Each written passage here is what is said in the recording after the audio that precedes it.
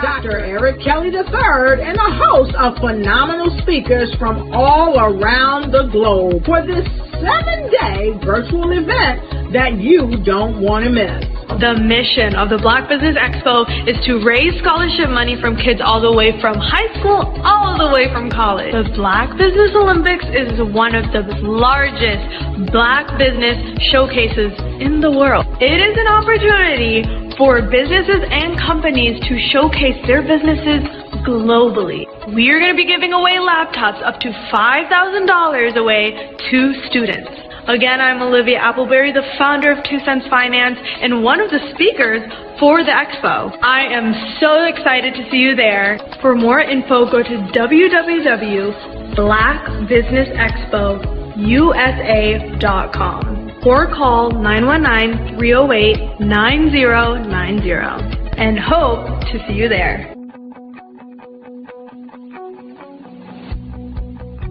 I am Black Business. From the moment I wake until the time I sleep. Yes, I am Black Business. I am Black Business. Tell me, are you Black Business? I am Black Business. Do you support Black businesses? Listen, I support Black business because I am Black Business. Black Business Expo, one of the largest business showcases in the history of Black business in the world. The world! Sign up today at www.blackbusinessexpousa.com or call 919-308-9090. I am Black Business. I am Black Business. From the moment I wake until the time I sleep, I am Black Business. I am Black Business. Are you Black Business? I am Black Business. Do you support Black businesses? I support Black business because I am Black Business. Black Business Expo, one of the largest business showcases in the history of Black America in North Carolina. Join Dr. Eric Kelly III and a host of phenomenal speakers from all around the globe for this 7-day virtual event that you don't want to miss. The mission of the Black Business Expo is to raise scholarship money from kids all the way from high school all the way from college. The Black Business Olympics is one of the largest Black business showcases in the world. It is an opportunity for businesses and companies to showcase their businesses globally. We are going to be giving away laptops up to $5,000 away to students. Again, I'm Olivia Appleberry, the founder of 2 Cents Finance and one of the speakers for the expo. I am so excited to see you there. For more info, go to www.blackbusinessexpousa.com or call 919-308-9090 and hope to see you there. I am Black Business. From the moment I wake until the time I sleep. Yes, I am Black Business. I am Black Business. Tell me, are you Black Business? I am Black Business. Do you support Black businesses? Listen, I support Black business because I am Black Business. Black Business Expo, one of the largest business showcases in the history of Black business in the world.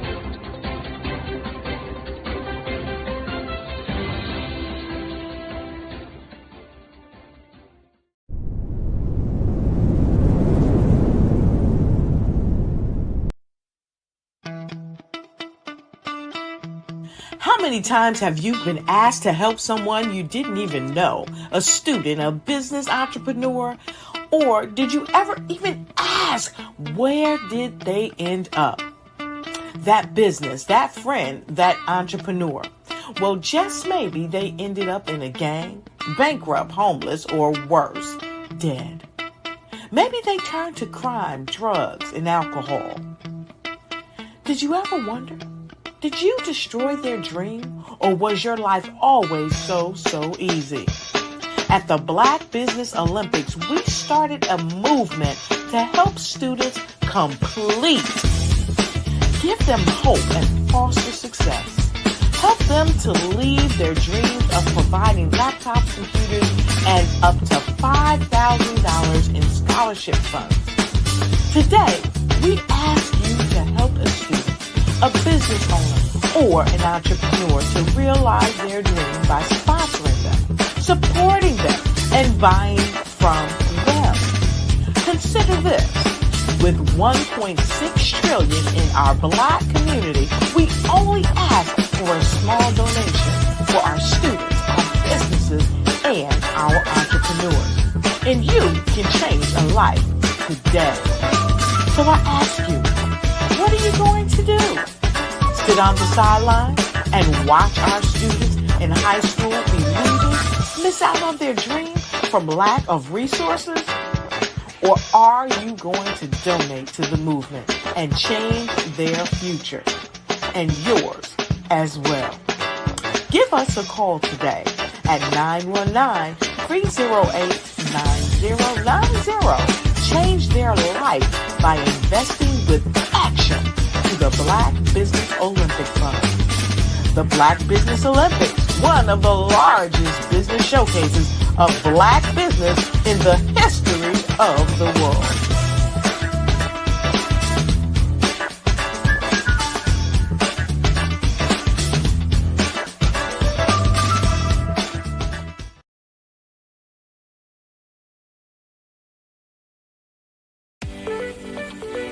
You are in the right place at the right time. The Black Business Network opens again for its Black Business Olympics, a 24/7 broadcast on business, strategies, global branding, social media marketing, finance, advertisement, and much more. Featuring the top, most powerful entrepreneurs and speakers and thought leaders from all around the world as they gather together for this phenomenal event. Join the Black Business Network streaming live into the metaverse, STEM City, USA, Black Multiverse, Pod TV, Roku, Hulu, iHeartRadio, Apple TV, YouTube, TikTok, Instagram, Google Podcasts, Facebook, LinkedIn, IBM TV, Spotify, and Twitch. Tune in today and be a part of this amazing movement. The Black Business Olympics welcomes you.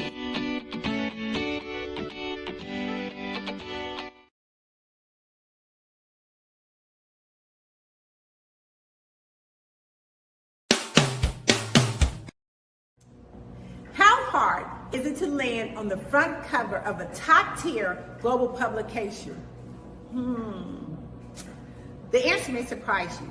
If you are a business owner, industry leader, speaker, author, or coach, this is your opportunity to get featured in a publication that reaches worldwide.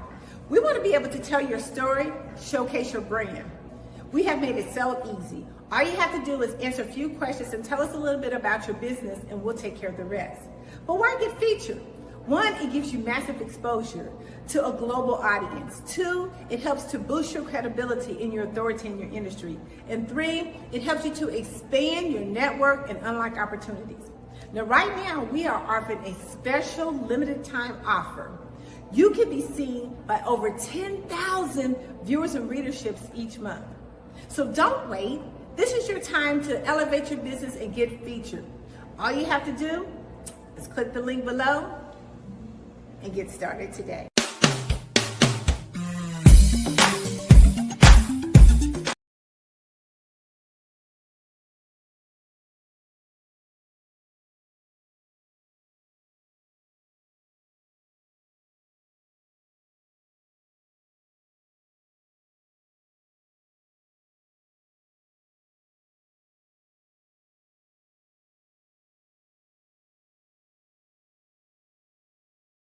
Are you a forward-thinking entrepreneur or business owner? The world is changing faster than ever, and it's time to pivot and adapt to the future. Hello LLC is here to help you do just that. Hello stands for helping enterprises leverage leading-edge optimizations. Our innovative solutions can streamline operations, reduce overhead costs, and give you a competitive edge in a market projected to reach $5 trillion by 2030. By pivoting to the metaverse, businesses can tap into a rapidly growing market that is projected to be a significant part of daily life for 25% of Americans by 2026. As a full digital metaverse agency, the Hello LLC can help you create custom solutions to streamline operations, increase productivity, reduce costs, and drive brand recognition. Why should you pivot to the metaverse with the Hello LLC?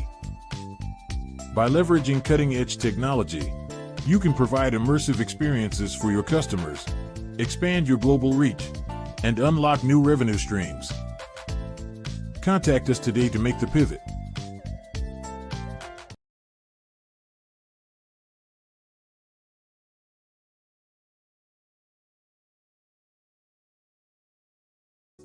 Follow the Brand TV broadcast host, Grant McGaugh, as he visits with top executives and entrepreneurs to find out their secrets of success with their personal brand.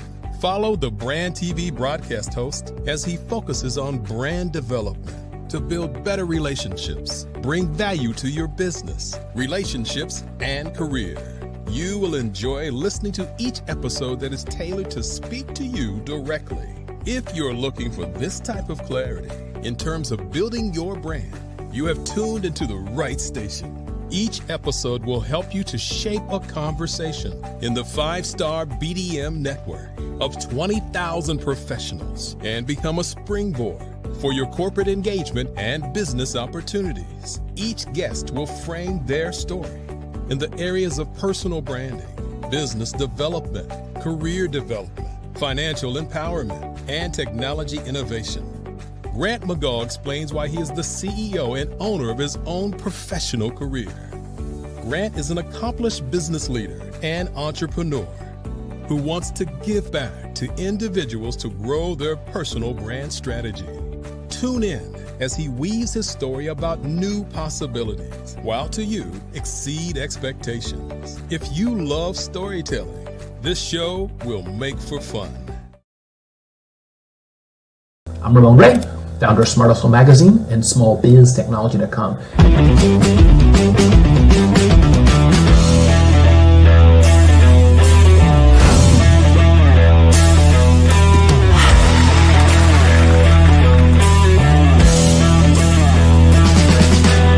You're here today to celebrate small business success. Stand up on your feet. You rocked the house. It was amazing. Didn't we learn? For me, success comes from failure. One thing not to do is shake somebody's hand like this.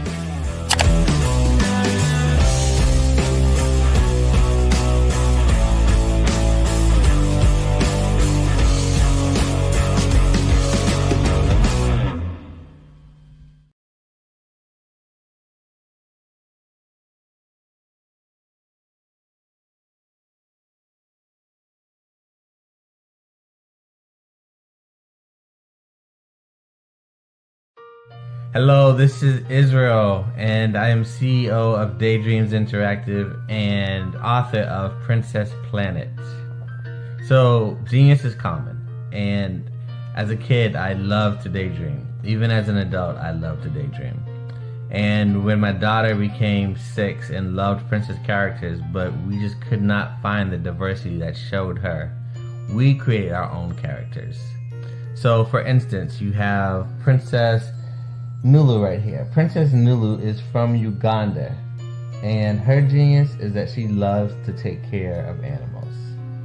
She can actually even listen and hear what they say. And then we have Princess Isabella right here. Princess Isabella, she's from Cuba, and her genius is biochemistry. One day she hopes to eliminate disease. Then we have Princess Nia right here. And Princess Nia is based off of my daughter. And she wants to be the greatest dancer alive. So that's her genius. So what's your genius? My genius is my imagination. Genius is common.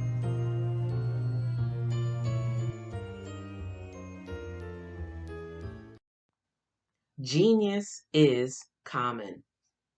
And my genius is nutritional strategy. I am Shawnee Smith, the owner and creator of Can Do Spice. Can Do Spice was created because I knew that adding herbal and mineral supplements to my diet did not have to be boring. In fact, because I'm a food enthusiast, I knew I could create something flavorful and explosive that also had the benefit of adding herbal supplements such as sea moss, bladderwrack, burdock root, and black seed, just to name a few. I invite you to take this journey with me where we come together and take control of our nutritional health. It is my way of sharing my genius, the gift of flavor and the healing power of herbs to the world. What is your genius? You are a Black-owned business and you're looking for new ways to expand your reach. Or you're a creative and you have an amazing story that needs to be told, seen, and heard. Well, at Fave Unite TV, we're streaming the diverse and authentic narratives of Black American culture. At Fave Unite TV, you have access to product placement, feedback loops, promotional spotlights, and other ways to showcase your brand. And we have fans all around the world that can't wait to see what you're up to. So come to Fave Unite TV because we are showcasing the culture 24/7 with Black stories and Black storytellers. Subscribe to FaveUniteTV.com today. And for more information, email us at info@FaveUniteTV.com or call our hotline at 816-819-9939. Fave Unite TV, one of the largest platforms showcasing Black American content in the world.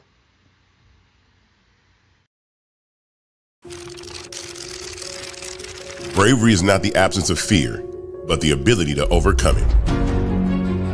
We stand for those who defy suppression, who speak out, and those who walk the road less traveled. Everyone deserves to be seen and their voices to be heard. We're sparking a movement, growing a community of creators united by the desire for freedom, choice, equity, and ownership. At Fanbase, it's all for one and one for all. We support each other to guide, promote, and uplift you in a place where you can unapologetically be yourself. A place where your voice, ideas, and creativity are not just welcomed, but celebrated. We are Black founded, minority funded, and supported by a diverse, inclusive, powerful community that believes in the strength of authenticity and individual choice. Regardless of success or background, we welcome you, the marginalized, the underappreciated, the successful, the superstar. We're for all who seek a space to express themselves freely, where they are rewarded for being their authentic, true self. We transcend labels because only we have the right to define ourselves. We are built for the brave, the culture, the creators, and for the future where everyone has a power to shape their own destiny, where all are empowered, voices are amplified, and freedom is embraced. For the first time, you have a chance to own the platform you helped make popular. It's a revolution, a movement in how we connect, create, and share. Everyone is a creator, and everyone has a fan base. Here, you can be you without limits.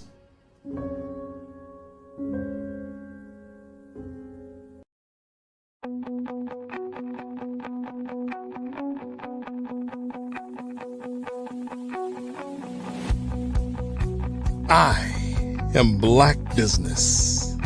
From the moment I wake until the time I sleep. Yes, I am Black business. I am Black business. Tell me, are you Black business? I am Black business. Do you support Black businesses? Listen, I support Black business because I am Black business. Black Business Expo, one of the largest business showcases in the history of Black business in the world. The world! Sign up today at www.blackbusinessexpousa.com or call 919-308-9090.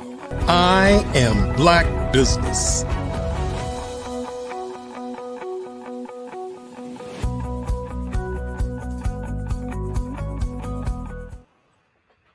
Good afternoon, business owners, entrepreneurs, thought leaders, and corporations. Welcome to the Black Business Network. My name is Crystal Gomez. I am your business moderator for this session of the Black Business Network.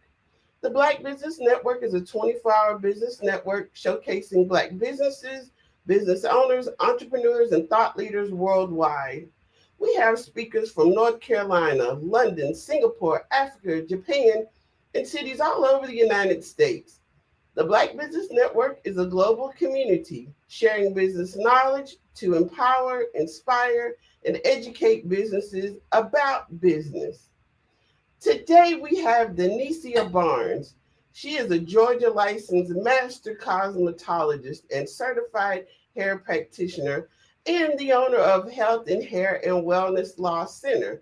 She specializes in healthy hair, scalp care, and transformative solutions for clients experiencing hair loss. She is also a disabled U.S. Air Force veteran, and she fused her beauty experience with a background in information technology to build a tech-powered business that streamlines client care. Her innovative systems inspired the launch of Denicia Barnes Consulting and Professional Services, helping beauty professionals grow through tech. As the Georgia distributor for the Perfect Choice Hair Growth System, she leads in holistic hair wellness and innovation.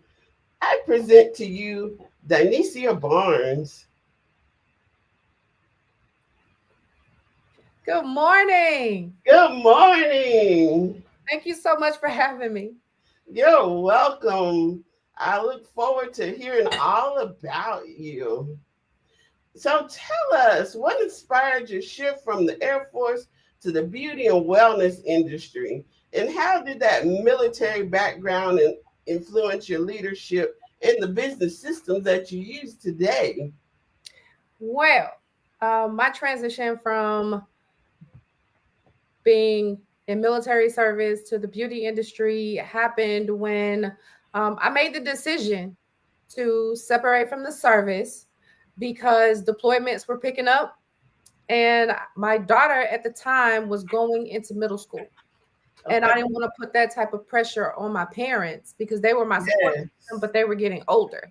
And she was becoming a teenager. And you know how teenagers can be. I knew they couldn't keep up with her. So I came on out of the service and my intentions was to stay in IT. And I read this book called The 48 Days to the Work You Love. And all through the book, the solution or the career that would be the work that I loved pointed to being a hairstylist and having a salon. And I was hesitant to follow it because I didn't know any hairstylists who were financially stable, whose work was consistent, and who made enough money just doing hair to provide for their family. Like I came from an environment that's kind of corporate where you got benefits, you got your 9 to 5, you got your vacation, you got all the things. And I just didn't see that was possible as a beauty professional. But I was led there and I decided to take a leap of faith and pursue it. And it has worked out beautifully. And my position in the military was a computer system specialist. So my majority of my background was IT. I had only done hair for coworkers and other members of the military and their children as like a side hustle, because my mom taught me how to braid when I was like 14 years old. And that's what I did all through high school until I joined the service. I set up a little salon in my third bedroom so that I could see clients. I got a hair chair and everything. I was really doing it. Okay. And I it was something that I wanted to do. Also, I wanted to get away from braiding. So when I became a hairstylist, all I knew for setting up my business and promoting my business was technology. I knew I could do that. I was really shy. I didn't like talking to new people. I had anxiety real bad. And technology was that place that I could hide behind by setting up my systems online, because that's where people are. People are on the internet. I was finding businesses through Google and Yelp, and everybody else was finding businesses through Google and Yelp. And if you ask anybody, where can I find a good, they're going to say, Google it. So I used my IT background to set up my digital profile. I started with my website, business directories, and then I eventually made the shift over to social media. I had to get used to that. And through that journey, I'm learning about new technologies and things that you can use, like digital forms, surveys, customer relationship management systems, POS systems. I'm having to learn about all of these things. And I use those tools to build out my digital presence and to create an onboarding process for new clients. Because at the time, just starting out, I ain't had the money for an assistant or a receptionist.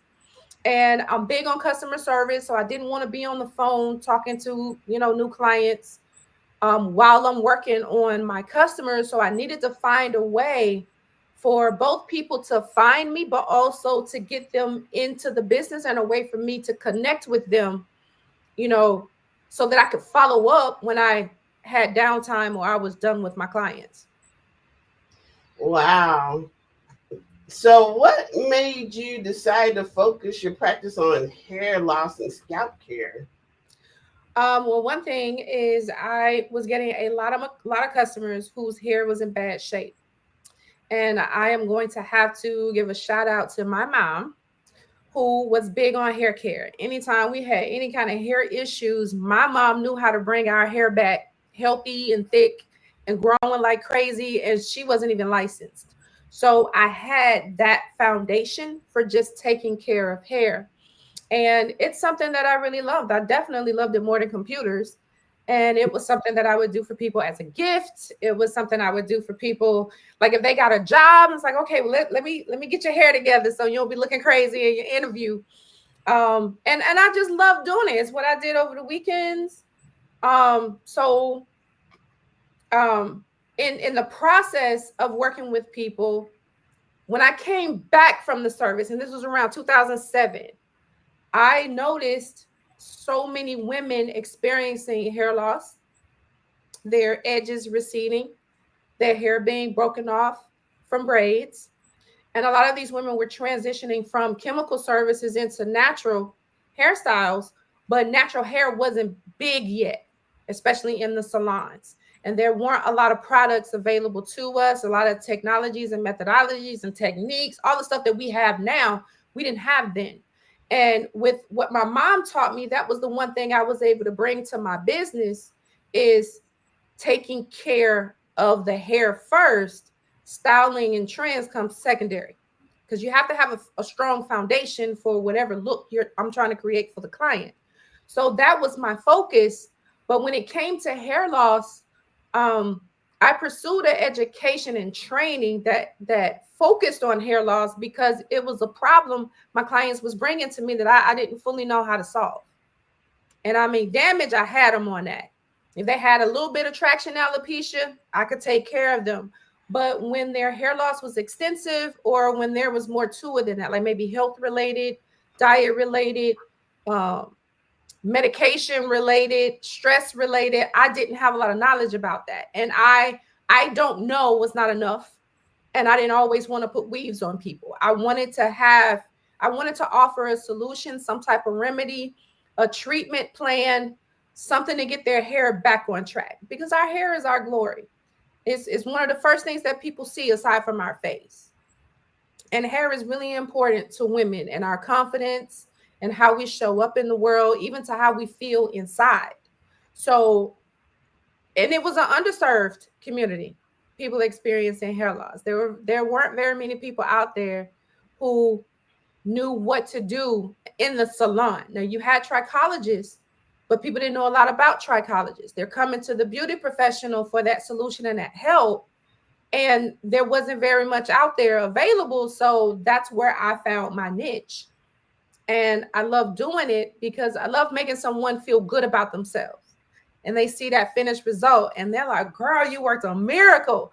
But to couple that with bringing their hair back and making it thicker and fuller and close to what it was like when they were young, that felt good to me to help them accomplish that for themselves. So tell us more about that virtual intake and CRM system you mentioned earlier, and how does it elevate the client experience? Well, one feature is when they find you on the internet, usually they can go to your website and see what services you offer, or they call. And like I said, I may not be on the phone. I might have chemicals on my hand and I can't answer it, and I don't have an assistant. So one thing that I added to my process was a form that allowed the customer, the first thing was the website, was to provide information about me, what I offered, how much it would cost them, what their investment would be, and then how to get booked. And once they got into the booking process, the next thing I did is I saw how important it was to learn about the client, to ask them those questions that they don't think is important for the hairstylist that's helping them, right? And because of my track into hair loss, I learned how connected that was to your overall health and your mental health and how it can impact hair loss. Also mechanics, products used, things like that. Also what's happened to the hair. There are things that can happen in the hair through the stages of your life, and it'll show up like rings in a tree. You know how arborists can look at the rings in the tree and figure out what happened at different periods of time? Well, it's the same thing for your hair. So it gave me an opportunity to learn about the customer, their history, their goals for their hair, their concerns, their worries and fears, and get to know them and their hair a little better before we even start working together. So I added a form in that process for them to provide that information to me so that when I made that phone call, we can actually have a conversation and get down to what it is that they would like to accomplish. And then I can address any issues that I think may hinder them reaching that goal. We can talk about it and come up with a plan so that ultimately they end up where they want to with their hair. So what advice would you give the beauty professionals that are listening today that may be intimidated by technology? Embrace it. It's here. It's here. It's been here for a while. Word of mouth still works. I will not discredit that because I use both in my business. But technology is here. It's where the new generation is. Those of us who are in my age bracket, we've been here for a while. And you even have the senior community is embracing technology. And that's where they're finding new businesses and they're finding their new favorite beauty professional. Embrace it. There's nothing to fear about technology. It's a tool that was created for our benefit and to make life and business easier for us. The distance between not having it and taking full advantage of it is all the information and the know-how in between. And there's so many resources out there available to us, videos, YouTube, the library, and people like myself who help beauty professionals build out their digital profile and their virtual systems to make it easier for them to, one, be found, to connect with their potential customer, and use this system to grow that relationship and strengthen it. So what inspired you to launch Denicia Barnes Consulting and Professional Service? You told us a bit earlier, but is there anything else that you'd like to tell us about that experience? Well, the last assignment I had in the military was a network training center. So I got the chance to be a teacher before I left. I was teaching computers to other military members and learned that I really loved educating. The second aspect to that is my customers encouraged me to do it. Many of my clients are business owners. And as business owners, they appreciated that onboarding process, just how simple and easy it was. And so many of them mentioned to me, I appreciate you asking me about me before you started doing my hair, and your interest in learning more about my hair and what it's been through before we even got a chance to see each other, or before you started doing my hair. Nobody's ever asked me questions about myself and what my goals were. So that was monumental in that. But what they said was, they would ask me, can you do this for me? Can you set this up for myself? Because they would ask me, like, who set your system up for you? And I'm like, I built it out. And I didn't talk a lot about my time in the service with my clients. And, they was like, but you do hair. And I'm like, well, this is what I did before I started doing hair. I was in IT and I dealt with software and applications and systems. And they're like, man, you need to teach other beauty professionals how to do this. Other business owners how to do this. Like, I would pay you to do this for me. What do you think about doing that? And I like doing hair so much. I was not looking forward to getting back into IT, like as like a thing that I did primarily, because I was tired of cubicles and sitting in front of a computer. But I had so many requests that hey, you may as well do it. If you got time to watch TV, you got time to help people with their business. Absolutely. So what's one common mistake that you help beauty professionals overcome when scaling their business? One common mistake is thinking that they can see the success that they want without technology.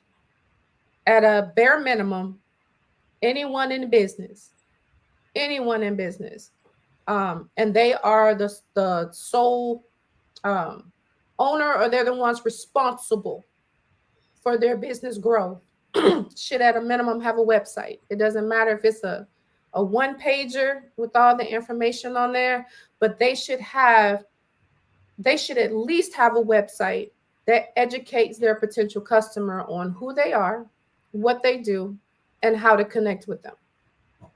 And thinking that it's not necessary, like, I don't need that. I think that's the biggest mistake, is thinking that you do not need technology in this day and age in your business. So share with us a success story from someone who applied your strategies. There was this person was actually my mentor, and she asked to become my student, and she wanted me to revamp her website. I set up some of the systems that I have in my business for her business. And there was one class I was teaching her. It was about graphics. And she was like, I'll just pay you. And I'm like, I'm telling you, I got other clients, and I work, I do hair as well. I don't want you to need something and you can't do this for yourself. You're not replacing me. I know a whole lot of stuff, but at a minimum, as a business owner, when let's say you have an event and you got everything planned out and things just don't go according to plan, and you may need to pivot, or you might need a real quick and easy plan B, you need to know how to do this so that you can handle it in that moment and get back on track. And so with what I taught her, she had a snafu for an event. Her banners were going to be printed incorrectly and with bad information. Ooh. And because of what I showed her at like 1 o'clock in the morning, I don't know who this printing company she was working with blessed be them that they was even up and talking to her at 1 o'clock in the morning. But she was able to correct her design and resubmit it so that it could be printed on time. And with this same information, she had experienced a death in the family. And there was a time crunch, and also the budget was tight. And she was able to create programs, and I mean beautiful programs, for this family member's funeral from what I had taught her only a week before. Wow. So why did you choose to become the Georgia Distribution Center for Perfect Choice Hair Growth System? Because it was the product that solved several problems with one system. I didn't, and it made it easy to educate my client on its benefits. It also made it easy to educate my clients on how to use it, how I use it in the salon, but also how they can use it at home. So one cool thing about this product that I had not heard of in our industry, and especially in our segment of the industry, was the use of nanotechnology and apple stem cells. What I loved about this is that they deployed technology, right? Nanotechnology, and it's where things are broken down to like a billionth of a size, right? And they infused natural ingredients like essential oils, shea butter, niacin, biotin, all of these things that's good for the health of the hair and the scalp. And they made it to where on a molecular level, it was able to penetrate the hair and the scalp without the use of heat. Because, in our community, we use a lot of heat, and heat can cause problems. So this product was effective without heat. So not only did it save me time in the salon, but it would also save the client time at home when they're doing their hair. 2, the formulas are the same. They don't get a downgraded version of the system for retail at home. It's the same quality as what I use in the salon. And they were able to receive maintenance more regularly, right? So it made it economical for them. They didn't have to see me as often, especially if they were in an intense hair restoration program. I was able to save them some money by making the product available at home. And this is it. It's this 4-step system. I ain't got no more hands. And this is the 4th item. It's a 4-step system that was created to be used within itself for the cleansing, for scalp care and resolving scalp abnormalities and treating the scalp, activating the follicles and getting them growing hair again. For instance, it puts all the hair in the growing phase all at the same time, which means the client's hair can grow longer for longer. It could also be blended together for deep conditioning treatments or protein treatments.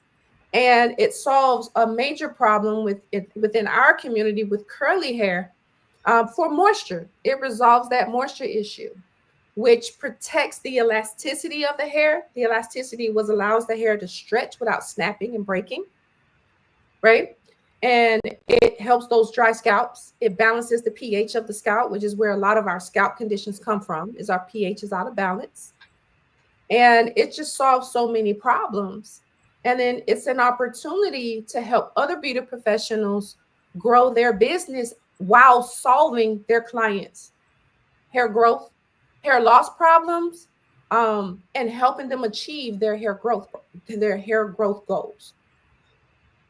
So tell us a little bit more about the products in the Perfect Choice Hair Growth System and what makes them the perfect choice. Okay. So the DHT blocking shampoo, it has DHT blocking technology. So DHT is the hormone that leads to male pattern and female pattern hair loss, right? So it blocks that hormone from attacking the follicle and shrinking that follicle or just interrupting the hair growth process. Another thing that it does is it actually cleans out the pores of the scalp. See, some of us have a lot of clogged pores. It's a lot of gunk down there. There are products that don't clean thoroughly when you use certain shampoos. So it also acts as like a clarifying shampoo without stripping all of the moisture and depleting the scalp and the hair of all of the moisture. The second product is a DHT treatment, which would be commonly referred to as a conditioner. But the reason why this is called a treatment is because it can treat the abnormalities of the scalp. It can help alleviate the symptoms of psoriasis and rosacea and eczema and things like that. It balances the pH of the scalp, which helps with inflammation in the scalp that could be causing or leading to hair loss, right? And it moisturizes. It puts back those natural moisturizers. And then we have the Remedy Hair Growth Fuel. Now, this product has a higher concentration of the apple stem cells. And what the apple stem cells do is they go into the epidermis layer and they activate the follicles and triggers the body to produce more of that natural growth factor that tends to wean off as we get older. You know, melatonin that helps us sleep. You know, as we get older, our body produces less and less melatonin. That's why it becomes difficult to sleep at night. Well, as we get older, our bodies produce less and less growth factor. And that growth factor is what triggers the follicle to go back into the growth phase. Like for some people, as they get older, they say, my hair doesn't grow as fast as it used to. It doesn't grow as long as it used to, or it doesn't grow as thick as it used to. Well, there's probably a lower concentration of growth factor that your body is producing. So it's throwing off that cycle. Well, the apple stem cells in this product, it causes the body to produce more of that growth factor to keep those follicles active. And then the fourth product is the ice cream dessert for growing hair. Now, this also has the apple stem cells in them, and it uses the most moisturizing component of shea butter. They use technology to extract that from shea butter, and they put it in this product. So it is great for like an itchy scalp. Like recently I was experiencing that because I am perimenopausal right now and I'm sweating almost every night. And my scalp be itching me from all of that sweat. And it is not feasible for me to wash my hair 2 and 3 times a week.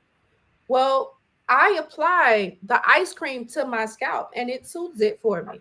And it calms that down and it keeps me from digging in my head and causing irritation and soreness to my scalp. This oil and ice cream combination, the Remedy and the ice cream combination can be combined to create a hot oil. It's great for braids. So, and another cool thing is you don't have, like clients don't have to go 2 months without shampooing their hair and cleansing their scalp and giving their hair the attention that it needs, because these products do what they do without clogging the pores. So it's just an overall great product. And I found so many uses for it. Like there are other products that I don't have to buy anymore because of this system. And you see results as early as 30 days. So tell us what's next for your brand. Is education and sharing this product with as many beauty professionals as possible. I am not a stingy business owner, and I am not a gatekeeper when it comes to education, and I can't help everybody. I can't service everybody. So the next phase is to get this product distributed, starting with Georgia, because that's where I'm at now. There are several distributors around the country, but I am assigned to the Georgia region, and getting this product in the hands of as many elite beauty professionals as possible and showing them how they can grow their business by simply being the solution to their clients' hair loss problems. So what's one piece of advice you wish you had when you were first starting your entrepreneurial journey? It's to be bold. There's nothing to be afraid of. And to not overthink. If I was in my late 30s, early 40s, when I listened to the speech done by Les Brown, you got to be hungry. And he talked about what it was like coming up, being labeled as special needs, and overcoming all of the negative things that was said to him about being great and what he was capable of and what he was capable of accomplishing. And one thing he said in there is that if it's worth doing, it's worth doing wrong until you get it right. Or if it's ugly, it's worth doing ugly until you can make it pretty. And how important it is to start where you are with what you got. Right? Yes. So I would tell any beauty professional or entrepreneur to just start. The noise will never stop. The negative comments, the negative feedback, the negative Nancy's and negative Neds, they will always be there, no matter how good you are at what you do. So start and be open to growing and getting better as you go. But you gotta start.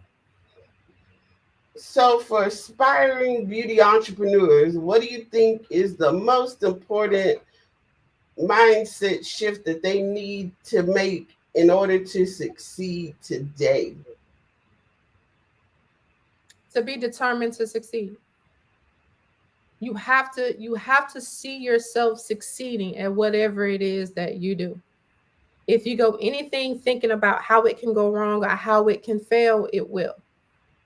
As a Man Thinketh. Have you ever read that book? I Have you ever read that book? There's a book called As a Man Thinketh. If you think it, if you say you can't, you're right. If you say you can, you're also right. Decide that you are going to succeed. And when you make that decision, like when you see it happening, when you see your future, when you see your business, when you see yourself, when you see your children, to see the good, see the all of the wonderful possibilities and focus on that. See yourself succeeding, because how you see it is also how you're thinking. Your thoughts direct your words. Your thoughts and your words direct your actions. You're going to do what you say. So if you see yourself succeeding, every decision you make, every choice you make, and every action you take is going to be towards achieving that vision. So decide to succeed. Decide to win. Well, thank you so much for sharing your story with us, your wisdom with us. And I know everyone's eager to find out how can we get in touch with you if we want to learn more about what you do or partake in your services. Yes, ma'am. You can reach me at www.dinecia.com. That is DYNIECIA. That name right there on the screen. Dinecia.com. And you can reach me by text at 470-866-0959.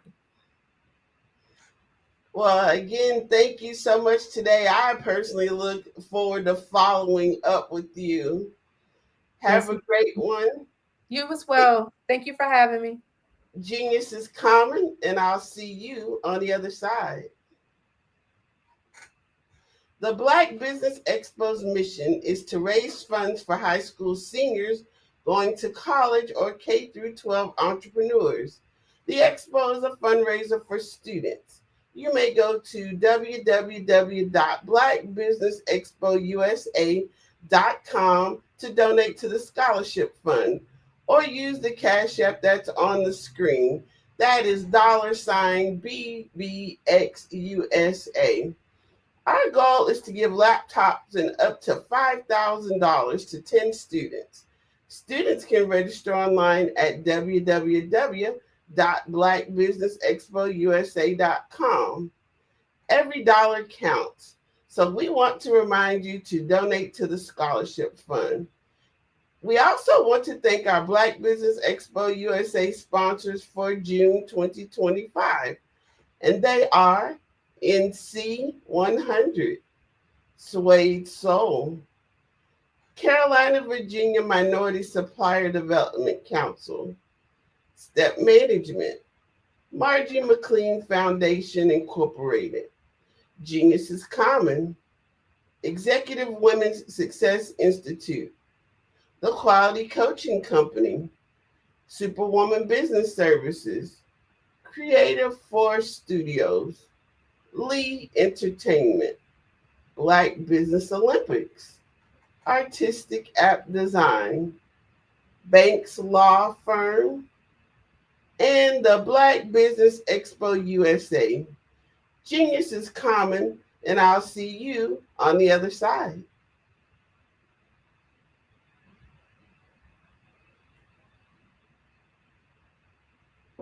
Ladies and gentlemen, and fellow professionals, please allow me to introduce myself. I am David Jones, the co-founder and CEO of the Hello LLC, where I am passionately dedicated to guiding individuals and businesses toward their own return on time investment. Time is my only competition.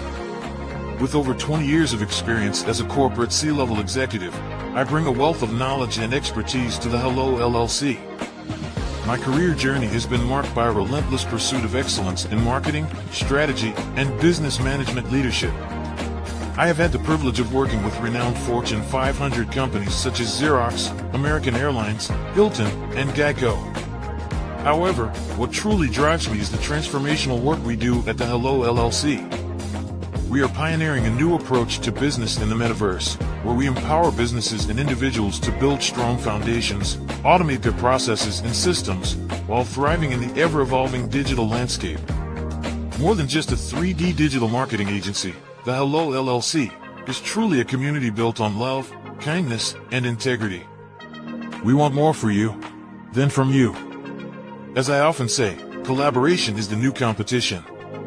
In an era where time is the most precious commodity, I am here to guide you toward your own return on time investment, because if time was sold in stores, it would be sold out.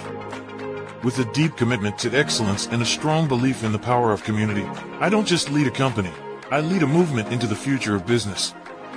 Ladies and gentlemen, it is both an honor and a pleasure to be your guide on this remarkable journey. I am David Jones, and together, we will embrace a future marked by success, collaboration, and the transformative work we do at the Hello LLC. Hello stands for helping everyone live life optimally. So, let's make that pivot together and start living life optimally today.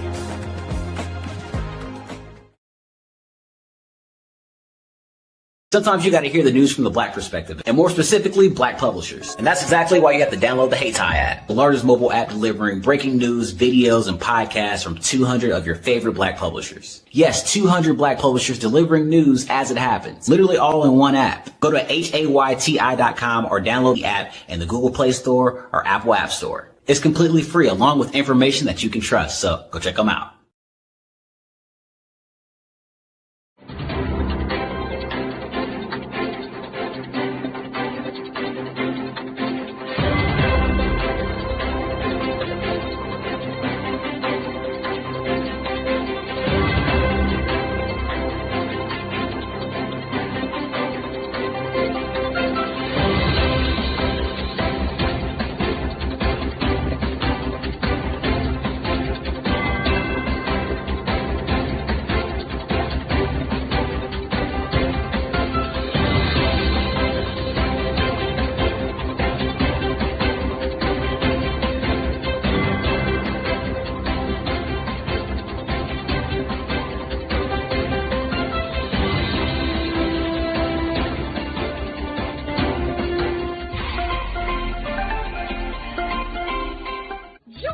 Dr. Eric Kelly III and a host of phenomenal speakers from all around the globe for this 7-day virtual event that you don't want to miss.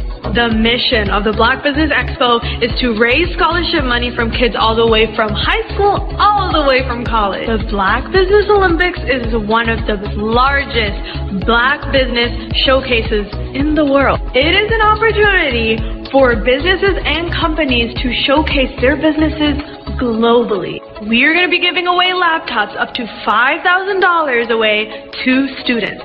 Again, I'm Olivia Appleberry, the founder of 2 Cents Finance and one of the speakers for the expo. I am so excited to see you there. For more info, go to www.blackbusinessexpousa.com or call 919-308-9090 and hope to see you there.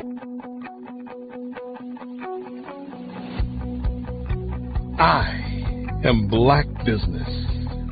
From the moment I wake until the time I sleep. Yes, I am Black Business. I am Black Business. Tell me, are you Black Business? I am Black Business. Do you support Black businesses? Listen, I support Black business because I am Black Business. Black Business Expo, one of the largest business showcases in the history of Black business in the world. The world!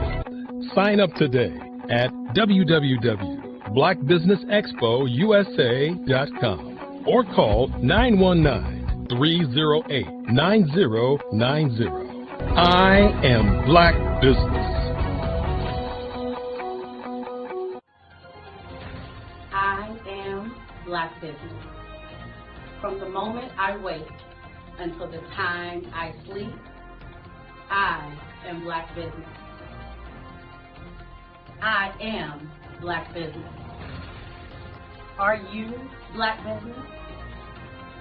I am Black Business. Do you support Black businesses? I support Black business because I am Black business. Black Business Expo, one of the largest business showcases in the history of Black America in North Carolina.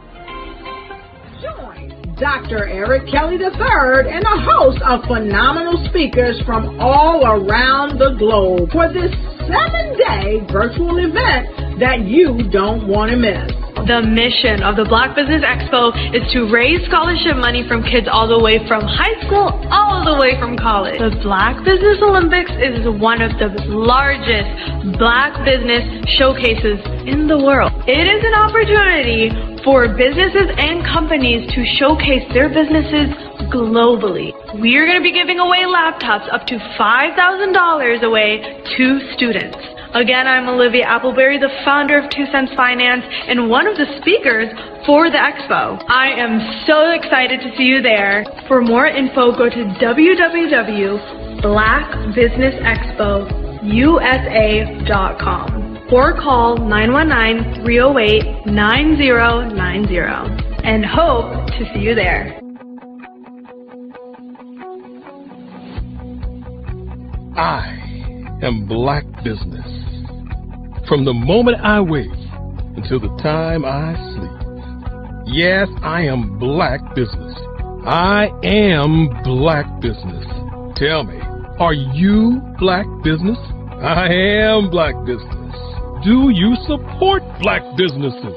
Listen, I support Black business because I am Black Business. Black Business Expo, one of the largest business showcases in the history of Black business in the world.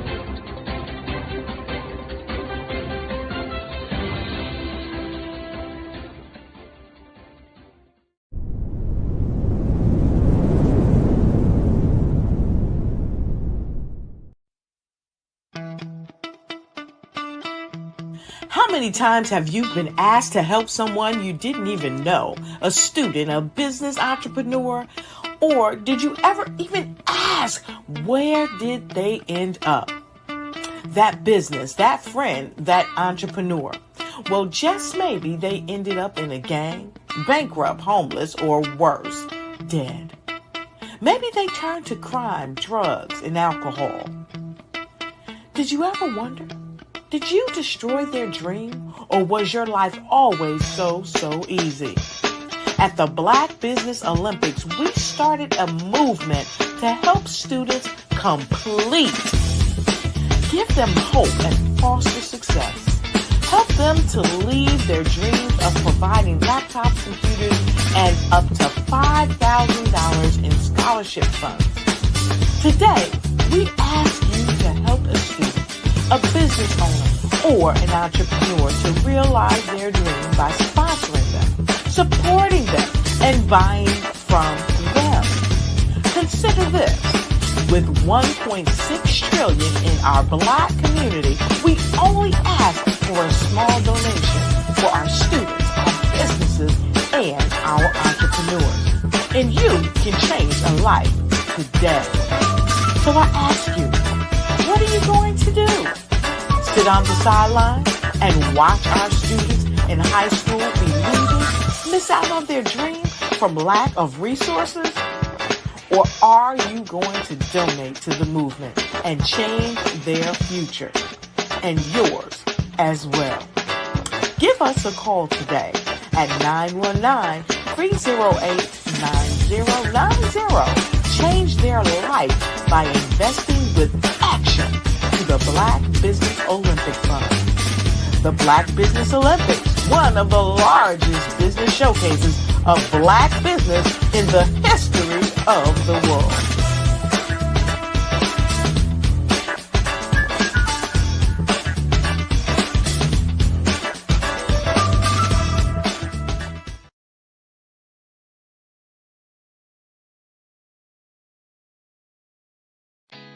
Did you know women represent just 3% of Fortune 500 CEOs and less than 15% of corporate executives at top companies worldwide? Have you wondered what the secrets are to getting into the top ranks, whether in the private or public sector?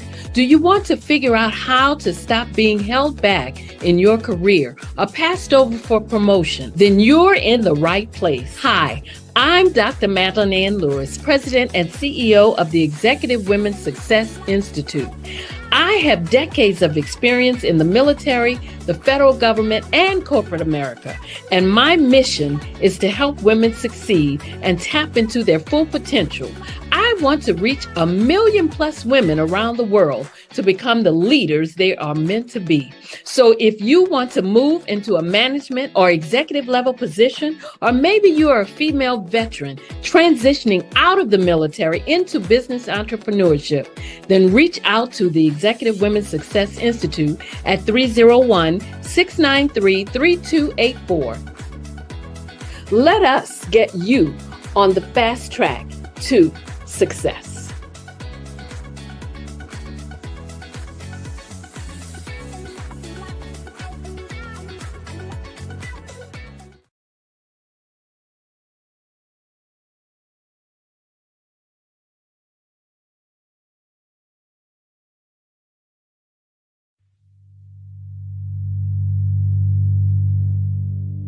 So what we have to do is when we get in a spot, we need to create some spots for us. That's the main thing. We need to be able to be in a position where we're able to create those spots for us. For me, being an entrepreneur, I'm not just going to get a business and then leave you sitting high and dry. If you ask me some questions about entrepreneurship, I'm going to give you as much as I've received. I've seen people who made it, and then when you ask them, it's like, okay, now you have to pay me for the information, the same information I got for free. We probably in totally different cities. There's no way that we're going to bump heads or anything. We're not competing. Bring me up with you. And so I just think that whatever education that I have, then I need to be able to give that to my own as well. So create the spots. You can create the spots when you get there.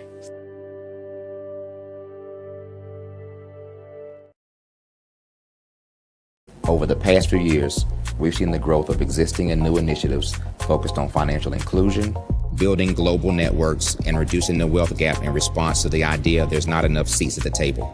Whether their outcomes are to increase the representation of Black executives on corporate boards, ensure an inclusive global economy, or to create new U.S. African commercial pathways, the strategies are often carried out by separate programs. The question is, should they be? With the continent of Africa being home to more than half of the world's fastest growing economies, the youngest workforce, over 400 companies generating more than $1 billion annually, 700 generating more than $500 million annually that are poised for growth, and being the destination of nearly $5 billion in venture capital in 2021. Diversifying U.S. and Africa commercial engagement by building bridges between African businesses and their U.S. diaspora should begin being seen as mutually beneficial. From helping to reduce Africa's enormous capital gap to catalyzing two-way trade opportunities, the COVID-19 global pandemic hopefully has taught us that global challenges and opportunities are more interconnected than we thought.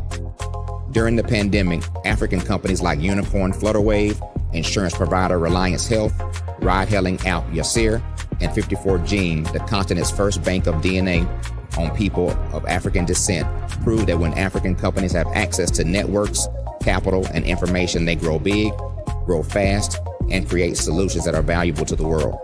This is why Be Direct was created.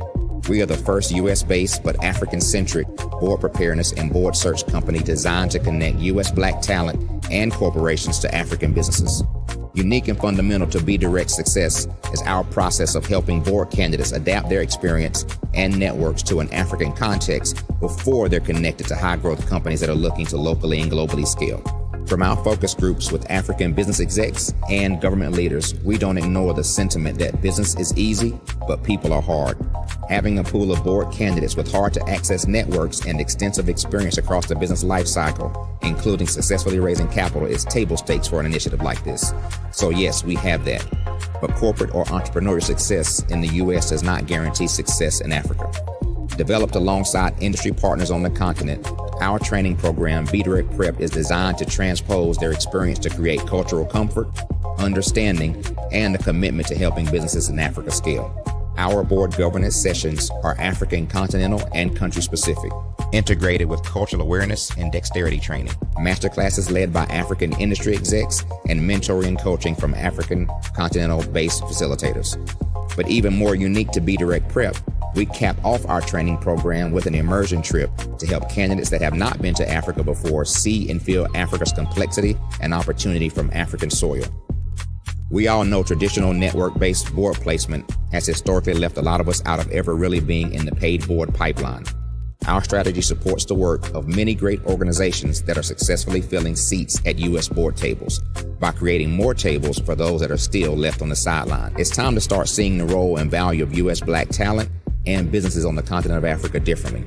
Old perceptions and habits limit economic inclusion. Let's transition Black talent and the African businesses they will support from the periphery of the global economy to its core. Living in a global lockdown, we all know now how fast local and global economies can change, and see the value of having businesses that hire, strengthen local value chains, and even grow globally. Status quo in any form holds back progress. We must democratize U.S.-Africa commercial engagement by socially and economically connecting cultures that have long been disconnected. It's time for Africa's U.S. diaspora to redefine their global value by helping African businesses scale continentally and globally.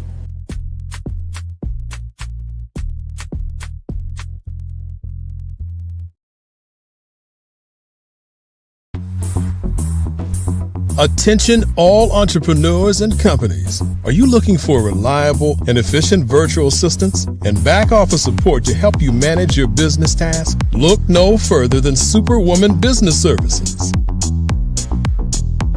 Our team of virtual assistants provides a full range of administrative support services, including operations management, social media marketing, and much more. We also offer website design services to help you create a professional online presence that reflects your unique brand.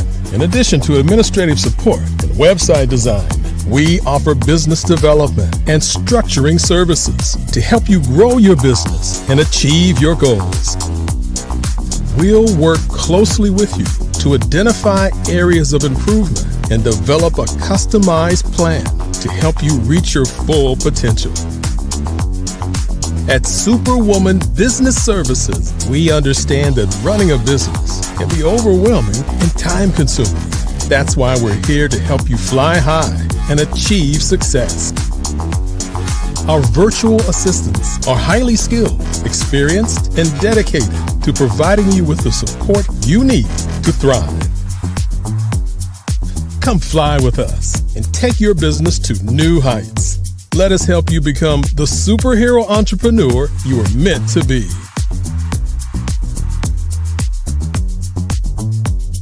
Contact Superwoman Business Services today to learn more about our back office support services.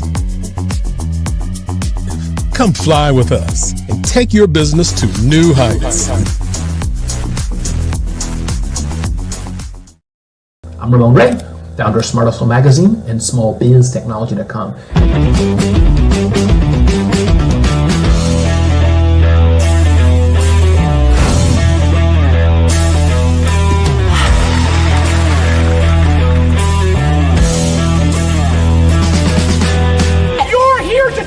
To celebrate small business success. Stand up on your feet. You rocked the house. Thank you. It was amazing. Didn't we learn? For me, success comes from failure. One thing not to do is shake somebody's hand like this.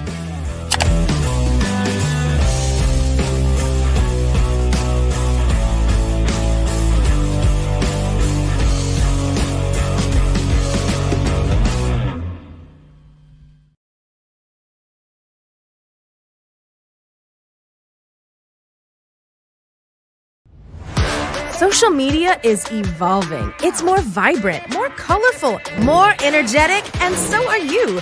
It's not just photos anymore. It's video, it's audio, it's subscriptions. And now there's Fanbase, a new monetized social network. Fanbase delivers the complete native app experience with full content monetization for every user. No algorithms that shadow ban your engagement or growth, and no ads. Follow anyone for free and subscribe directly to your favorite creators for $4.99 a month. Plus, show some love by tipping on any post. Also, make a Fanbase page and monetize your content the same way. Finally, connect with your followers by posting the amazing content you already create. And now, get paid for it. It's time to energize and monetize, because everyone's a fan of something and everyone has a fan base.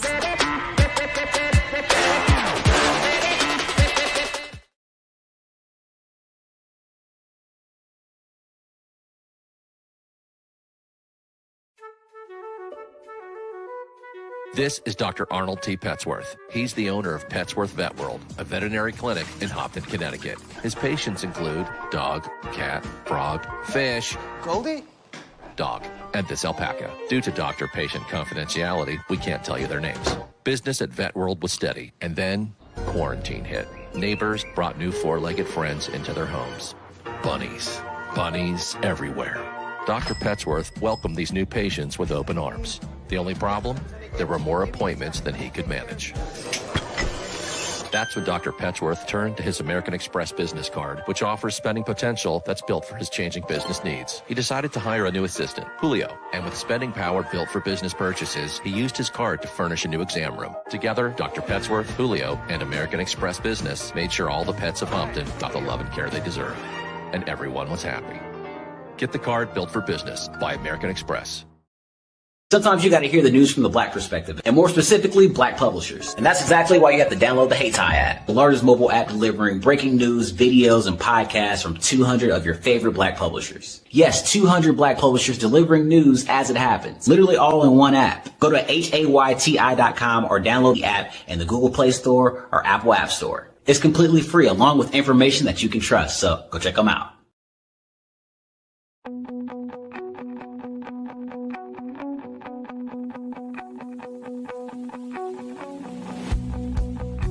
I am Black Business. From the moment I wake until the time I sleep. Yes, I am Black Business. I am Black Business. Tell me, are you Black Business? I am Black Business. Do you support Black businesses? Listen, I support Black business because I am Black Business. Black Business Expo. One of the largest business showcases in the history of Black business in the world. The world! Sign up today at www.blackbusinessexpousa.com or call 919-308-9090. I am Black Business.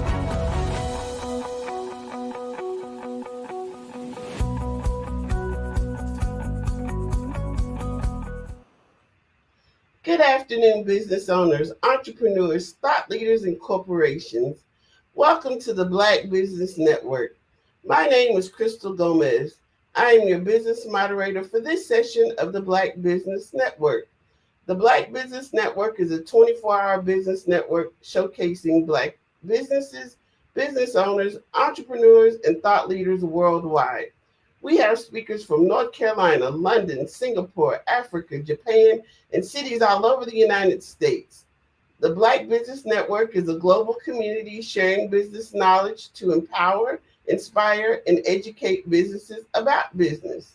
So today we'll have a fireside chat with Michelle Pettis. She is a TEDx speaker, food story coach, and author of the award-winning memoir, Leaving Large, The Stories of a Food Addict. Let me repeat, Leaving Large, The Stories of a Food Addict.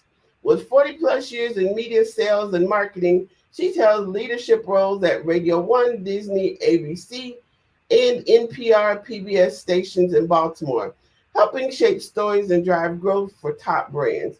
Privately, Michelle battled emotional overeating for decades, gaining and losing over 700 pounds. Her turning point came when she discovered that lasting change wasn't about dieting. It was about rewriting the emotional stories behind her eating habits. Now she helps transform others over their relationship with food through coaching, workshops, and retreats. Her latest ebook, Mind Over Meals, shares tools to rewrite your brain for healthy eating and high performance. I present to you Michelle Pettis. Crystal, hi. Hi. Thank you. Who wrote that wonderful introduction? That was fabulous. Oh, thank you. Well, you had a little something to do with it. So tell us about your story. Wow, I mean, you've openly shared your experiences with food addiction. Can you tell us about your journey and how it shaped your mission? Yeah, sure. I am so excited that you asked me that question, and I'm so excited to be a part of this conversation about Black business and the work that you do here to empower Black businesses, Black business owners, Black entrepreneurs. And my journey is in support of that, because we can't do the work, entrepreneurs can't do the work, Black business owners can't do the work if they don't have their health. If you don't have your health, I mean, we hear it all the time. Your health is your wealth. Well, do we really know what that means? For 40 years, I didn't know what that means, right?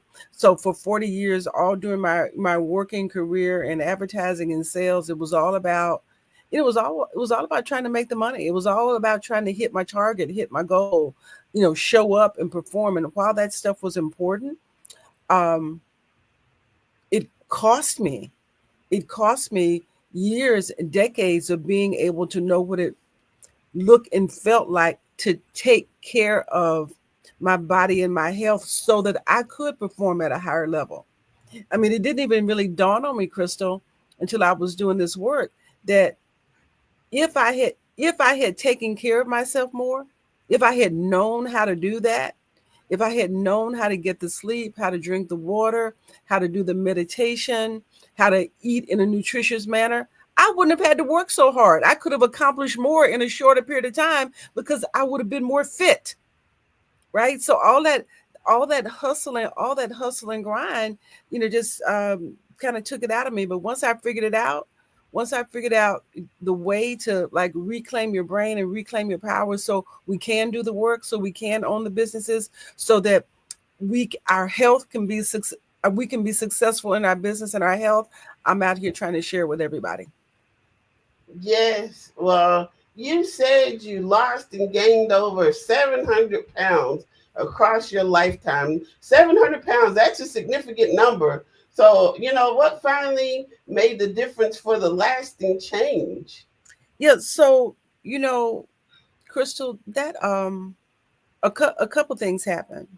But that's 700 pounds, that lose 30, gain 40, lose 40, gain 50, lose 50, gain 60. I am not unique. right? I put the numbers, I did the math and put it on paper. I kind of called out the thing that so many silently battle, right? Yeah. You battle it on your own. But I'll tell you what. One of the turning points happened when I went to the doctor, and I had I had been like really trying to work on my weight and work on my eating habits, and I was really using a lot of willpower, a lot of self control, a lot of self discipline, thinking that that was the answer. And I had lost some weight, but I was really struggling with it. And I went to a business conference. And I went to a business conference, Crystal, and I ate about 5 pieces of pizza in about 5 minutes. Now I don't know if it was 5 minutes, but it was way too short a period of time. And when I did that, I was like, there is something wrong with me. I have got to figure out what this is. And I just dropped everything and went to my doctor's office. And I sat down in my doctor's office, and she must have asked me 10,000 questions. And at the end of her questioning, because she was, how many hours a week do you work? How long is your commute? I mean, just, you know, it seemed like 1,000 questions, seemed like 10,000 questions. But finally, at the end of what I call the interrogation, uh, she said, it's stress. Stress will kill you. Stress will kill you. Those 4 words. And I had never, first of all, I didn't even know I was stressed. Let's just start there. And I didn't know that I was stressed because I love my job. I mean, I was working in radio, I was working in television, I was working in advertising. I loved everything about my job.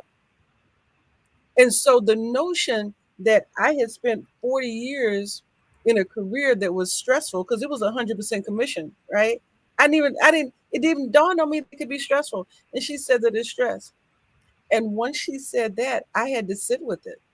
I had to sit with it and try to wrap my head around this thing that the only place in my life where I felt like I could achieve and have some sort of accomplishment was in my career.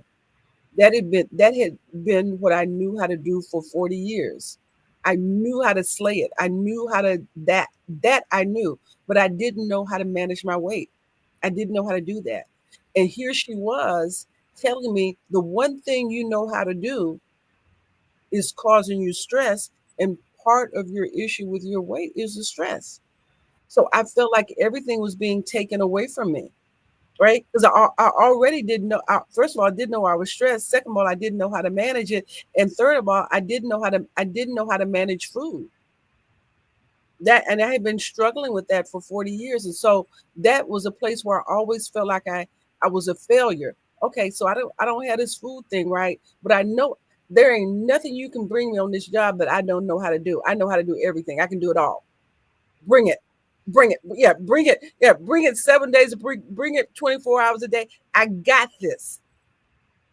Right. And so I just leaned into working harder, being more accomplished, achieving more, doing that because that's where I knew I could be successful without realizing that doing that was really blocking me from being able to lean into my health like I wanted to.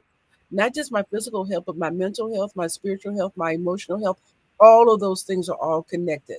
So when that doctor said to me, stress will kill you, it was a wake up call for me to change my life. That's powerful. Thank you. So, how has your background in advertising and media influenced your understanding of food addiction and weight loss? Oh, wow. Wow. So, Crystal, my book is Leaving Large, The Stories of a Food Addict. And when I wrote that book and published it in 2021, I had no idea that we would be having these conversations about the GLPs that we're having right now. I mean, I wrote that book for this time, right? And didn't know it that it was going to be so heavy in the conversation.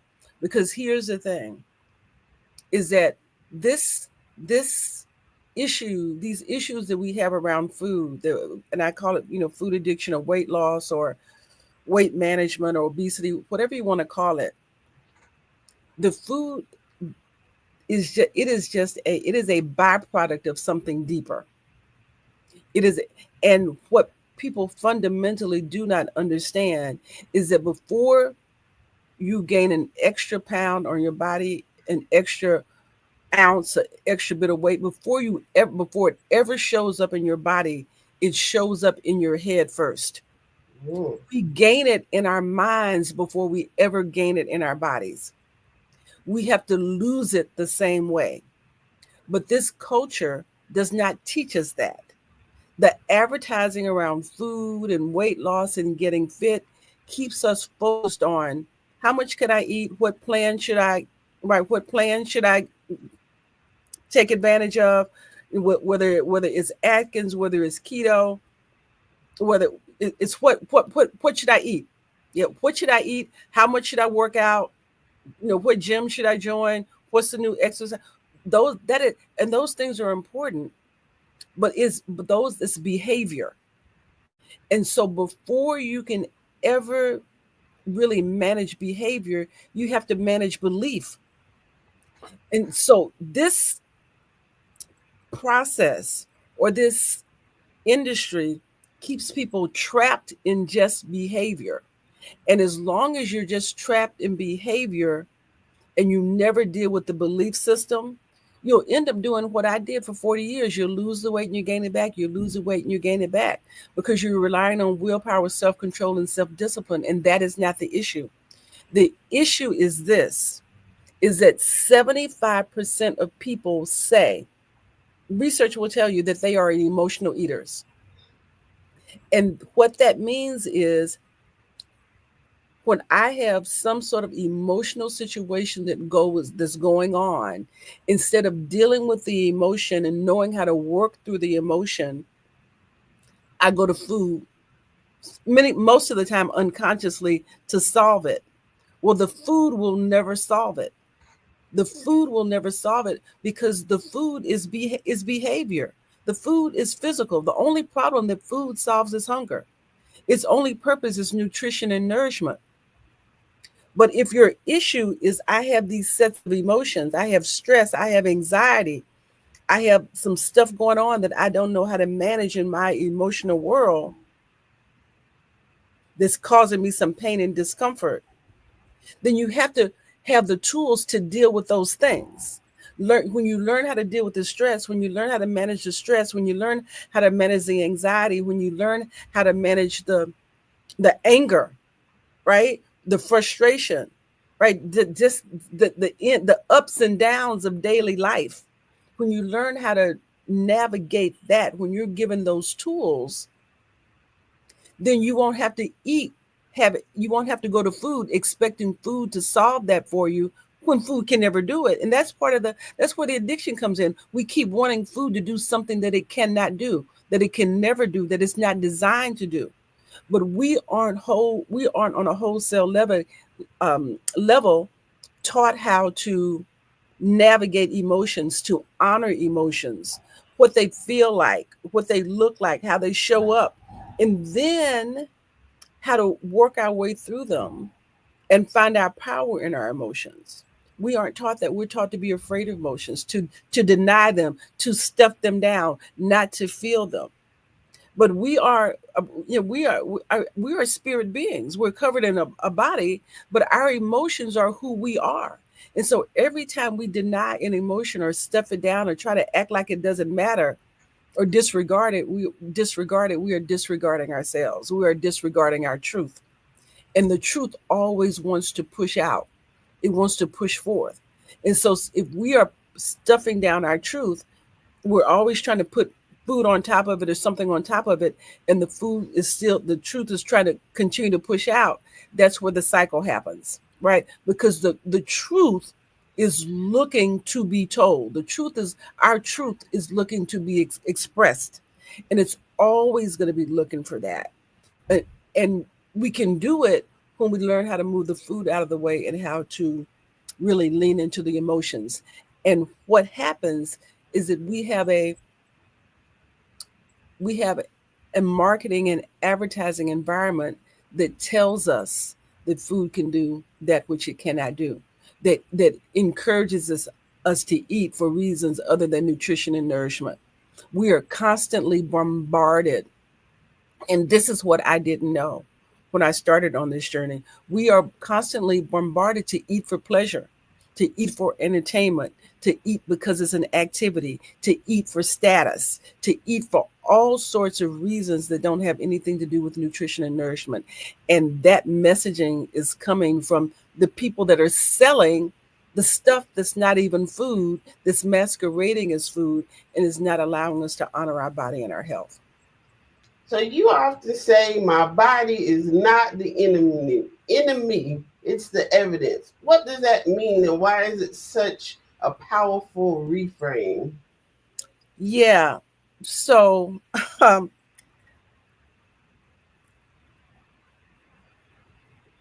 the answer to that question and the situation that brings that question up is complex. But here's the thing: for I struggled with my body and my weight for 40 years. And when I look at the research and I see that 4 out of 5 African American women are either overweight or obese or in that same struggle, I say that because I want anybody who's in that struggle to honor the struggle, to not beat themselves up because of the struggle, to understand that if you went to food because of some emotional stress, because of some anxiety, because of some trauma, because of something that you didn't know how to manage, and it showed up in your body, is like you did it out of a need for survival. It's because it is the only thing you knew how to do at the time. So if you're looking at your body and you're thinking, "Oh my God, what happened?" Right? Why can't I get this weight off of me? If you have those questions, understand that it is you survive. It is evidence that you survived whatever it was that put it on you in the first place. Right? Whatever it was that took you down that road in the first place, it's evidence that you made it through it. And now that you have made it through it and you have some consciousness, now is an opportunity to do some work that can get you some relief in a real way, right? To learn how to manage it in a meaningful way, in a way that honors and serves your health. So that's what I mean. It's like we cannot beat our bodies up or be mad at our bodies or be ashamed of our bodies or any of that, because it's our body saying, okay, something's going on. You don't really know how to deal with it, but I'm gonna help you. Right? I'm gonna protect you from that. I'm gonna do my part. I'm gonna do all I can to get you through it. And then we can't then look right and say, all right, I got you through it, and now you're mad at me, right? You're mad at me. I help you up. So when we can look at our bodies and say, okay, I'm gonna give you a rest. I'm gonna stop making it your responsibility, body, to handle the things that I need to handle in my head, to handle the things that I need to handle emotionally. I'm going to take that pressure off of you and not expect you to do that anymore. I'm going to release you from that. You don't have to do that anymore, because I'm going to start doing the work that's available to me so that I can rewire my thinking and I can rewire my brain. And when I learn how to rewire my thinking and my brain and my thoughts and change my beliefs about how to use food, then body, it's going to be on and popping, because you're going to follow my brain, right? And what it's just like my grandfather, you say you got to get your mind right. Well, you get your mind right, then you can get your body tight. So we're going to do that. So you created something called a brand new framework. Can you walk us through the 8 principles and how they work together? Yeah, sure. What I realized was I had, and I mentioned this before, thinking that was keeping me trapped. thinking that was keeping me trapped in a body that I did not love, and a body that did not love me, quite frankly, right? And so I developed, and these are the principles that I teach in my course. These are the principles of transformation. And these principles can apply to your body, your life, and your business, because they are principles, right? So they're the same no matter what. But first is brand new. You got to believe. You got to begin, and you have to believe. You have to start. You have to do that with your business. You have to do that with your health.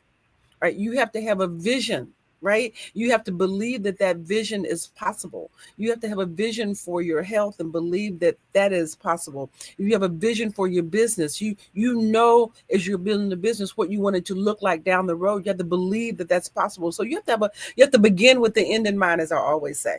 Start with that, then rise up and reinvent. So we all have these stories that we believe, that we heard, that we've been told, that are not necessarily our truth, but we took them on as truth, right? We took them on as truth. So we have to recognize what those stories are and then start to rewrite them. And it could be something like this.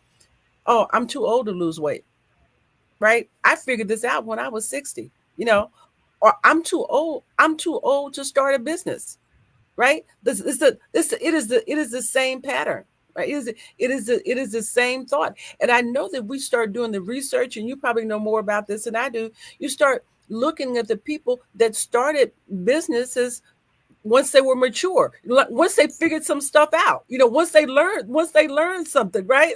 Once they learned something they could pass on. It's not too old. It's all belief system. It's all mindset. But we have to fight through these things. I fight through it every day, right?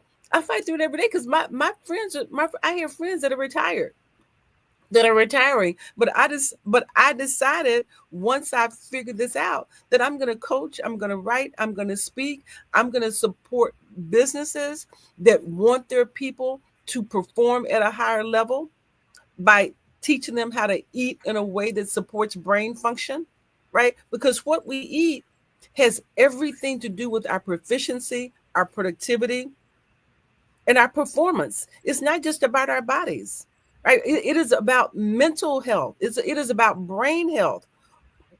There's all this processed food, all this sugary food, all the snacks and chips that keeps our brains from operating at an optimum level. And if we're going to start businesses, run successful businesses, then we need to eat in a way that is fueling our brains for that. So these are the stories. So to rise up above these stories and reinvent ourselves. That's what the R stands for. The A is alignment and accountability. Alignment and accountability.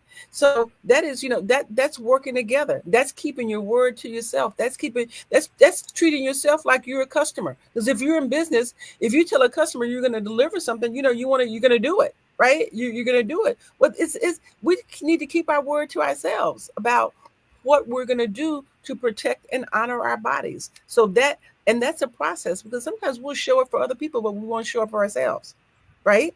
That happens all the time. That's why we need the buddy system. Alignment and accountability. That's practice. That's work. We reinforce that through this brainwork, through this framework. Nutrition and nourishment. I just touched on that a little bit. We learn what real food is. We learn what fake food is, right? We learn what real hunger is. We learn the difference between hunger and other stuff that just shows up in your stomach that we misinterpret as hunger, right? We learn the difference between hunger and thirst. All of that is part of nutrition and nourishment. So we have to nourish our bodies and our brains in the proper way to move forward, just like we have to nourish our businesses. It's the same. It is the same thing. Then the D is drink, sleep, and write. Those are the three things, Crystal, that for 40 years I never did. They were the foundational things. I never drank the water. I never got the sleep, and I never did the writing that I needed to. There you go. That's what I'm talking about. And I never did the writing that was so instrumental in rewiring my brain. The things I just, whenever I went on a diet, I would just open it up and say, okay, what could I eat? How much of it could I have? What could I eat? How much? That was it. I didn't realize that, man, oh man, in dealing with this weight loss, this extra weight, food addiction, obesity, it's a disease. It is a disease. And the way that we heal from the disease, we heal from the disease with rest, with sleep. We need the sleep. The sleep is when our bodies process impurities. Sleep is when our body heals. Sleep helps with impulse control. All of that. I didn't have any idea that any of that was the truth, right? I didn't know that. I didn't know I needed to drink the water, that the water helped push the toxins out of my system, right? That's where we lose the weight, right? We lose the weight. We lose the weight. There's the water flushing out all the excess. And the writing. Not those three, though, the power trio, the hydration, the sleep, and the writing, all those things work behind the scenes, lay the foundation to be able to do the things that we see, that people see. It's the same thing in business, right?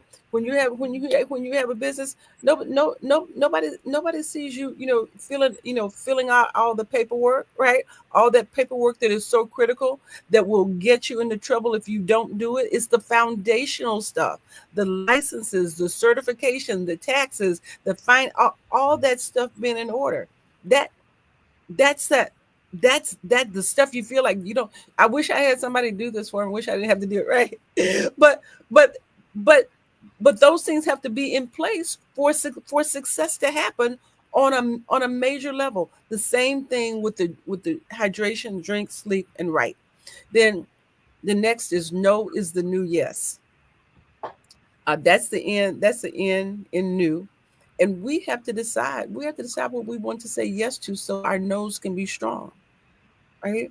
We have to know that, because in being brand new and making new choices and making different decisions, you start to say no to some things that you used to say yes to. And when we start to identify, right from that first step, begin and believe where we want to be, what we want to do, it makes us stand and be able to stand in our nose to reject the things that won't get us there. The same thing with food. So when we're looking at, I don't eat this anymore, I don't eat this anymore. And sometimes people have a hard time because they feel like they're being deprived, because they're only focused on this thing that they're not doing anymore, rather than being focused on what they are getting in the process, and the thing that you're achieving being more important and more valuable to you. So that is no is the new. This is saying yes to life, yes to how you want to show up, yes to being able to get the medicine out the medicine cabinet, yes to being able to see your knees, to be able to see your feet, yes to be right, yes to all of, to feeling better, better sleep, all those things that we're being robbed of, right? We're being robbed of. So E in new, this framework is evaluate, ask, and think. And what I mean by that is that we have to evaluate everything we put in our mouth, everything we think about food. When people work with me, I ask them to do a couple of things up front.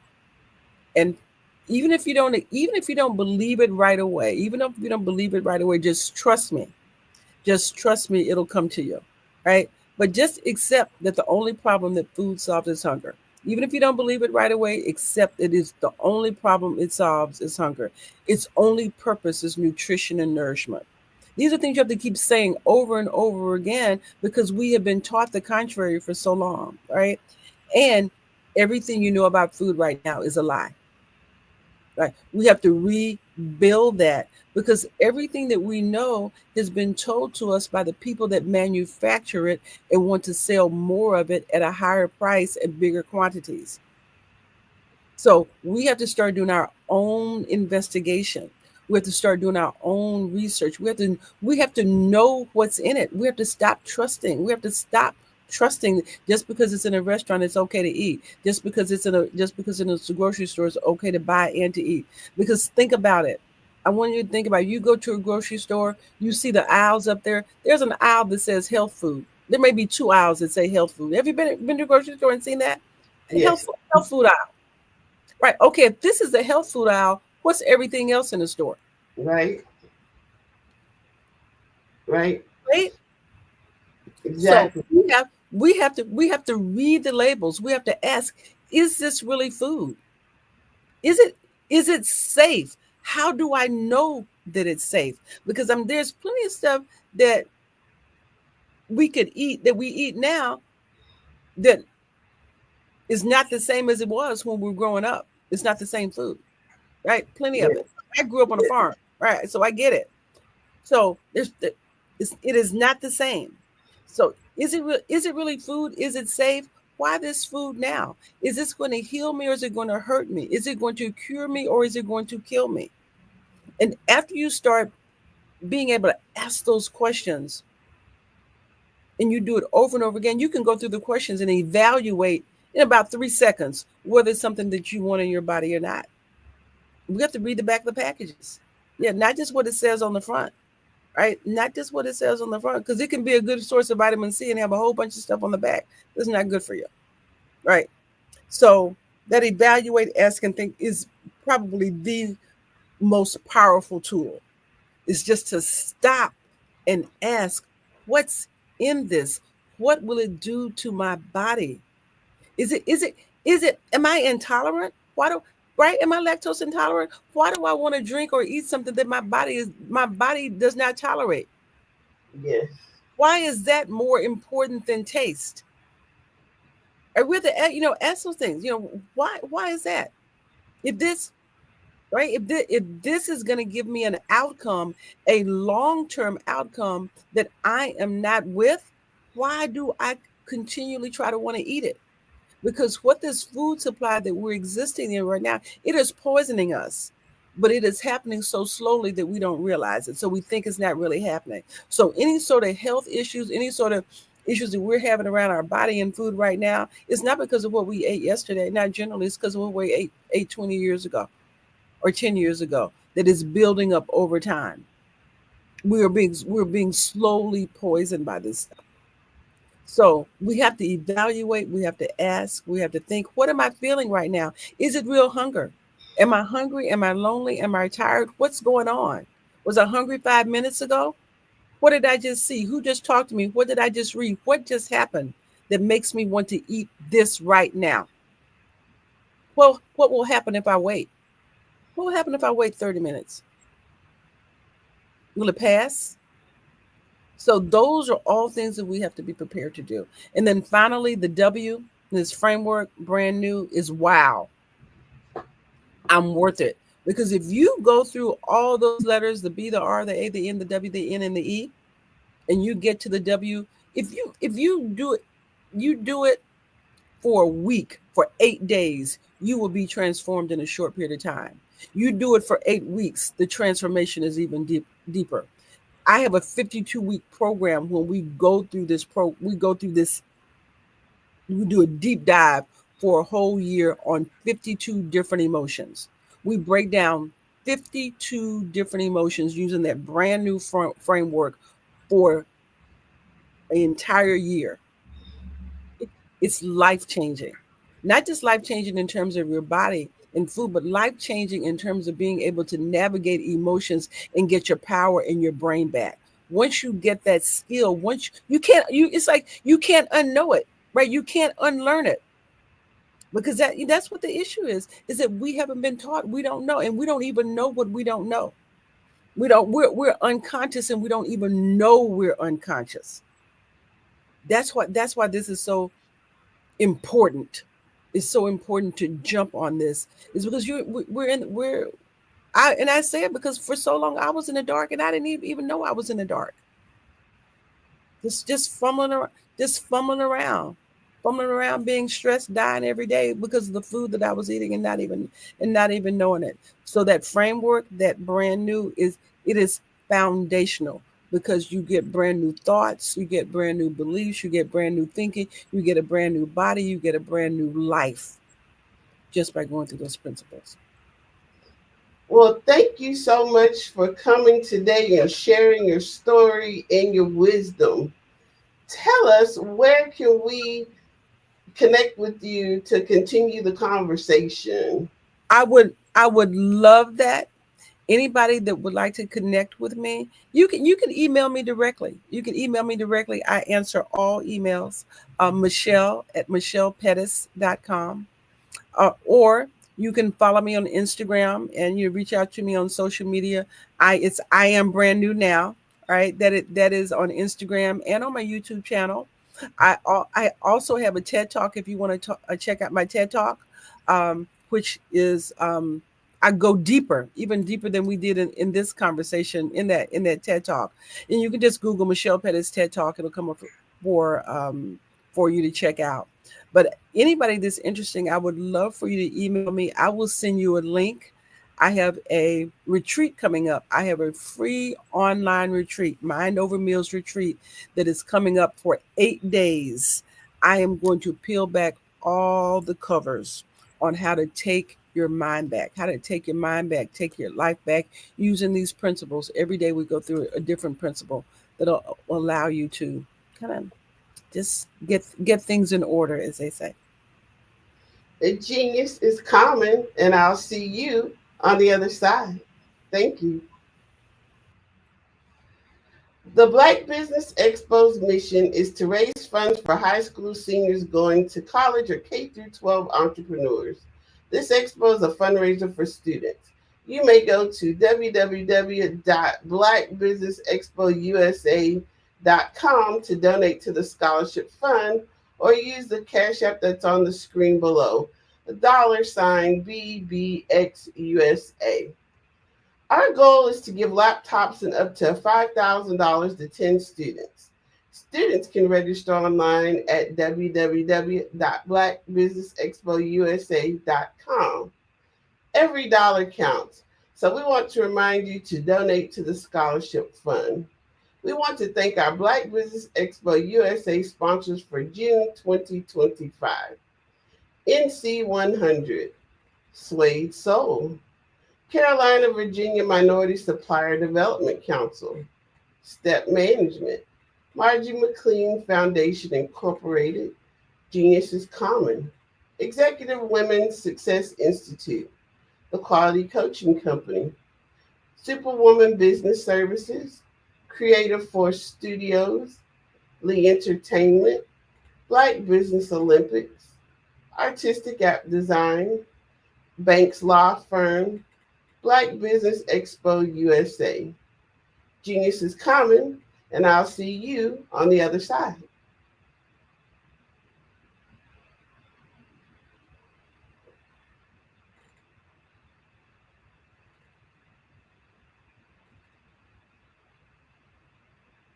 I was born in a little village on the island of Haiti. Many deadly diseases pounded me. It is as if they were on a mission to end my existence on this earth. I refused to give up. In 1983, I left Haiti and came to the United States of America. And I came with $5, 2 shirts. I didn't speak any English. I came to Atlanta. I got a job. I was a doorman. I was a doorman with a dream. What I used to do, I used to come on stage. I'd rehearse this moment that I'm standing in front of you. That's the power of a dream. Maybe today is the day you begin acting as if you already have it. And then step out with full force. Take a risk. No condition is permanent. Don't let your situation distract you. You are chosen. You are called. You are born for a purpose in this life.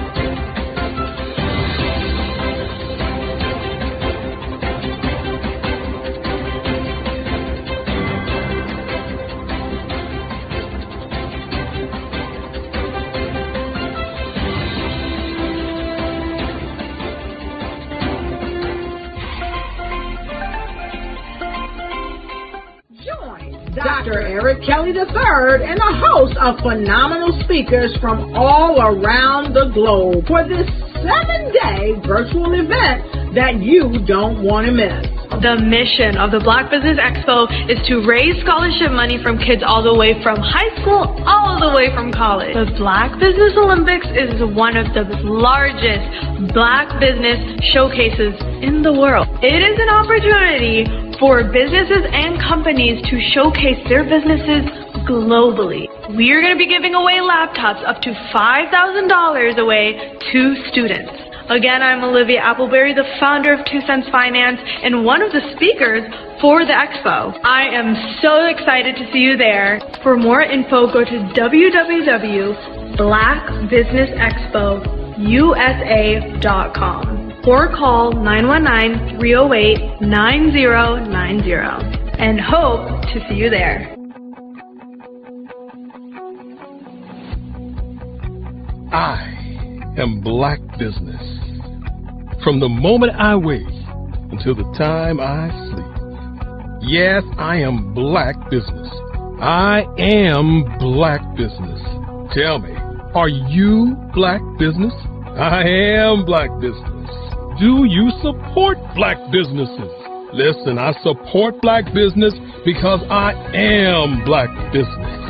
Black Business Expo, one of the largest business showcases in the history of Black business in the world. The world!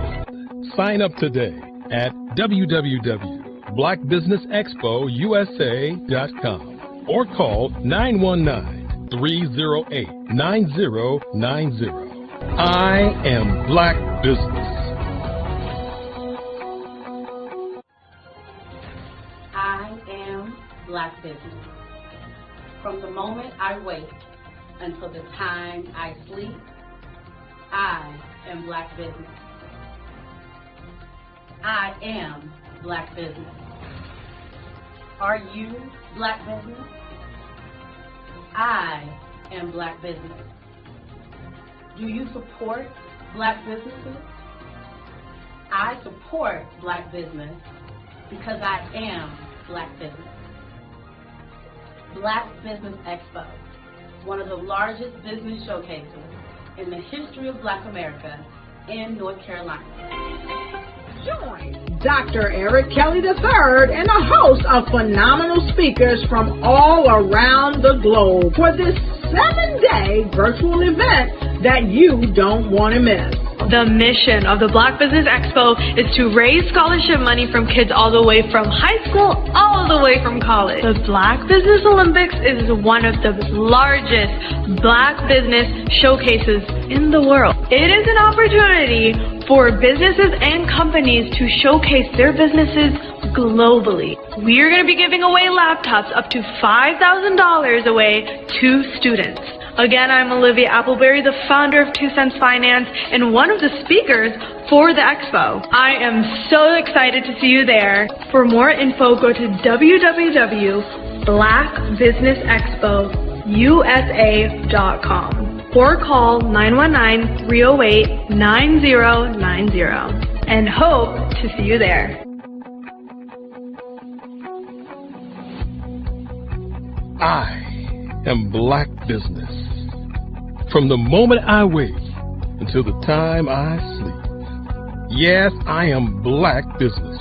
I am Black Business. Tell me, are you Black Business? I am Black Business. Do you support Black businesses? Listen, I support Black business because I am Black Business. Black Business Expo, one of the largest business showcases in the history of Black business in the world.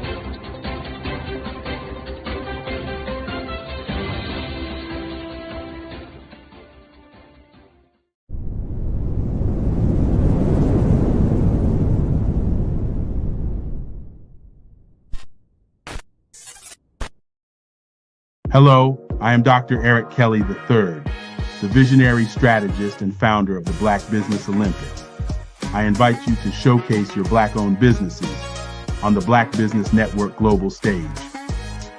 The Black Business Olympics is a global Black business network platform that propels Black-owned businesses into the international spotlight. By showcasing your business on the Black Business Olympics platform, you can reach a worldwide audience of potential customers, partners, and investors. You can also establish yourself as a thought leader, an expert in your field, attract lucrative partnerships, and more speaking engagements. In addition, the Black Business Olympics platform provides a valuable opportunity to connect and collaborate with like-minded entrepreneurs and business professionals from around the world.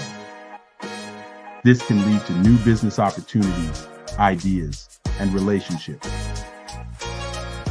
Finally, by sharing your story and expertise on the Black Business Olympics platform, you can inspire and empower others. This is a powerful way to make a positive impact on the world and leave a lasting legacy. If you are a Black-owned business owner, I encourage you to seize the opportunity to showcase your business on the Black Business Olympics platform. It is a once-in-a-lifetime opportunity to make an indelible mark on the world. Be one of the 1,000 visionary entrepreneurs who are changing students' lives, shaping industries, and leaving an unforgettable legacy for their families. Unleash your voice on our global stage and watch your business thrive. Black Business Olympics is one of the largest Black business showcases in the history of Black business in the world. Yes, the entire world. Just give me a call today at 919-308-9090.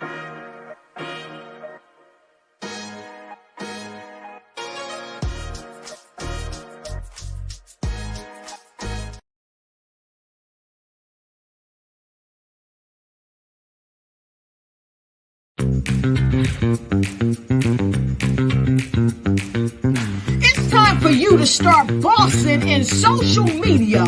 For all your social media needs, you've come to the right place at the right time to get your website designed, landing page, social media platforms, and get the training you need to get in front of the people that's ready to buy your products and services. Let me train you with StreamYard, Zoom, Clubhouse, and much more. And let me help you get your virtual professionals, not assistants, because assistants can only assist you, but the virtual professionals can give you that professional flavor that you need to expand your reach and increase your revenue. Jump on in and get in where you fit in and start bossing today.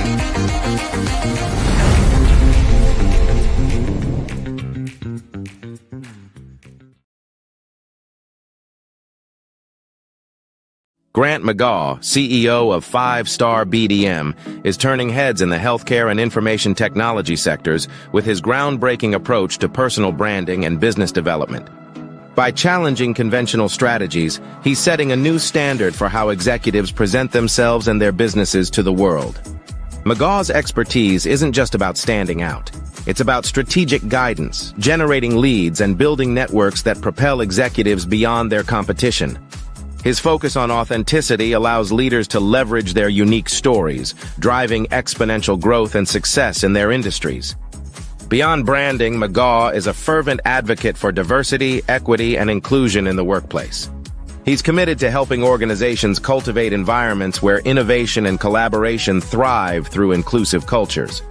And for those eager to dive deeper, McGaw hosts the Follow the Brand podcast. Here, he unpacks the intricacies of personal branding and business growth, offering valuable insights for professionals eager to redefine their identities and share their narratives with the world.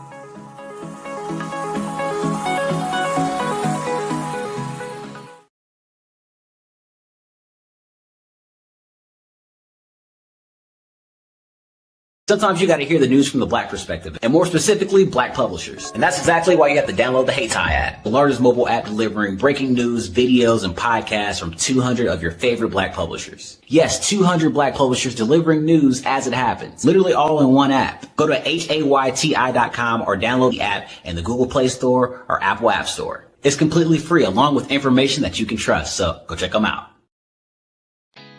Did you know women represent just 3% of Fortune 500 CEOs and less than 15% of corporate executives at top companies worldwide?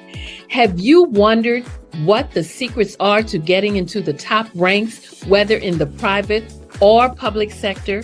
Do you want to figure out how to stop being held back in your career or passed over for promotion? Then you're in the right place. Hi, I'm Dr. Madeline Ann Lewis, President and CEO of the Executive Women's Success Institute.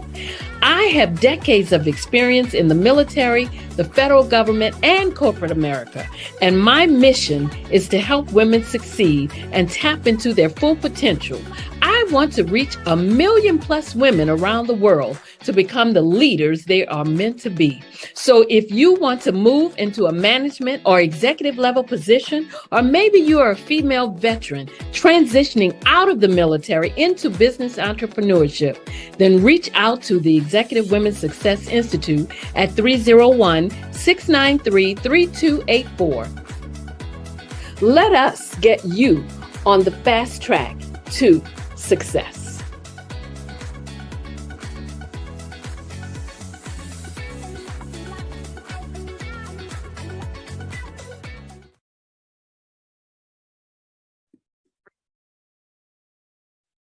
Hello, I'm Dr. Madeline Ann Lewis, President and CEO of the Executive Women's Success Institute. And my genius is helping women accelerate the path to success. You know, I was blessed to have strong women in my life who encouraged, motivated, and pushed me to do my best and to never even think about giving up on my dreams. So I say to women, we must show up to rise up. We have talents and potential, but who will see them if we don't speak up and get noticed? I know that women are a tremendous resource on this planet, and there is nothing more fulfilling than helping a woman tap into her full potential. I do this because I want to be a part of helping as many women as I can to show up, to rise up. I do this because genius is common.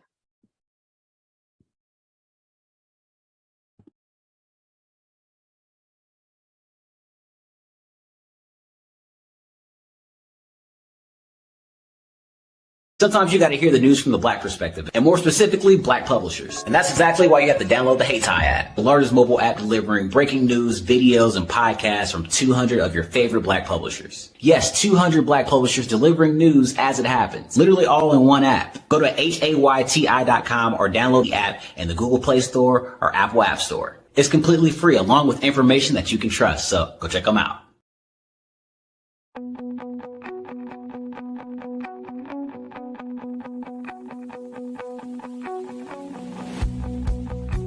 I am Black Business. From the moment I wake until the time I sleep. Yes, I am Black Business.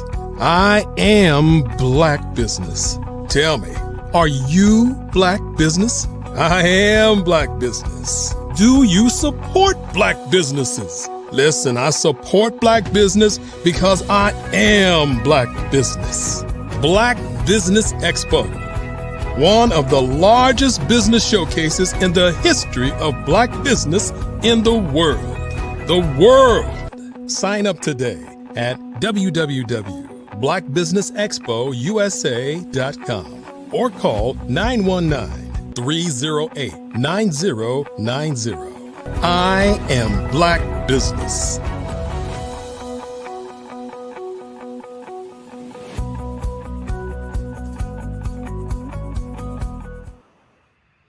Good afternoon, business owners, entrepreneurs, thought leaders, and corporations. Welcome to the Black Business Network. My name is Crystal Gomez. I am your business moderator for this session of the Black Business Network. The Black Business Network is a 24-hour business network showcasing Black businesses, business owners, entrepreneurs, and thought leaders worldwide. We have speakers from North Carolina, London, Singapore, Africa, Japan, and cities all over the United States. The Black Business Network is a global community sharing business knowledge to empower, inspire, and educate businesses about business. This afternoon, I am your speaker. My name is Crystal Gomez, and I am the founder and CEO of Crystal Gomez and Associates, a firm dedicated to helping small businesses thrive through practical and innovative technology coaching. I have a passion for empowering entrepreneurs and teaching business owners how to leverage technology to streamline operations, enhance communication, and achieve sustainable growth. I help businesses integrate technology into their daily operations to increase efficiency, reduce costs, and stay competitive. I like to guide entrepreneurs through the digital landscaping with curated tools and strategy, from digital networking platforms to calendar management solutions. These make processes more effective and manageable rather. I believe that technology is a game changer for businesses of all sizes. And by embracing the latest innovation, you can optimize your workflow, stay organized, and take your business to the next level.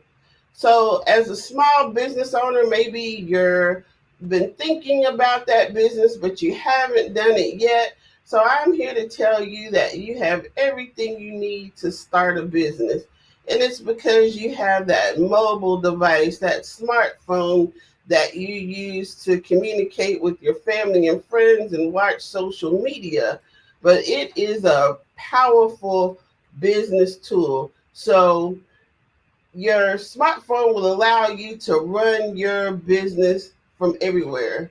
So let's talk about technological innovations.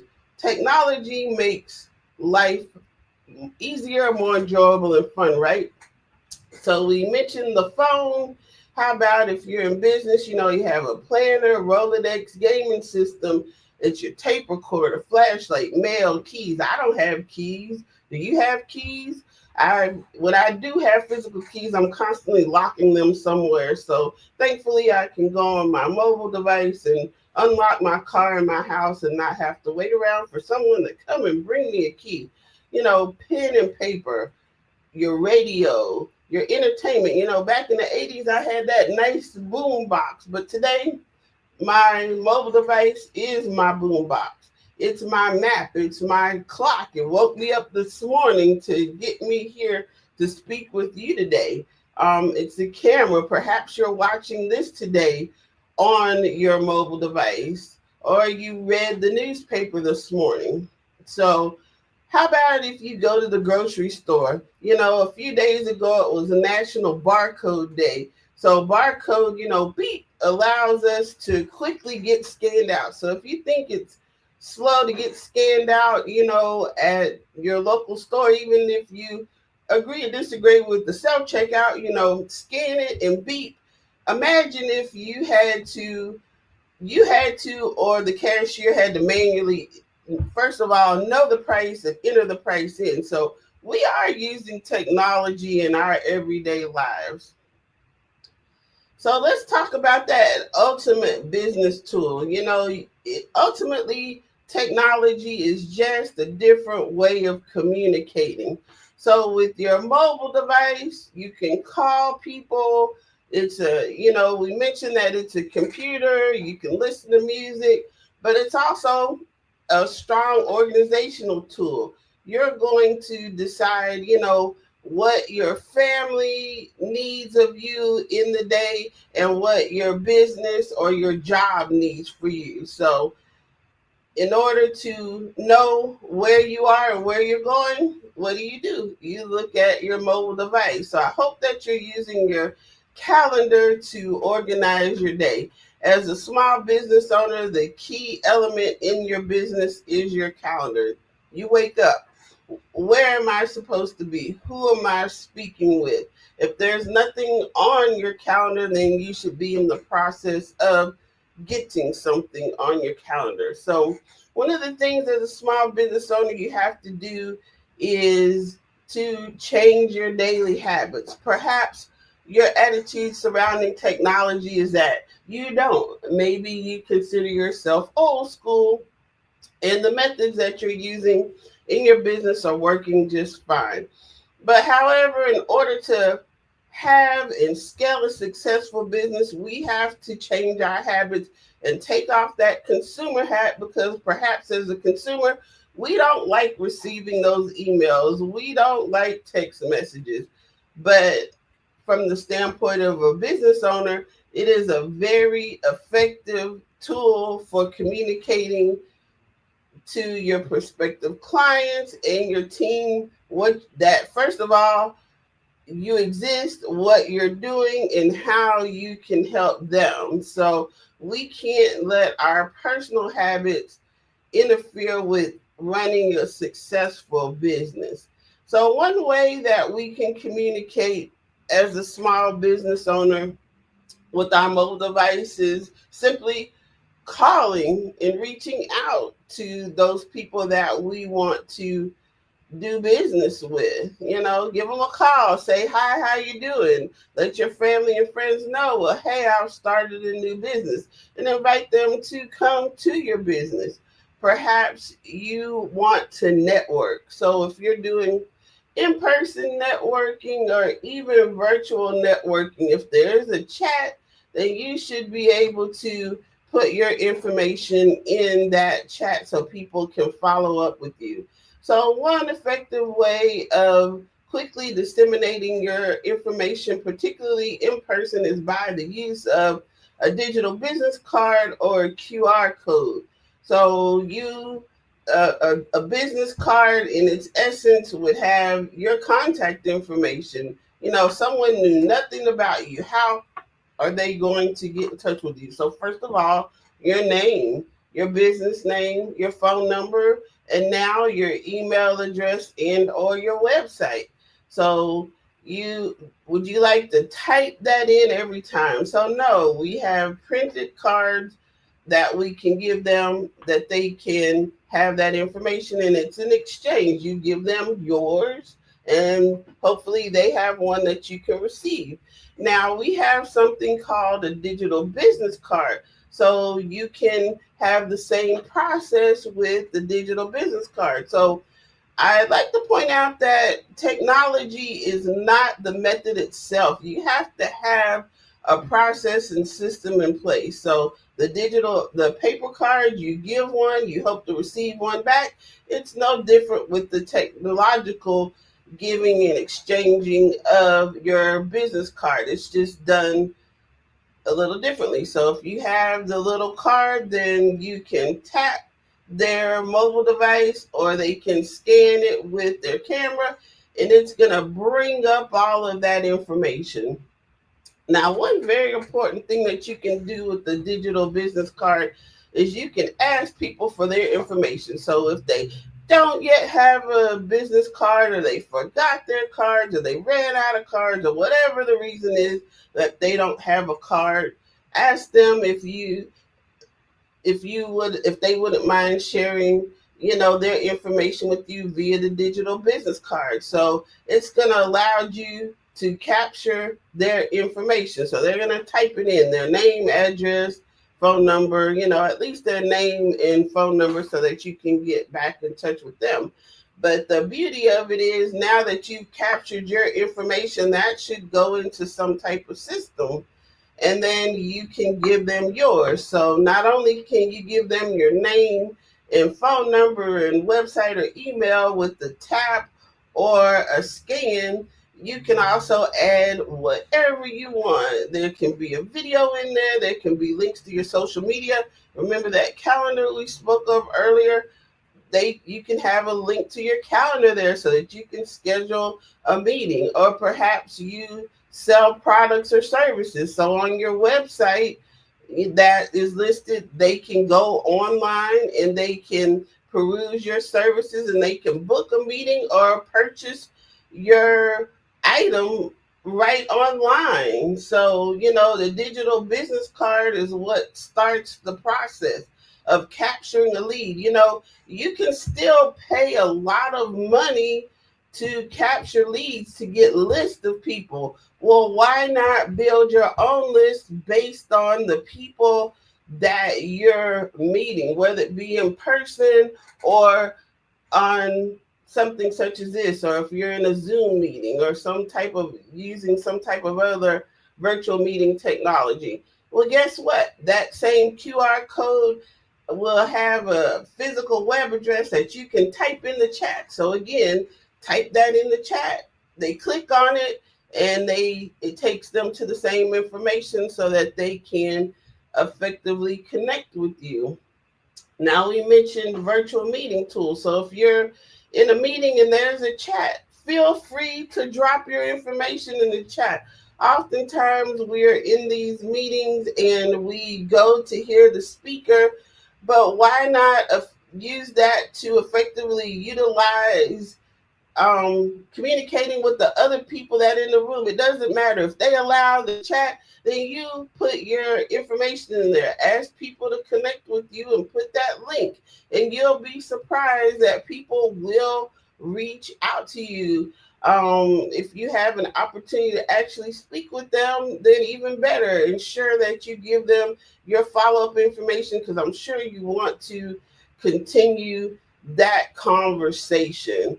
So first of all, you want to effectively connect with your ideal client or your team, okay? And this is about communication. It's about having disseminating effective information to other people. So another tool that you can have is a CRM. Now, for those of you that aren't familiar with the CRM, that would be your customer relationship manager or your address book. If you're running your business solely from your mobile device, you can go to your address book, and usually what we'll do is go in there and make notes about the conversation. You should have that person's information, name, address, phone number, email, etc. But a CRM is so much more. It's your database. It allows you to actually see when was the last time you spoke with someone. What did you speak about? And do you need to follow up? It's where you document everything and you follow where you are with that person. Perhaps you go to a networking event and you speak with someone that you haven't seen in a year, and you look back in your database and you can refresh your memory about them, the conversation you previously had. Maybe you remember, maybe you don't. It just depends on how many people have you met in the past year, the passage of time. And you can reach back out to that person and start where you were. So if a year ago they asked you about something, you can say, well, hey, last time we spoke, you were interested in this. Are you still interested in that? Do you need help with that, etc.? So also from your CRM, you can, send payment invoices. You can push a button to call that person. So anytime you can make it easier for yourself and for someone else to eliminate errors in typing, where you can click or scan to get to the information that you need, you want to do so. So a CRM is a very powerful tool in your arsenal. Now, let's go back to that calendar again. We have what's called scheduling links or calendars. So there's different tools out there. One of the more popular scheduling links you may be familiar with is Calendly, but all CRMs are going to also have their scheduling link tool. So what that scheduling link does is allows your clients to schedule a meeting with you if you have a product, a service-based,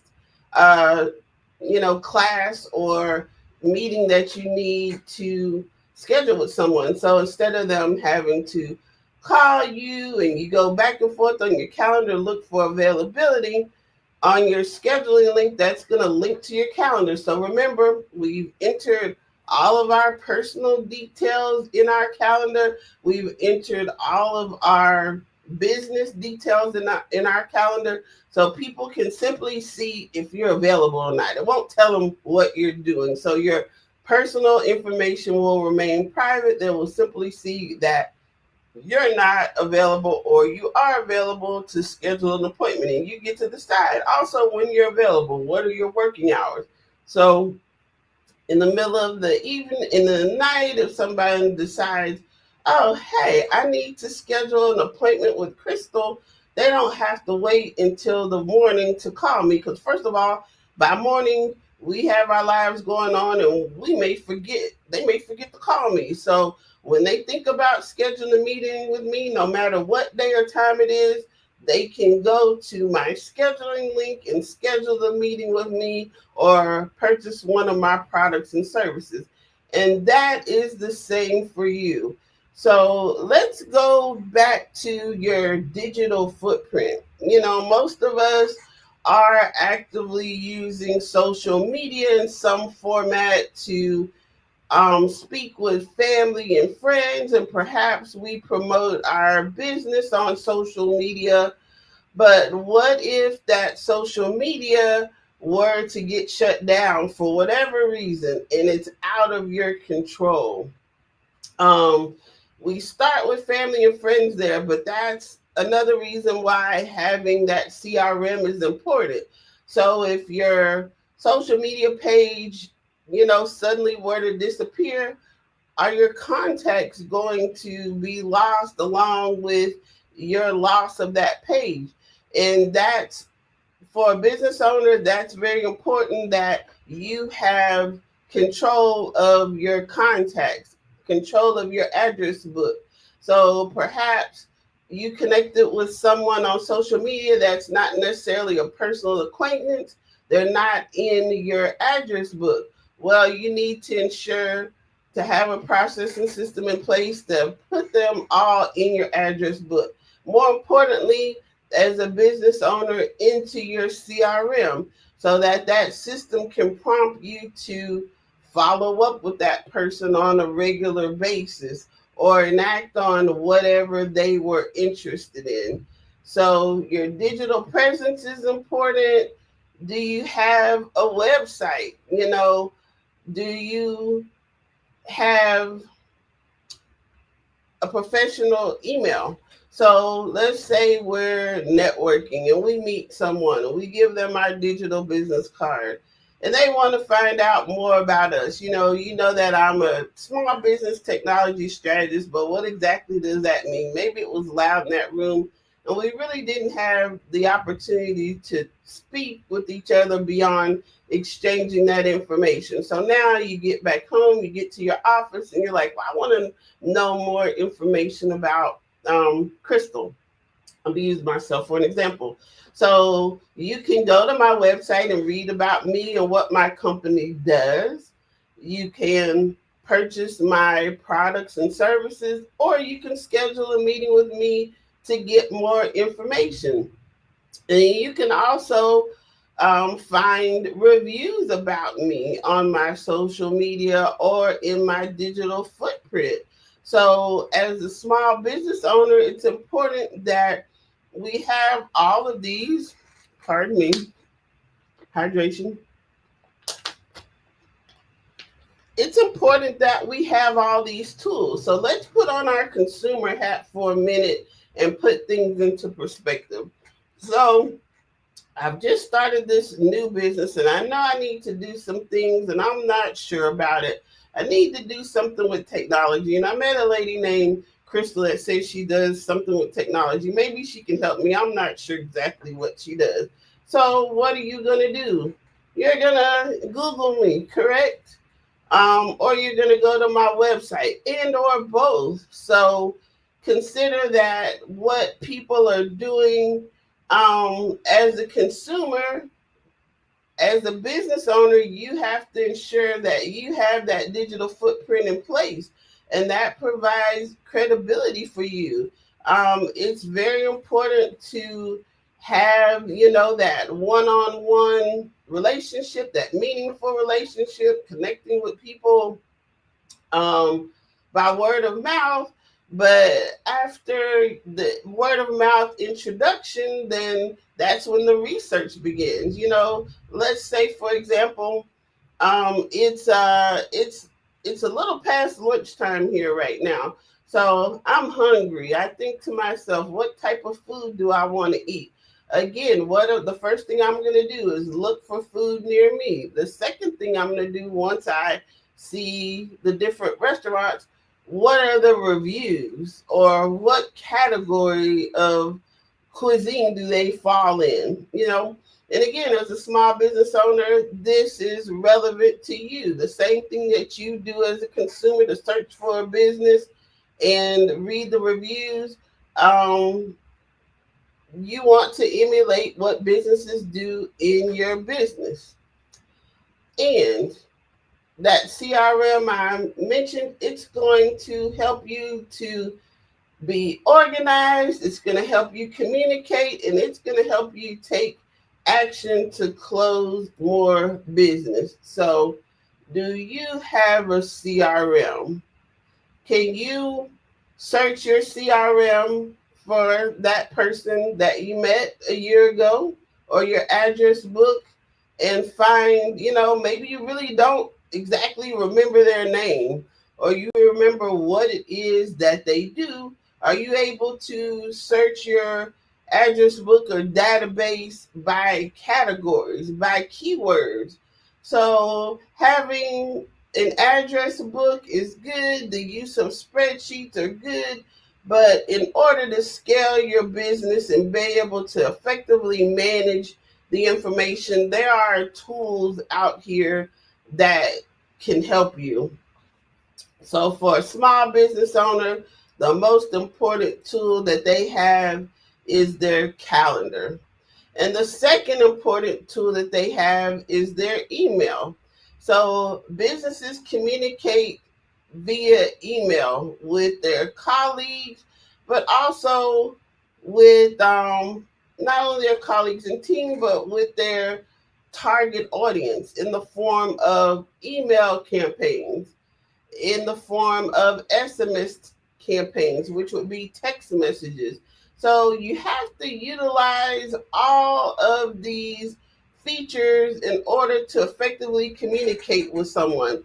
So let's say, for example, as a consumer, I'm not good at reading emails. As a matter of fact, I don't like emails.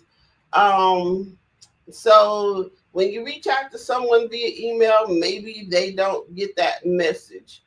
They're more responsive on their phone. So if you send them a text message, they're going to see it. Now, again, we have to take our personal opinions out of it.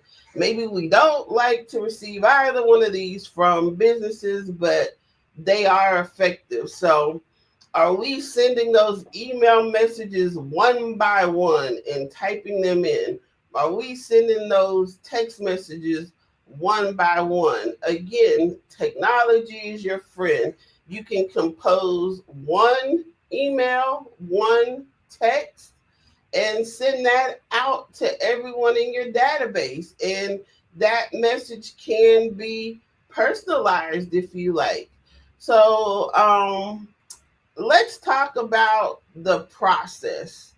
So again, earlier I went to a networking meeting and I gave out my digital business card. We mentioned the lead capture. So a good feature that I look for in a digital business card is the ability to capture the other person's information.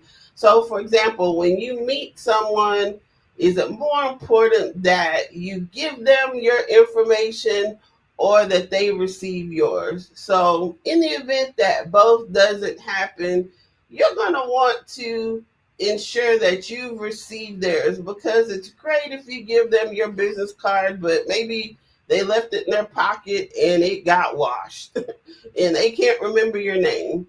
How are they going to find you? So you want to take control of that conversation, ensure that you capture their information so that you can follow up with them. So whether they follow up with you or you follow up with them, it's in your hands. If it's important to you to follow up with that person, to ensure that you have the information to do so.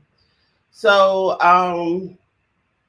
your information, from my digital card, it starts an automation process. So whether I have the time to follow up with you or not, my automation is going to kick in. As soon as your information hits my database, it's going to email you and text you and say, hey, you connected with Crystal, click here to continue the conversation. So you can respond via that email message, or you can respond via that text message. It's going to remind you of my information. So if you, lost or dropped my card or it got washed, here's a reminder. It's like, hi, I'm Crystal. This is my information. Let's connect. So, but you're taking charge of that conversation. So you collected all these leads, you have all these names, and you have an idea of what they're interested in. Maybe in the course of the conversation, someone had an interest in a specific area of your business. So you want to ensure that when you follow up with them, you give them that information, remind them of that conversation. So if you're out networking or gathering leads, or, paying for leads, or whether you get them from your Facebook, the most important thing that you can do is follow up with them. So as a small business owner, sometimes it can be time restrictive, cost restrictive, because we don't have the budget or the manpower to effectively follow up with everyone. So if you utilize the technology and the automation to help follow up with people, when the ones that are interested will respond. So perhaps you send out an invitation or an email and introduced yourself to 100 people. The odds are 80% may open it and be interested, but only a very small percentage will actually click on your product and service and schedule the meeting or purchase your product. So it's important that you have the ability for them to choose how they want to connect with you. So after you send that message, then you can go back in your CRM and evaluate how many people looked at your email, how many people looked at your text message, and who responded. And you can follow up with those that maybe opened your message but did not actually schedule a purchase or service. Then you can follow up with them in the way that you saw that they were interested. Perhaps they did not respond to your email, but they responded to your text. So you can return that text, or perhaps give them a phone call. And we all know that it takes multiple touches or interactions with someone before they actually do business with you. So, for example, you meet someone, and if you don't communicate with them for the next year, then you're not going to do business with them or collaborate with them over that time. So the follow-up is important. Within that year, you missed your opportunity. I actually spoke with someone the other day that said, were you, of the services that you have, if I would have known about that 4 months ago, I would have utilized your service. But in that case, I wasn't offering that service at the time. But that just goes to show that you don't know who's watching, and they may not click on your message or call you, but they are watching. So you need 8 to 10 touches. I heard someone say it's 10 or 15 touches before you do business with someone. So that's why it's important to utilize all of these different methods, because perhaps someone does not read their email. So no matter how many emails you send them, they're not going to see them. But perhaps you send the text, they are more responsive there. So you've got to send them the email, send them the text, and don't be afraid to send that information. You should have, your opt-out policy there. So if they have decided that they're not interested, then they can unsubscribe. Remember, until they unsubscribe, they haven't said no. So they may be watching, and more than likely they are. So remember those 8 to 15 touches, and it doesn't have to be one method. So keep sending your information out on a regular basis. And when they're ready to utilize your business or the service, they're going to choose you over someone else because you've been the most visible to them. So let's talk a moment about something that I know you have concerns about. And those concerns, along with the technology itself, are of cybersecurity, right? So security in any business is important. The physical building. Let's say if you have an office, you want to put locks on the doors, you want to put locks on the windows to prevent unauthorized access. If your business is being run from your mobile device, you want to put the lock on your phone so that if you were to drop it and someone picks it up, it needs some type of protection, a password, a passcode, a face, a thumbprint, whatever you need, but so that someone cannot access that information. And the same thing goes for your website or anything else that you're using. So I say this for us to not fear the technology, but to embrace it. We always have to put security provisions in place, whether they be physical, such as a lock on a door, or utilizing other software to protect our digital assets. So that doesn't mean that we don't use them because of security concerns. It's that we utilize them, first of all, because it's going to be effective, and secondly, it's going to make your life easier. Whether it's something for pleasure or something for business, it can be done in a more efficient manner because there are tools and services out there. So utilize the tools and services. First, decide to utilize the tools and services. After you've done your research and found out what tools and services are available for you, and put the proper security measures in place.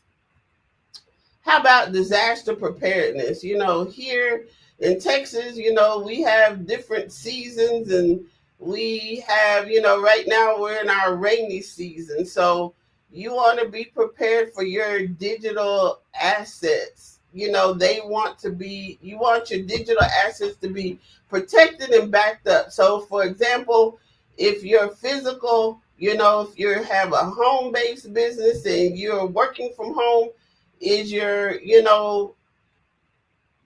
home protected? Are your digital assets protected there? Are the digital assets protected in your office space? So for example, if a tornado were to come and damage your physical building, would that affect your computer that's in there? So real life story, a tree recently fell on our home. Luckily, no, that didn't cause any damage with water entering the home, but in previous storms, there have been instances where office buildings have been damaged. The roof has been blown off and the contents of the office is gone. So what would happen if you lost your phone or your computer? Is that backed up somewhere securely so that you can purchase a new phone, purchase a new computer, log in, and that information be there, and you can continue on with your business? When the lights are out, are you able to conduct the Zoom meeting with the people that are in another state that aren't affected by it? Are you going to reschedule that meeting? Although they're sympathetic to your cause, you want to try everything that you can to keep your commitment. So, I've held Zoom meetings in the car with the flashlight. You've got to be prepared to do that. Technology is your friend, and you cannot rely on someone else to be there to help you. You have to have a fundamental working knowledge yourself, because when that person that helps you is not available, is it something that you in reality could do yourself? That doesn't mean you have to do it, but you have the ability to do it. Promoting your event using technology. A lot of marketing is free, but you pay for it with your time. So you go on Facebook or any other social media, but you spend your time crafting that message to send it out. So, and lastly, online reputation management. That's your review. So, reviews can be both positive and negative. So if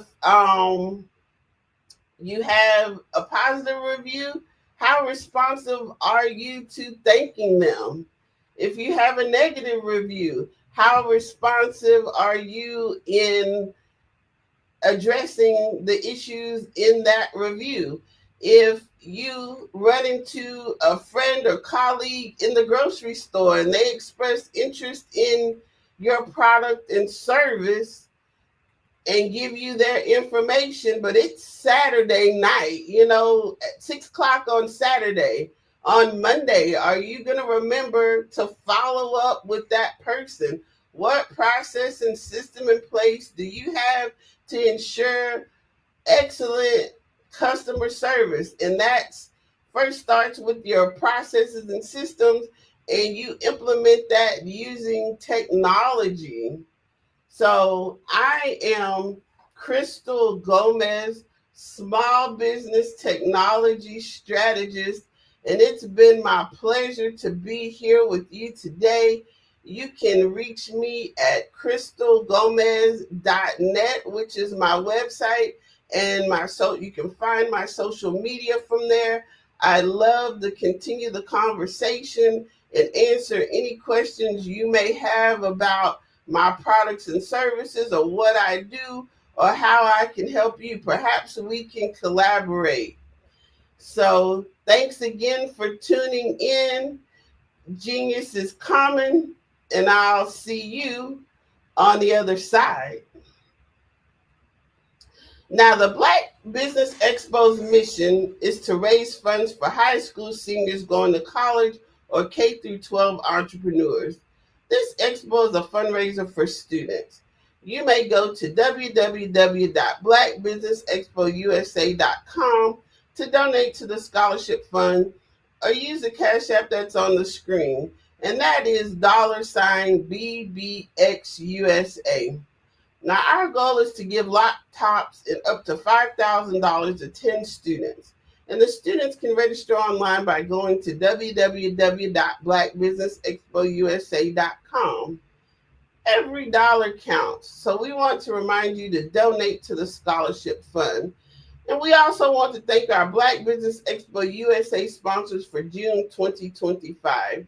And they are NC100, Suede Soul, the Carolina, Virginia Minority Supplier Development Council, Step Management, Margie McLean Foundation, Genius is Common, the Executive Women's Success Institute, the Quality Coaching Company, Superwoman Business Services, Creative Force Studios, Lee Entertainment, Black Business Olympics, Artistic App Design, Banks Law Firm, and the Black Business Expo USA.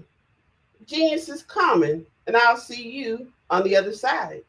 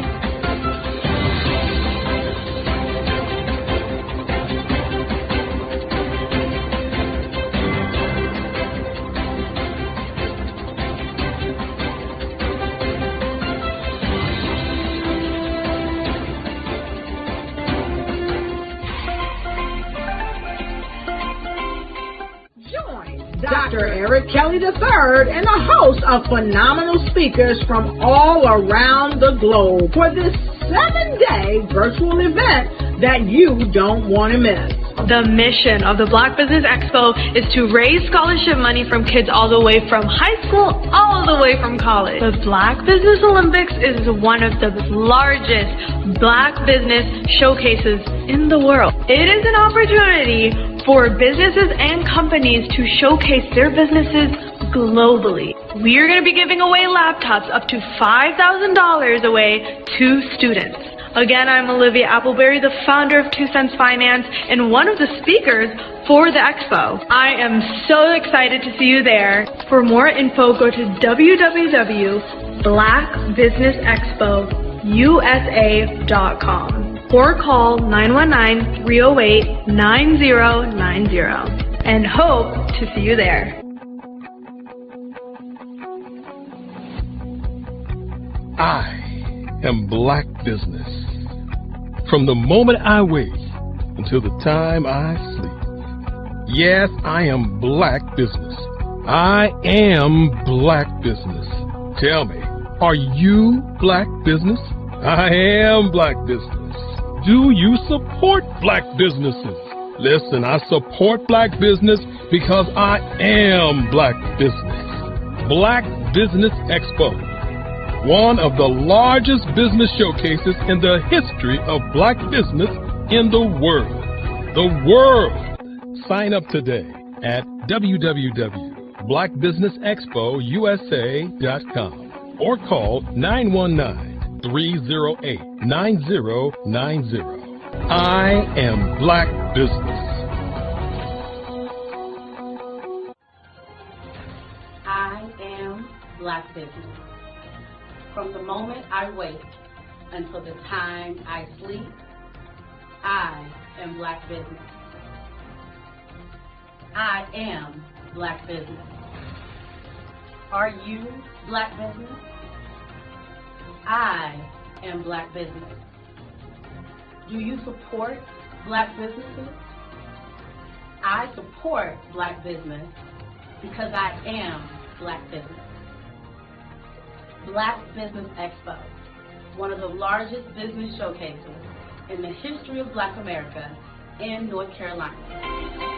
Join Dr. Eric Kelly III and a host of phenomenal speakers from all around the globe for this 7-day virtual event that you don't want to miss.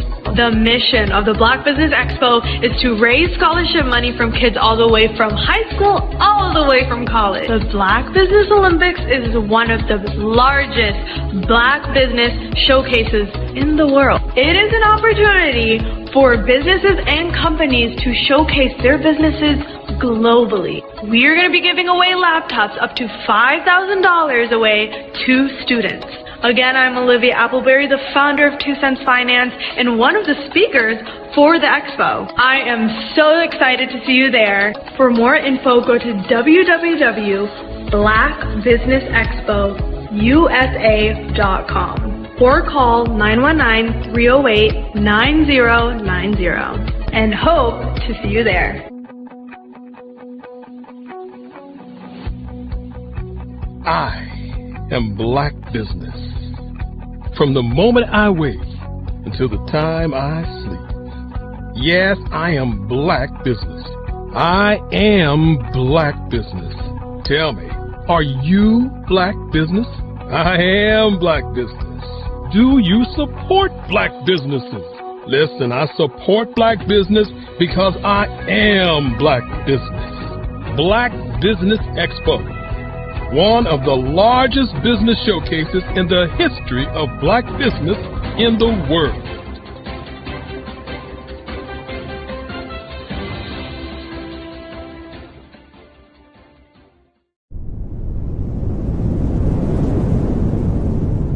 Over the past few years, we've seen the growth of existing and new initiatives focused on financial inclusion, building global networks, and reducing the wealth gap in response to the idea there's not enough seats at the table. Whether their outcomes are to increase the representation of Black executives on corporate boards, ensure an inclusive global economy, or to create new U.S. African commercial pathways. The strategies are often carried out by separate programs. The question is, should they be? With the continent of Africa being home to more than half of the world's fastest growing economies, the youngest workforce, over 400 companies generating more than $1 billion annually, 700 generating more than $500 million annually that are poised for growth, and being the destination of nearly $5 billion in venture capital in 2021. Diversifying U.S. and Africa commercial engagement by building bridges between African businesses and their U.S. diaspora should begin being seen as mutually beneficial. From helping to reduce Africa's enormous capital gap to catalyzing two-way trade opportunities, the COVID-19 global pandemic hopefully has taught us that global challenges and opportunities are more interconnected than we thought. During the pandemic, African companies like Unicorn Flutterwave, insurance provider Reliance Health, ride-hailing app Yasir, and 54Gene, the continent's first bank of DNA on people of African descent, proved that when African companies have access to networks, capital, and information, they grow big, grow fast, and create solutions that are valuable to the world. This is why Be Direct was created. We are the first U.S.-based but African-centric board preparedness and board search company designed to connect U.S. Black talent and corporations to African businesses. Unique and fundamental to Be Direct's success is our process of helping board candidates adapt their experience and networks to an African context before they're connected to high-growth companies that are looking to locally and globally scale. From our focus groups with African business execs and government leaders, we don't ignore the sentiment that business is easy, but people are hard. Having a pool of board candidates with hard-to-access networks and extensive experience across the business life cycle, including successfully raising capital, is table stakes for an initiative like this. So yes, we have that. But corporate or entrepreneurial success in the U.S. does not guarantee success in Africa. Developed alongside industry partners on the continent, our training program, Be Direct Prep, is designed to transpose their experience to create cultural comfort, understanding, and a commitment to helping businesses in Africa scale. Our board governance sessions are African, continental, and country-specific, integrated with cultural awareness and dexterity training, masterclasses led by African industry execs, and mentoring coaching from African continental-based facilitators. But even more unique to Be Direct Prep, we cap off our training program with an immersion trip to help candidates that have not been to Africa before see and feel Africa's complexity and opportunity from African soil. We all know traditional network-based board placement has historically left a lot of us out of ever really being in the paid board pipeline. Our strategy supports the work of many great organizations that are successfully filling seats at U.S. board tables by creating more tables for those that are still left on the sideline. It's time to start seeing the role and value of U.S. Black talent and businesses on the continent of Africa differently. Old perceptions and habits limit economic inclusion. Let's transition Black talent and the African businesses they will support from the periphery of the global economy to its core. Living in a global lockdown, we all know now how fast local and global economies can change, and see the value of having businesses that hire, strengthen local value chains, and even grow globally. Status quo in any form holds back progress. We must democratize U.S.-Africa commercial engagement by socially and economically connecting cultures that have long been disconnected. It's time for Africa's U.S. diaspora to redefine their global value by helping African businesses scale continentally and globally.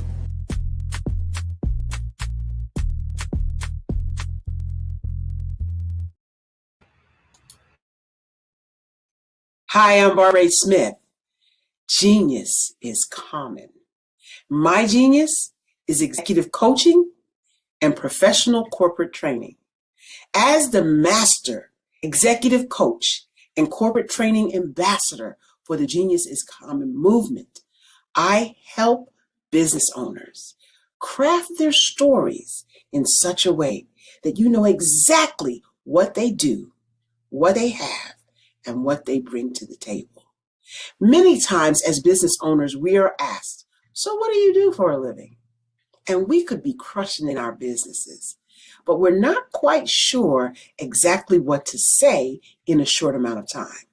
Well, I help you take those stories that are the reason why you're in business and why you're so passionate about your business and craft them in such a way that people are drawn to you as opposed to being repelled by you. Because every conversation, every time you talk to someone about your business, you are excited about it. But are you really conveying what you do, what you have, and what you bring to the table? And do really people understand why you care so much and why they should care that you have the solution to their problem? Well, I'm here to help you with that. As a master storyteller, I can help you with your stories and spin them in such a way that they are intriguing and fascinating. People want to listen to you talk about your business. That's why at the Genius is Common movement, I am the master executive coach and professional training ambassador. That's my genius. And genius? Oh yeah, it's common.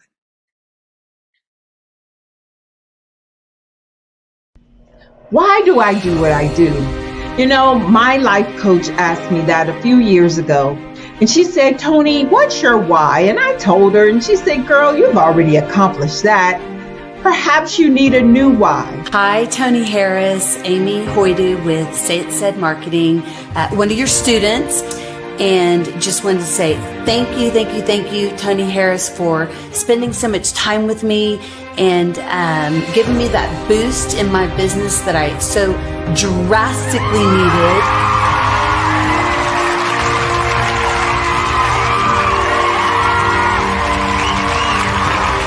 My why is to touch, move, and inspire my clients to take drastic steps to be better than they were before they met me. I'm a resource. I'm a connector. I want to help people build deeper relationships that are beneficial to their life and business. That's what I do best. So, first thing you got to do is show up. And speaking is a way to magnetically attract your ideal client to you. How many of you use social media that way? Absolutely, and this is how you look to the world. Drastic steps are the steps that are needed to be successful. And my business is drastic denotes a mindset. Getting out of your comfort zone, doing something that you don't necessarily feel comfortable doing, want to do, but you know it's a necessary step to be successful in your business. I get the most satisfaction when I see my connections flourishing into relationships long after I am gone. Hi, my name is Jasmine Augustine with Media Jasmine, and I've joined several networking and referral groups in the area. And Network in Action Northeast Houston with Tony Harris Taylor is one of the best organizations that I've joined. I love that piece of what I do, and it is what fuels my fire.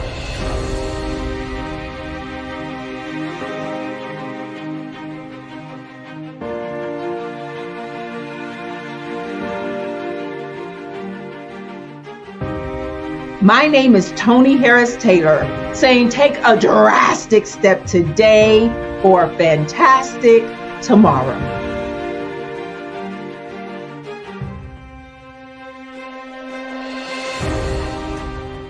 I was born in a little village on the island of Haiti.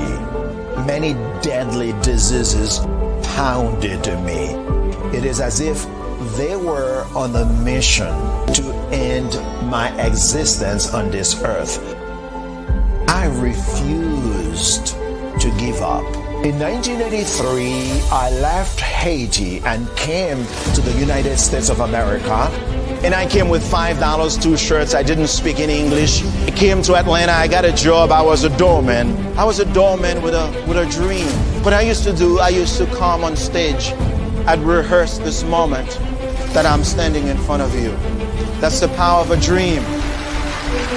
Maybe today is the day you begin acting as if you already have it. And then step out with full force. Take a risk.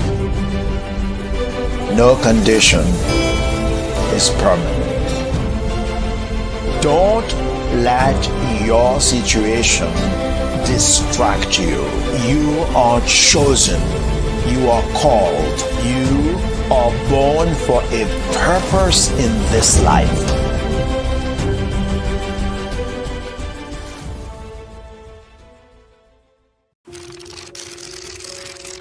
Bravery is not the absence of fear, but the ability to overcome it. We stand for those who defy suppression, who speak out, and those who walk the road less traveled. Everyone deserves to be seen and their voices to be heard. We're sparking a movement, growing a community of creators united by the desire for freedom, choice, equity, and ownership. At Fanbase, it's all for one and one for all. We support each other to guide, promote, and uplift you in a place where you can unapologetically be yourself. A place where your voice, ideas, and creativity are not just welcomed, but celebrated. We are Black founded, minority funded, and supported by a diverse, inclusive, powerful community that believes in the strength of authenticity and individual choice. Regardless of success or background, we welcome you. The marginalized, the underappreciated, the successful, the superstar. We're for all who seek a space to express themselves freely, where they are rewarded for being their authentic, true self. We transcend labels because only we have the right to define ourselves. We are built for the brave, the culture, the creators, and for the future where everyone has a power to shape their own destiny, where all are empowered, voices are amplified, and freedom is embraced. For the first time, you have a chance to own the platform you helped make popular. It's a revolution, a movement in how we connect, create, and share. Everyone is a creator, and everyone has a fan base. Here, you can be you without limits.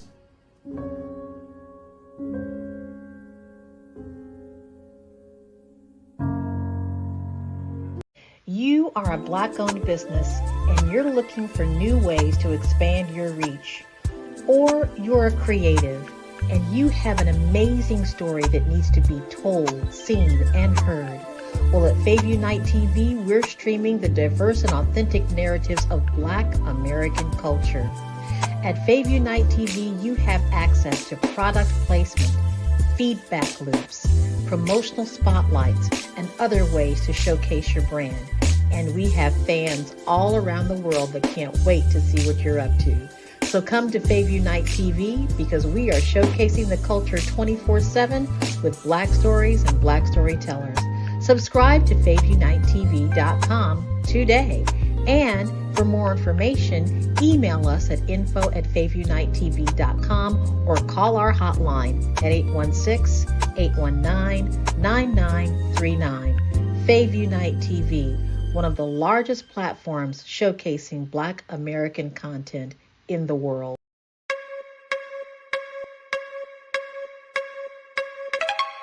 We're headed to the Holy City. The Carolinas Virginia Minority Supplier Development Council is proud to announce that the 2025 Business Opportunity Conference will be held in Charleston, South Carolina. With support from our 2025 title sponsor, Sunoco, the event will once again feature the Scholarship Swing Golf Tournament curated by West Carey Group and Styra, and host the welcome reception at the International African American Museum. Tickets are on sale now. We look forward to seeing you in Charleston August 3rd through the 5th. Are you a Black entrepreneur with a vision for global success? Are you ready to take your business to the next level? Introducing the Black Business Network, BBN, one of the largest Black business showcases in the history of the world. The only 24/7 global multimedia ecosystem dedicated to connecting and promoting Black entrepreneurs, brands, and businesses globally. With BBN, you can sell your business now 24 hours a day to over 200 countries. Reach a global audience in real time, build trust, and generate leads like never before. Access a world of opportunity with our live streaming and replay platform, featuring on-demand content, documentaries, and exclusive interviews. Get your exclusive, one-of-a-kind Black Business magazine covers that feature you and your amazing business today. And tap into our Black Business Global Chamber of Commerce, where your voice will be heard globally with over 1 million business owners. Learn the insights and strategies that Black entrepreneurs are using to grow today. Power your business with the Black Business Black Credit and Debit Card. Get cashback, access microloans, and build your business by doing business with Black businesses worldwide. Stay ahead of the curve with the Black Business World Report, our yearly intelligence magazine, providing industry trends, government programs, funding alerts, and so much more. BBN is more than just a network. It's a revolution. It's a global movement, uniting Black entrepreneurs from over 200 countries to share knowledge, build relationships, and create economic empowerment. And for corporations, BBN offers a unique opportunity to demonstrate your commitment to diversity and inclusion and access. Submit your corporate commercial today. Sponsor BBN, reach a targeted audience, and support the growth of Black-owned businesses. Our Black Business Ambassador program provides support and detailed information on all activities. From onboarding to mastermind think tasks, they cover it all. Whether you're looking to expand your business or your viewers, BBN brings together the tools, talent, and technology needed to grow Black-owned businesses worldwide. It's where we speak, sell, connect, and rise. Live and on demand. Join the Black Business Network today. Visit bxtv.org to learn more and unlock your global potential. Where business is broadcast live. Where the future is today.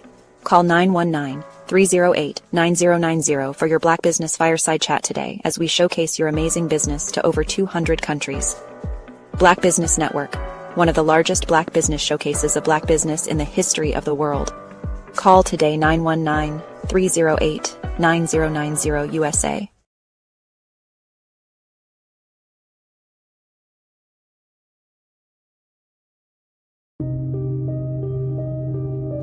The Black Business Expo is changing my life. This year, they are giving away laptops and even $5,000 in cash to students just like me. I'm Alexis, and I want to go to college to fulfill my dream of becoming an entrepreneur. Help the Black Business Expo going to www.blackbusinessexpousa.com and also becoming a vendor, a sponsor, or donating. The Black Business Expo's mission is to raise funds for high school seniors going to college or K-12 entrepreneurs. This expo is a fundraiser for students. Please, you may go to www.blackbusinessexpousa.com to donate to the scholarship fund or use the Cash App at $BBXUSA. Our goal is to give laptops and up to $5,000 to 10 students. Students can register online at www.blackbusinessexpousa.com. Every dollar counts. Please donate to the Black Business Expo USA Scholarship Fund.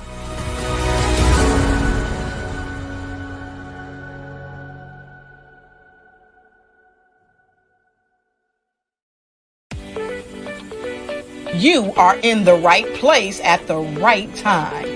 The Black Business Network opens again for its Black Business Olympics, a 24/7 broadcast on business, strategies, global branding, social media marketing, finance, advertisement, and much, much more. Featuring the top, most powerful entrepreneurs and speakers and thought leaders from all around the world as they gather together for this phenomenal event.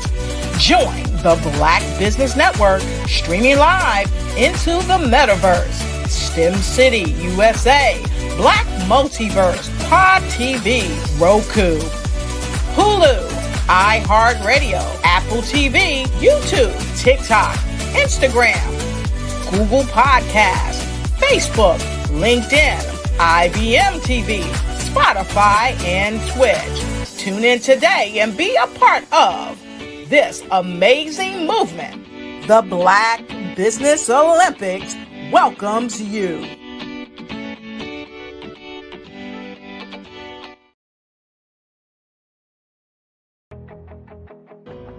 I am Black Business. From the moment I wake until the time I sleep.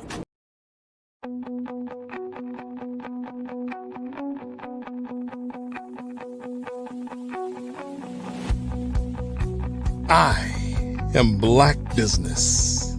From the moment I wake until the time I sleep. Yes, I am Black Business. I am Black Business. Tell me, are you Black Business? I am Black Business. do you support Black businesses? Listen, I support Black business because I am Black business. Black Business Expo, one of the largest business showcases in the history of Black business in the world. The world! Sign up today at www.blackbusinessexpousa.com or call 919-308-9090. I am Black business.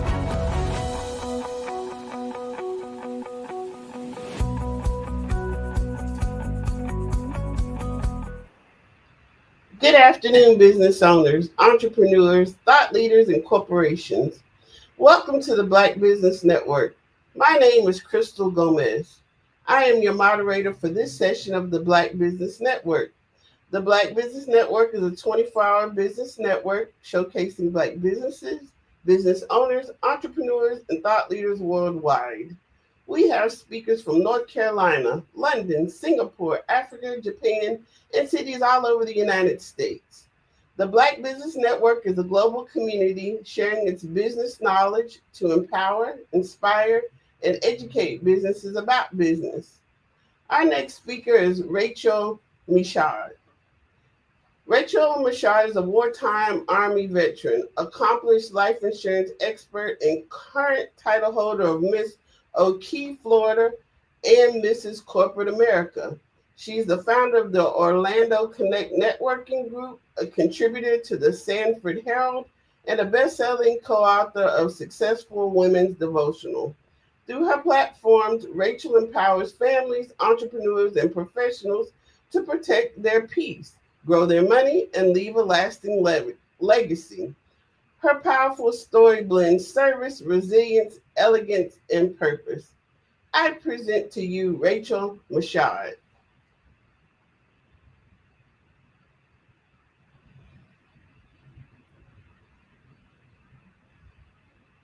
Hello. Hi. How are you, Crystal? I'm well. How are you?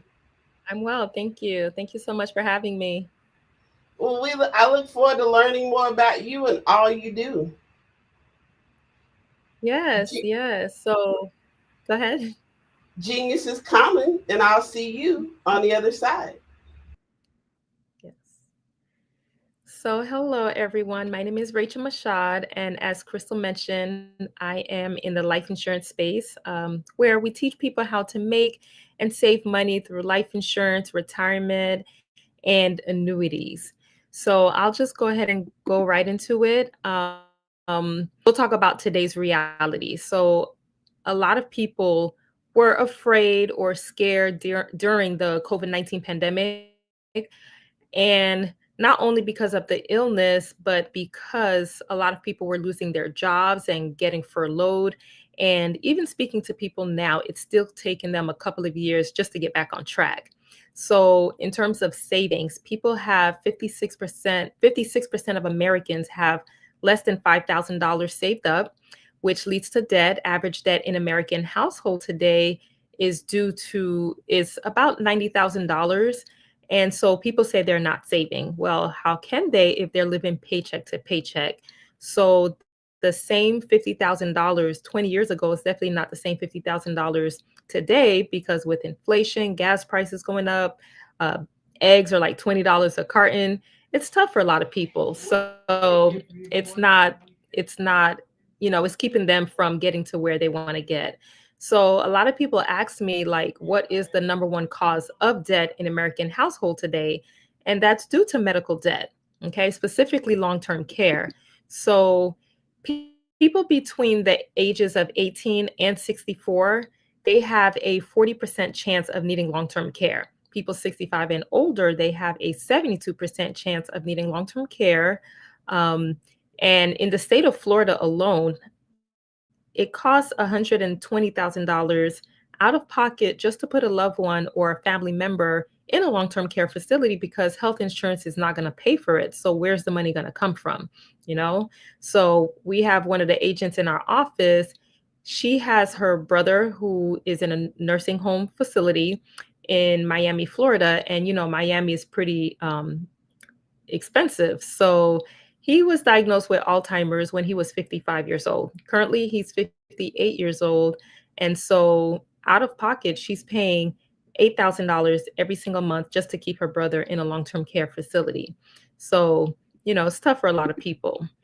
So we'll talk about the four homes of money. So there are four places where you can put your money. The first one being the bank. Then you have real estate. You have vehicles like 401ks, Roth IRAs, 403bs, 457s. If you're military like myself, it would be the TSP account. And the fourth one we'll talk about in a few. And then so there are 5 benefits though of putting our money in these places. So the first one is liquidity. We definitely want easy access to our money. We want it to be safe from market losses. We want to cover, we want to get enough growth and return on our money. We want to pay as little taxes as possible, especially to an uncle we've never met, right? And we want it to cover healthcare. So in terms of the bank, it is liquid. It is liquid. We can pull out, we can deposit, withdraw whenever we want to, right? In terms of safety, it is safe up to a certain amount of money. So if the banks are FDIC insured, it's safe up to $250,000, okay? But as you can see in the past year or so, there's been a lot of banks that have been collapsing, so you're not even guaranteed your money. So for my VP at my office, he was banking with a particular bank, and all of a sudden the bank shuts down. So he's still in the process of getting his money because he had over 6 figures in his account, over $250,000. So he's still in the process of getting his money. So the banks aren't even guaranteed nowadays. Okay. So when it comes to the bank and a good amount of growth, we do not get that. Okay. So at the end of the year, we'll probably get back 0.001% back at the end of the year. And I'll tell you later what the banks are doing with our money as well.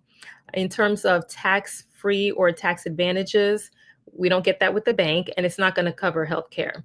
In terms of real estate, it's not liquid. It's not safe, as we saw what happened in 2008 market crash. They do have questionable growth depending what you're doing in real estate. They do have tax-free benefits, but it's not going to cover healthcare. In terms of our vehicles like 401ks and your Roth IRAs, your 403bs, it's not liquid until you're 59 and a half years old. It's not safe from market losses, as we saw during the pandemic, what happened. They have questionable growth as well, no tax-free advantages, or it's not going to cover healthcare. Okay, but what if there was a place where it's completely liquid, it's safe from market losses 100%, and you get a good amount of return and growth on your money, you have tax advantages, and it covers healthcare. My question is, would you put your money in these places? Would you tell everyone you know about these places? And that place is actually life insurance. Okay. So I'll show you or talk about how to build a financial home. First, I'll explain what the top 1 to 5% of wealthy people are doing and what 95% of Americans are taught to do. So the top 1 to 5% of wealthy people, they're taught to put their money in life insurance, most of their money. Why? Because it has the death benefit, the living benefits, and the tax free cash value. Okay. Next, they'll invest their money in the bank. They know if the banks aren't FDIC insured, it's not 100% safe. So they don't like to put all their eggs in one basket. They like to diversify their portfolio. Okay. So next, they'll put their money into real estate. Okay. And then finally, they'll invest in things like 401k, Roth IRAs, and stuff like that. But what are we taught to do? We're taught to go to school, get good grades, graduate. Then we find a good job that has good benefits. And we work until the age of retirement. Okay. And right now it's 65 years old, but they're talking about moving it up to 72 years old. So we'll see how that goes. So the first thing we're going to get is going to be the 401k, and then or the Roth IRA. So now we think we're good. We think we're set for retirement and we don't have to worry. And then maybe want to invest in a house or a home, or just purchase a home, or start a family. So we'll invest in real estate, and then whatever left we have over, we'll go ahead and put it in the bank. And then maybe if we come around to it, then we'll get life insurance. So a lot of people have homeowners insurance, they have car insurance, they even have cell phone insurance. I was talking to a woman a couple of weeks ago, and she didn't have life insurance yet, but she has insurance on her cat. So after explaining to her and educating her about life insurance, she realized that, yeah, I need to get life insurance because she see how important it is. Because a lot of people, when they think of life insurance, they just think of death, but life insurance is so much more than that. You can use it while you're living, okay? But we'll cover more on that. So now what happens though if we have like another pandemic or another crash or anything like that? The first thing to go is going to be the 401k or your Roth IRAs, then the real estate, and then the whole thing collapses. Same thing for the top wealthy people. The first thing to go is going to be the 401k and the real estate. But guess what? They have their foundation, which is the life insurance. So they don't really have to worry as much, just like the middle class or low class level people. Okay, so the two types of life insurance products we have are the term policies and the permanent policies, also known as the LIRP, Life Insurance Retirement Plan. And a lot of people like it because they don't feel like they're on track for retirement. So it's a really good option for them. Okay, but we'll start with the term. So the term, it goes anywhere from 10 to 30 years. Okay, and we'll use a 34-year-old female as an example. So say she has $500,000 of coverage and she's only paying $50 a month for 30 years. So even though it is affordable, there is a 98% chance that it will expire. The good thing about the term though, is that it has the living benefits and the long-term care. Also, so if she were to have a heart attack, stroke, cancer, diabetes, Alzheimer's, and dementia, because that's becoming more prevalent, she gets to use her term policy to be able to help her with that. Okay. And then as far as the monthly premiums, in this example, it's $50. So even if she's 61, 62, or 63 years old, it's still going to be $50 because our premiums are fixed, whether it's a term policy or a permanent policy, IUL, Index Universal Life Insurance Policy. It's always going to be fixed, okay? And then another great thing with our term policies is that it is convertible. So she got the policy when she was 34 years old, for example, right? So if she wanted to convert it in, say, 20 years, because maybe her business is booming or she got a raise at work and she's doing better financially, she can do that. And because she's 10 years older, typically the premium would increase. But since she got the policy at 34 years old, the amount of premium is locked in. So she doesn't have to worry about the premium being higher. Okay. So they won't quote her as a 44-year-old. Say she wants to convert it into a permanent policy in 10 years. They'll quote her as a 34-year-old because that's when she initially got the policy. And then, the premium could stay lower. So that's the term policy. So with the permanent policy, a lot of people like that one because of really 4 reasons. Okay. So the first reason is because the death benefit goes all the way up to age 121 years old. So it is a permanent policy. So you don't have to worry about going away because we're going to use it anyway since death is guaranteed. Okay, so that's the first reason. The second reason is because of the same living benefits and long-term care that I just explained with the term policy. It's the same thing. Heart attack, stroke, any reason she needs the money, she'll have access to it. Okay, the third reason is because of the tax-free cash value.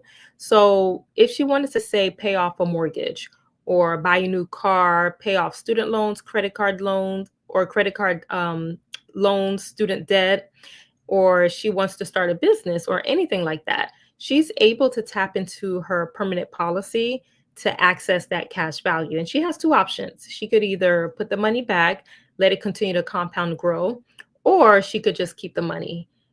She can do whatever she wants with it because I like to call it a savings account on steroids. And that's actually what the banks are doing with our money. So, we have our money, we'll get back 0.001% at the end of the year, like I mentioned before, right? But guess what the banks are doing with our money? Whatever bank you have, they have a life insurance for that bank. So they're using our money sitting in our bank account without our consent, and they're making trillions of dollars on it. And they're not giving us half the profit or even 1/3 of the profit. Okay. So that's what every bank has. So what we'd like to do is teach people and educate people how to become your own bank. And that way you can do it yourself as well. Okay. So the fourth reason why a lot of people like the permanent policies is because of the 0% floor. So when the market is doing well, your 401ks are doing well, your Roth IRAs, your stocks are doing well, your cash values in your life insurance policy is doing well. But when the market is doing bad, all of those things are affected except for the tax-free cash value. Okay. So, and it's because of that 0% floor. For example, in 2008, we had the real estate market crash, right? And the market at that time was at a negative 39.63%. Okay. Close to negative 40%. But the money that was sitting in your cash value, it was at a 0.25%. So even though you weren't gaining as much as you would normally gain, you were at least gaining something versus like your 401k. A lot of people during the pandemic lost a lot of money in their 401k, specifically my sisters and their husbands. Okay. So their money went down to like half or even more. So a lot of people, lose money in their 401ks when we have like a disaster or some kind of crash in the economy, so it's just safe to put it in somewhere that's more safe, like the cash value goes with the market, but because of the 0% floor, you never lose money. The 401ks, they go with the market as well, but there's no floor. So the market could be at negative 39%, but so will your money. Okay. And even some of my clients that do have 401ks, they're afraid to look at their 401k because they know they lost money. But I just recommend that you look at it because it's good to know what's in there. Okay. So that's the term policy and the LERP, the permanent policy. And so there is a high cost of waiting, of course. So say you want to retire with $1 million of retirement at an 8% interest, right? So say you have 40 years left to retire, it's suggested that you put at least $286 in your life insurance policy. Whereas if you had like 10 years left for retirement or even 5 years left, it's suggested that you put at least $5,000 or even $13,000 if you have 5 years left of retirement in order to have $1 million retirement at 8% interest. Okay. So a lot of people, they like to use fixed index annuities as well. Okay. Because we do a lot of rollovers. We'll roll over like your 401ks or your Roth IRAs, or even if you have like a large sum of money just sitting in your savings account that is not growing at a high amount because we get so little back at the end of the year. Some of our clients will roll over their money into a fixed index annuity. So a fixed index annuity is also a life insurance product, and it's really good. So with that one, the difference between the 401k, your Roth IRAs, and the fixed index annuities is that we know when the market is going up, when the market is doing well, your 401ks are doing well as well. When the market is bad or is going down, you lose money in your 401k compared to a fixed index annuity. When the market is doing well, your money is doing well. When the market is not doing so well, you don't lose money because of that 0% floor. So the same 0% floor that I mentioned with the permanent policy is the same 0% floor with the fixed index annuity too. You never lose money. And the fixed index annuity is actually a life insurance product as well. Okay. So with the 401k, there's no guaranteed income. Once you're 59 and a half years old or, you're retiring, you can pull that money out, but you will get charged a fee. Okay. And taxes. And so there are fees with the 401ks too. So with the fixed index annuity, you get a guaranteed income for the rest of your life every single month. Okay. So that's why a lot of people like to roll over their monies into the fixed index annuities, because you do get that guaranteed income for the rest of it. Because nowadays people are getting Social Security, but it's not enough at all. And they're already talking about decreasing the amount. So by the time, a lot of us retire, they may not have anything left for Social Security to even give out. So they're already talking about that now. Okay. So, and also with the fixed index annuities, there are no fees whatsoever. Okay. The 401ks, the Roth IRAs, they have zero long-term care option or living benefits. But with the fixed index annuities, since it is a life insurance product, they do have the long-term care option and the living benefits. Because as I mentioned before, medical debt is the number one cause of debt in America today, which leads to the number one cause of bankruptcies. Okay, so it just boils down to which do you prefer? Okay, so a question I get a lot is, well, I have life insurance with my job. Is that good? Is that bad? And I tell them it's not the worst thing, but it's not the best thing as well, because that's just a term policy and it doesn't have living benefits or long-term care. Okay. And not only that, the monthly premium that you're paying, it's normally like a low amount, maybe $15, $20 a month, but that premium goes up every single year. And not only that, if you were to get fired, lose your job, or transfer somewhere else, that policy is not going to come with you. And I just tell people it's really there to protect the employers. And even if you were to pass away, you may not get all of that money. So that's why a lot of people like to resort to GoFundMe's or doing fish fries, because, they don't have in their policy what they thought they have. Okay. So that's why it's important for us to be, very aware of, protecting our legacy and building that wealth through life insurance, because that's what a lot of the wealthy people do. They'll get life insurance on their kids, when they're babies, as soon as they're born, because you can get a life insurance policy on a child as young as like 6 to 9 days. As soon as they get their Social Security card, then you can get a policy on them. And by the time they're like 20, 30 years old, a lot of these kids are becoming millionaires and multimillionaires, but it's because their parents started on them early, and that money has just been compounding, for several years, not being touched or anything. So if they decide they want to go to college, they'll have money for college. Or if they decide they don't want to go to college, but maybe want to be an entrepreneur and start a business, they'll have money to do that too. And one of my senior brokers, he did that. Okay. He wanted to kind of test it out. Like, you're saying I can pull out money from my cash value and I don't have to pay it back, and you won't charge me tax or a penalty if I don't put it back. So he tested it. He withdrew $10,000.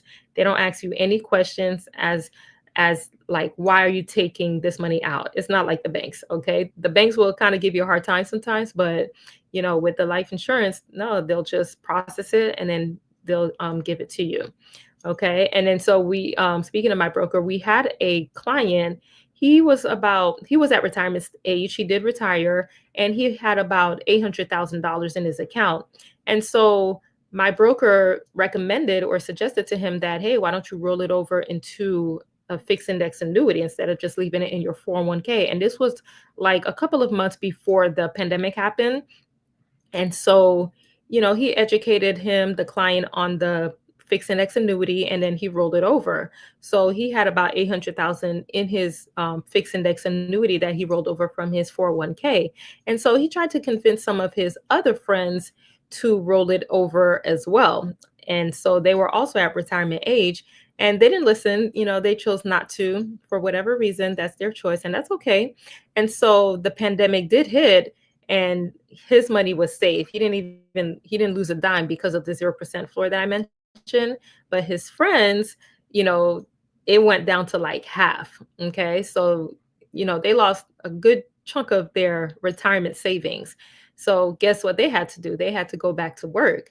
So I always tell people, when you see like older people working at Publix, Target, Walmart, or even, anywhere else, I tell them, it's not really because they want to, it's because they have to. They're not going to be able to live off of, $400,000, $300,000 for their retirement, especially the way the economy is right now, with inflation and gas prices. So, it's tough for a lot of people. So another question I like to get a lot is about whole life. Like, what is the difference between whole life versus the IUL, the LIRP, the Index Universal Life Insurance. And I tell them the whole life.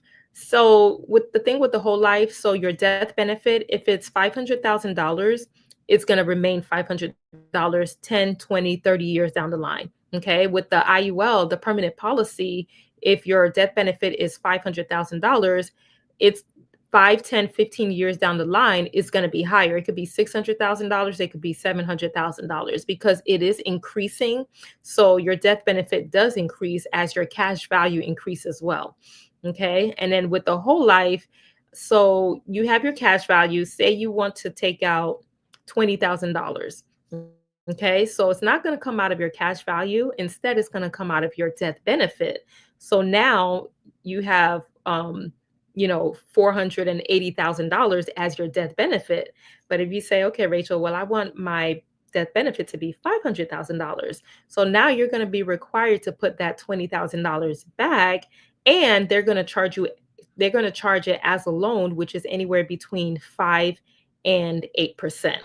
Okay. So they do charge it as a loan. So, and not only that, the death benefit that I mentioned, it is level, so it doesn't increase. So whereas the permanent policy, the LIRP, the Index Universal Life Insurance, if you wanted to take out $20,000 from your policy, it's not going to come out from your death benefit. That will remain intact. It's going to come out of your cash value. Okay. And so another popular question is, well, how much can I take out of my death benefit? So the max that they allow you to take out is 90%. Okay. So if you have $100,000 in your cash value, the max you can take out is 90% because they want to keep that extra 10% as cushion so it can continue to compound growth. Because if you take out 90%, 80%, it's not going to lapse your policy. Your policy will still remain intact, but they just need that extra cushion so it can continue to compound grow.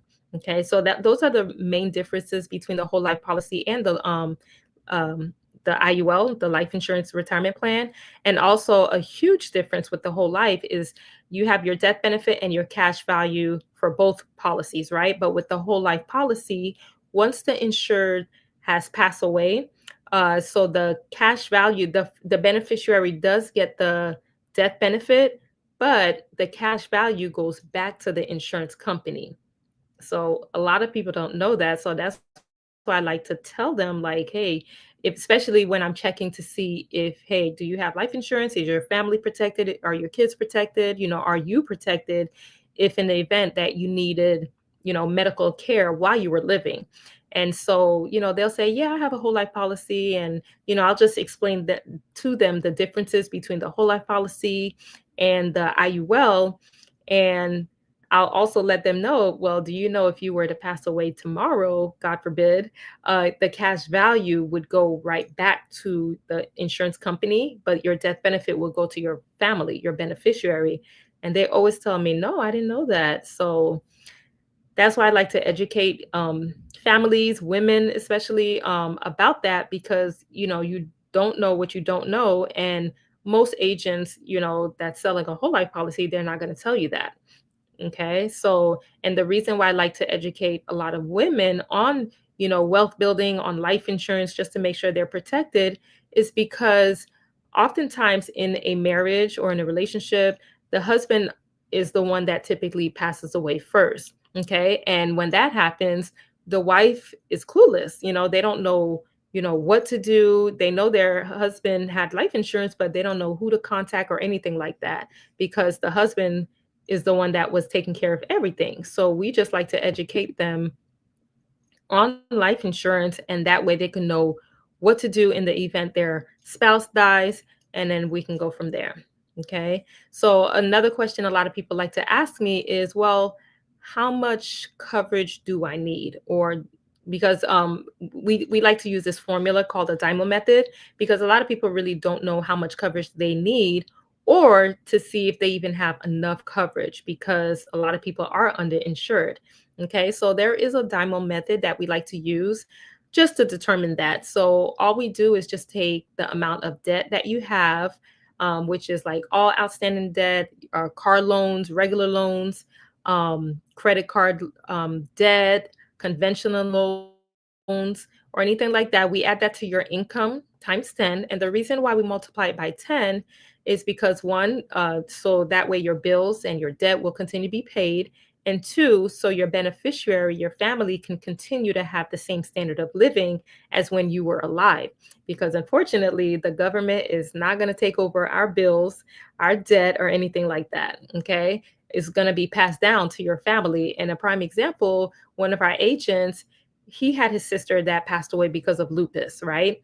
And she had a $13,000 life insurance policy, just $13,000. But her medical debt was $1 million. So that agent that sold her that policy did her a huge, or really did her family a huge disservice too, because the $13,000, that's like barely enough to cover burial. Okay. It's not going to cover the debt. So that's why we like to do this DIMO method. So we add the income times 10 to the debt, and then we add whatever left you have on your mortgage remaining, or if you're renting, it'll be 5 years of rent. And then we add that to any student loans you may have, or if your kids are in college, we'll add that. And then if you have like coverage already or long-term care, we'll subtract that. So it's DIMEL, and that's really your DIMO method, just to determine how much coverage you have. Okay. So that's pretty much it. That's all I have. I don't know if we're able to take questions or anything like that, but yeah, that's pretty much it.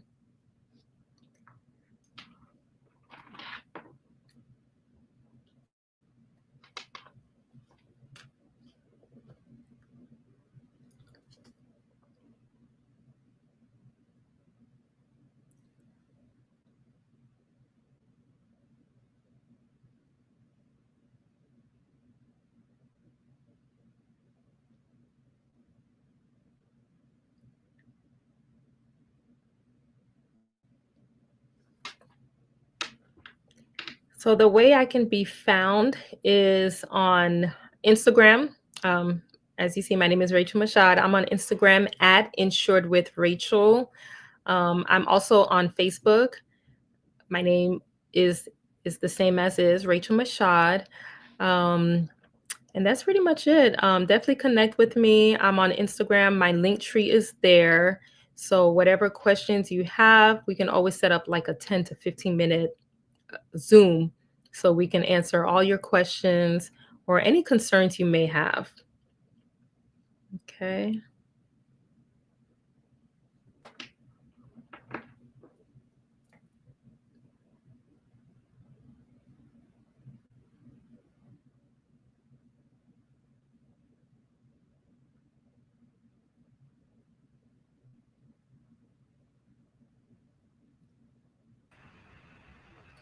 Well, thank you so much for being here today and sharing your story and your knowledge with us.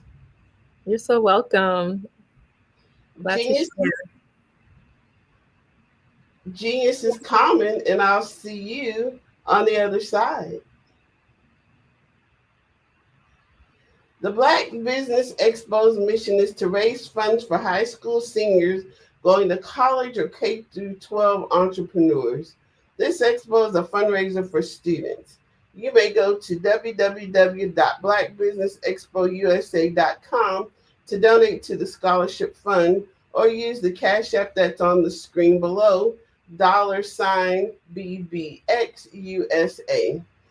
Our goal is to give laptops and up to $5,000 to 10 students. Students can register online at www.blackbusinessexpousa.com. Every dollar counts, so we want to remind you to donate to the scholarship fund.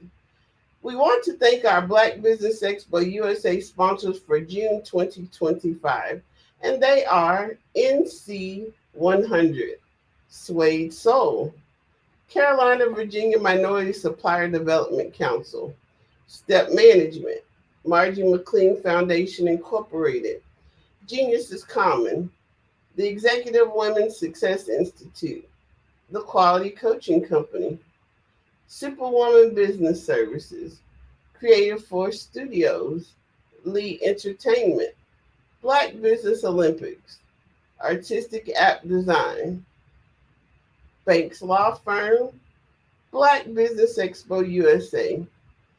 Genius is common, and I'll see you on the other side.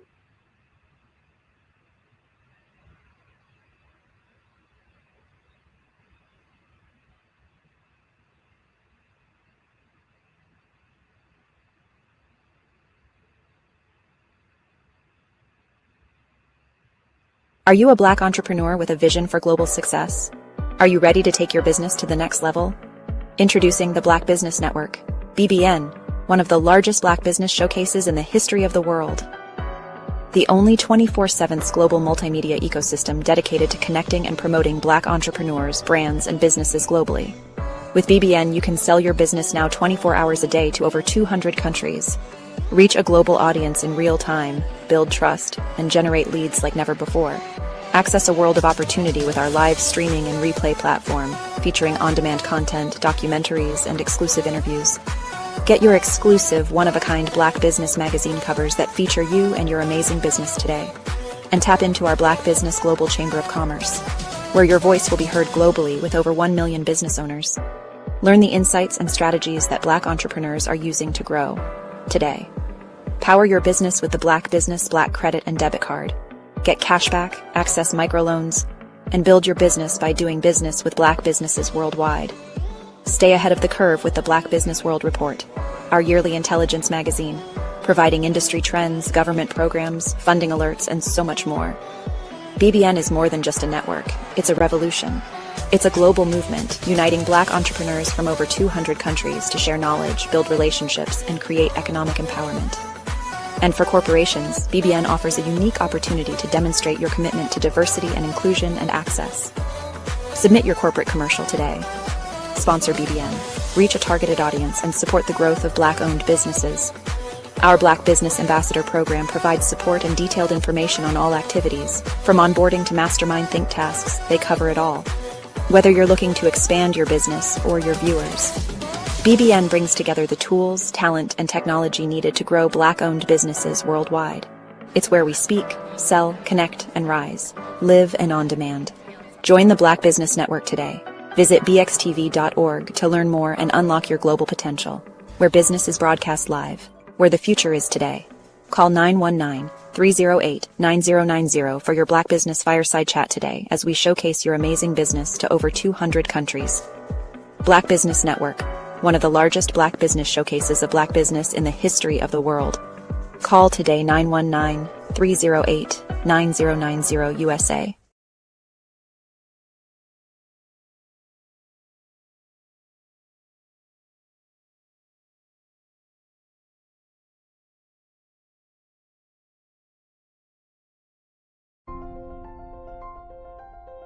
What if you could build your own city?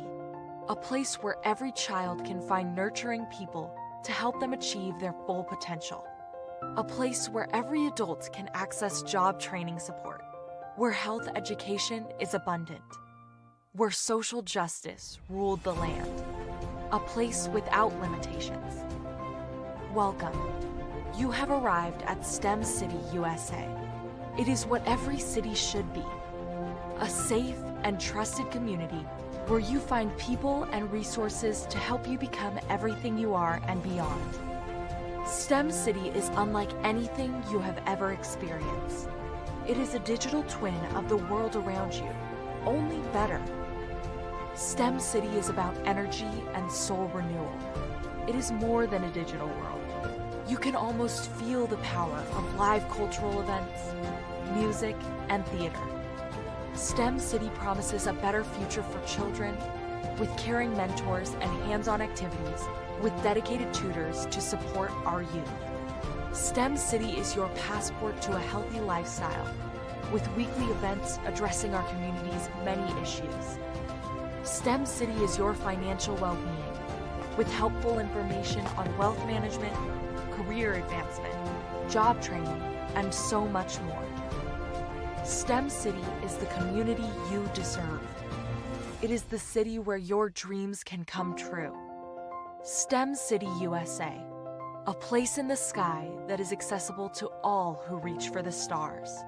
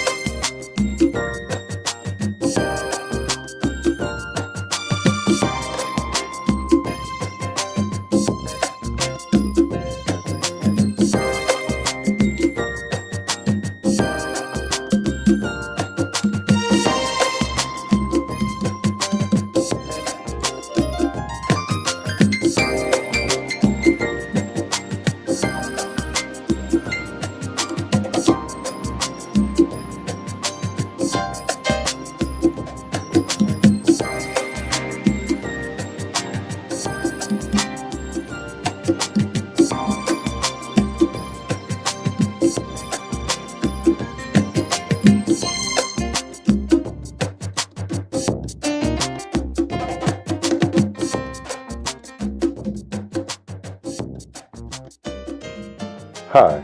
I'm Eric Kelly III, and today I'd like to introduce you to my art.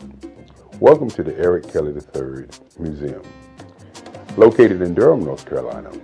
Today we're going to be discussing my art, my journey, and where I'm going next. You know, the past, the today, and the future. When I think about the beginning of my work, I have to go all the way back to when I was about 4 years old. And my grandmother gave me a pen, and I was in church. And I took that pen and I began to draw.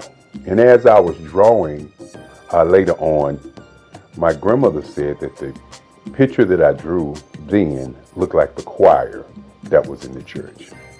And so my affinity for utilizing the ink pen to do work still happens today.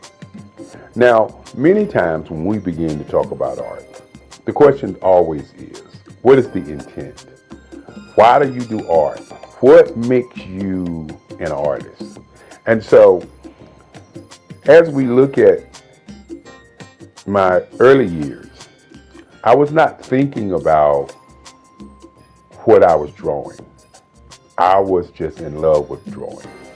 I remember in the 5th grade when a young man, one of my friends, came to my desk and saw me drawing, and he said he'd like to draw. And so I said to him, anyone can draw. Because in my mind as a young kid, my art was just a way of, I would say, expressing how I felt. And so each day I would give him triangles and squares and show him how to draw.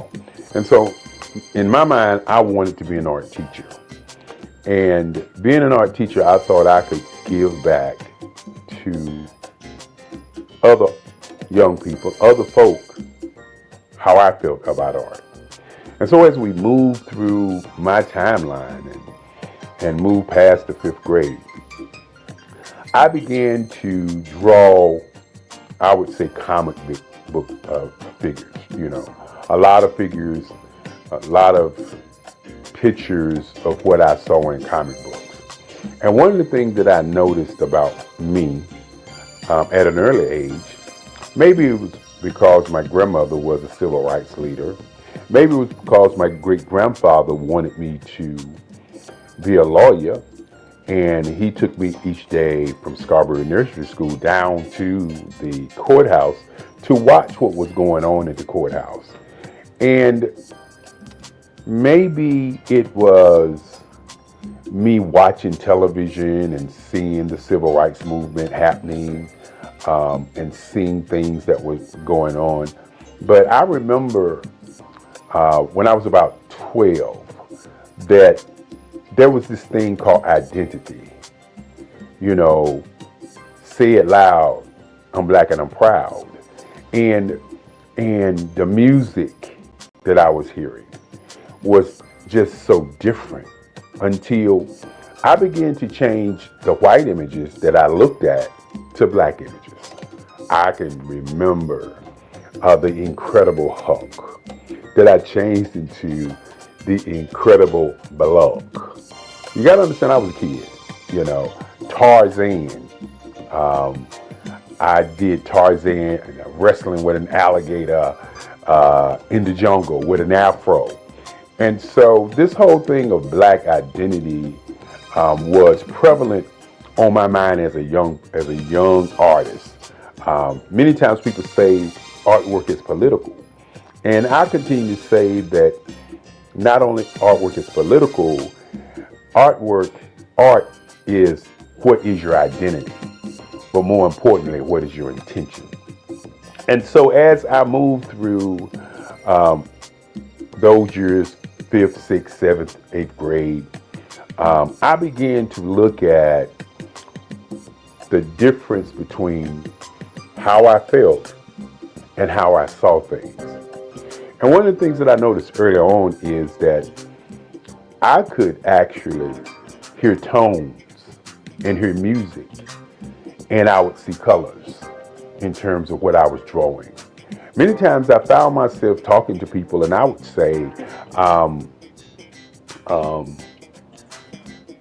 I can draw you if I think about you. And that was one of the games I used to play when I was a young kid. I would talk to somebody, I would listen to them, and then I would go home and I'd get my sketch pad and I would actually draw them.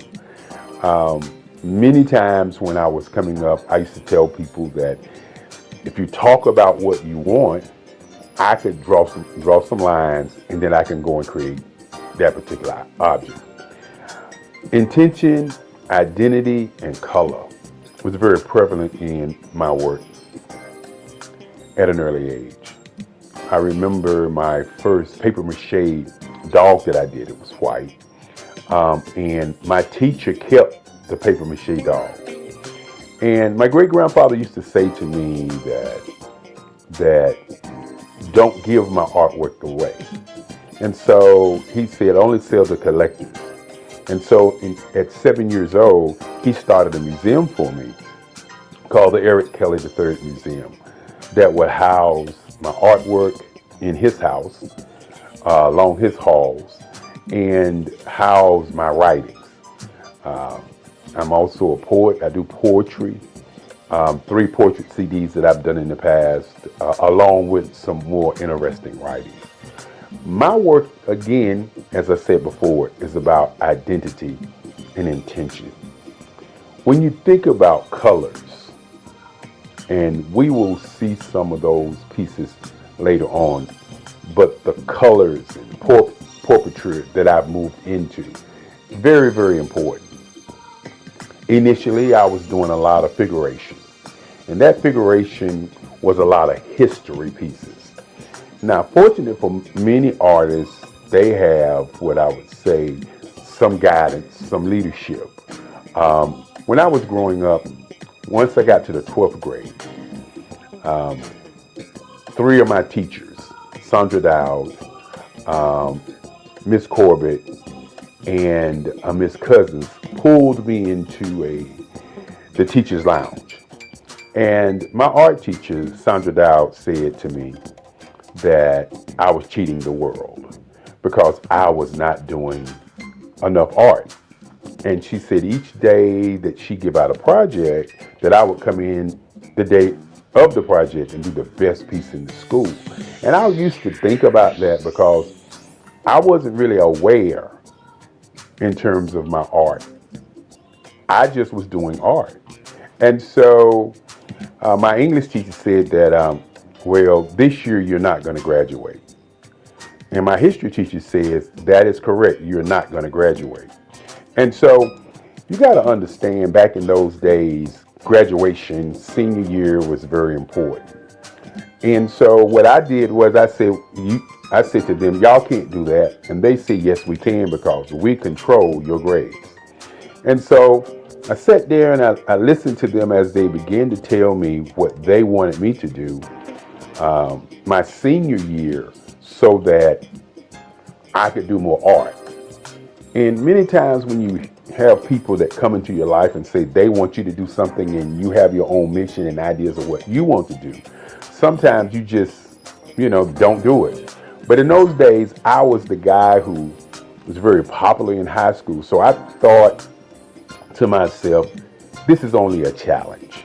And so each morning, I would draw for my English class, the Macbeth, the Odyssey. For my history class, which was a Black history class, I would draw about the transatlantic slave trade, great African Americans who went on before, like Crispus Attucks, Martin Luther King, Marcus Mosiah Garvey, Malcolm X. And these are the kind of pictures that I was drawing. They were historical figures. And I found myself doing the work late at night and bringing those pieces to high school. and give them to the teachers the day of. And I think those teachers thought that by me doing the work that I was doing, that I was giving the work to them. But as I said before, my great-grandfather said, don't give your work away. Always sell your work for what it's worth. And more importantly, sell to collectors. And so the Eric Kelly Museum has been a private museum only selling to collectors. And so when the end of the year came, I had drawn enough work to fill a whole hallway in the high school. And as I said before, I started out doing figuration and doing historical pieces. And I hadn't yet started thinking about what my intent was going to be. Why was I doing the work? I was doing the work because I was asked, not because there was this urge deep down inside saying, I'm going to draw all of this work. And so at the end of the year, I received the Lynx Best Artist in the State. And this is what has propelled me to become the artist I am today. I looked at the art award that I received, and I thought about where did I want to go to college. And so I had letters coming to me. I was in the news, I was on television, and all these great things. I had these things to happen. And so I had letters coming to my house to go to different schools. And my great-grandfather used to say there are 5 things that you need to think about as you live. He said, number 1 is to think. Number 2 is to sell something. Number 3 is to do research. Number 4 is to be relentless. Number 5 is to have energy in everything that you do. And so I started on my quest for understanding that art was going to be what I wanted to do. And so I did research on the schools in Durham, North Carolina. And for those who don't know about Durham, North Carolina is a space where black people, 49% black people, were engaging in economics everywhere. You know, Durham was the tobacco capital of North Carolina at one time. And so when I was a young man and I lived in Federal Street Projects, I could walk down to Pettigrew Street, not to Parish Street, because Parish Street is considered Black Wall Street now, but before Parish Street, there was Pettigrew Street. And on Pettigrew Street was Service Printing, black man owned it, the Regal Theater, black man owned it, the barber shop, WAFR, and the taxi cabs. And I could see black people doing great things right there on Pettigrew Street. And Pettigrew Street was probably about 4 or 5 blocks from where I stayed. I remember going to the Regal Theater, seeing Hercules and all these movies as a young man. But the thing that really impressed me about Pettigrew Street was I saw black people doing black things. And so as I did my research to see where I was going to go to school, I discovered that North Carolina Central University was one of the top schools with black professors. And one of the things that I wanted to do, you know, as a young person is I wanted to go to a school where I could study in the class, and then I also could go to the library and pick their books up and read more about what they were talking about, so I would be immersed into the art. And so at that time, North Carolina Central University did not have an art scholarship program. And so remember what I said earlier about my great-grandfather. He said, think, and then say, and do research. And so in doing my research and thinking, I said to myself, I want to take my portfolio down and ask them to come to that school for art. Now, many people don't know, and I didn't know at the time, that Ernie Barnes, who is one of the greatest artists who've ever come out of Durham, North Carolina, didn't know that Ernie Barnes had gone to North Carolina Central University. That was not, in my mind, something that I knew. I was an artist who was influenced by the people that I knew, not the books that I read, but the people that I actually knew. And so I took my portfolio down to Atlanta Henderson at North Carolina Central University. My portfolio was full of historical art, as I said before, because that's all I was doing. Many times you hear the idea that all art is political art. While I wasn't thinking my art was political, my art was always about identity as a black man, as a black person, as a black entity on the planet. And so I left my portfolio with Dr. Henderson, and a week passed, and they sent me a letter offering me an art scholarship at North Carolina Central University. This was probably one of the greatest days of my life. As my grandmother at the time said to me, she said, well, since you're going to school for free, I'm going to give you the family car. And you know, when you're thinking about your life and how things transpire to get you where you're going, these are the kinds of things that move you to believe in yourself. My grandmother used to say, you can do anything that you want to do. Just stand up for yourself and do it. And so, with that being said, my grandmother gave me the family car, and off to North Carolina Central University I was. And, you know, one of the first heartaches that I would say that I had at North Carolina Central University was the whole I'm on art scholarship. And why I say it was a heartache is because the other students that was in school in those days, they knew I was on art scholarship. I didn't know they knew I was on art scholarship.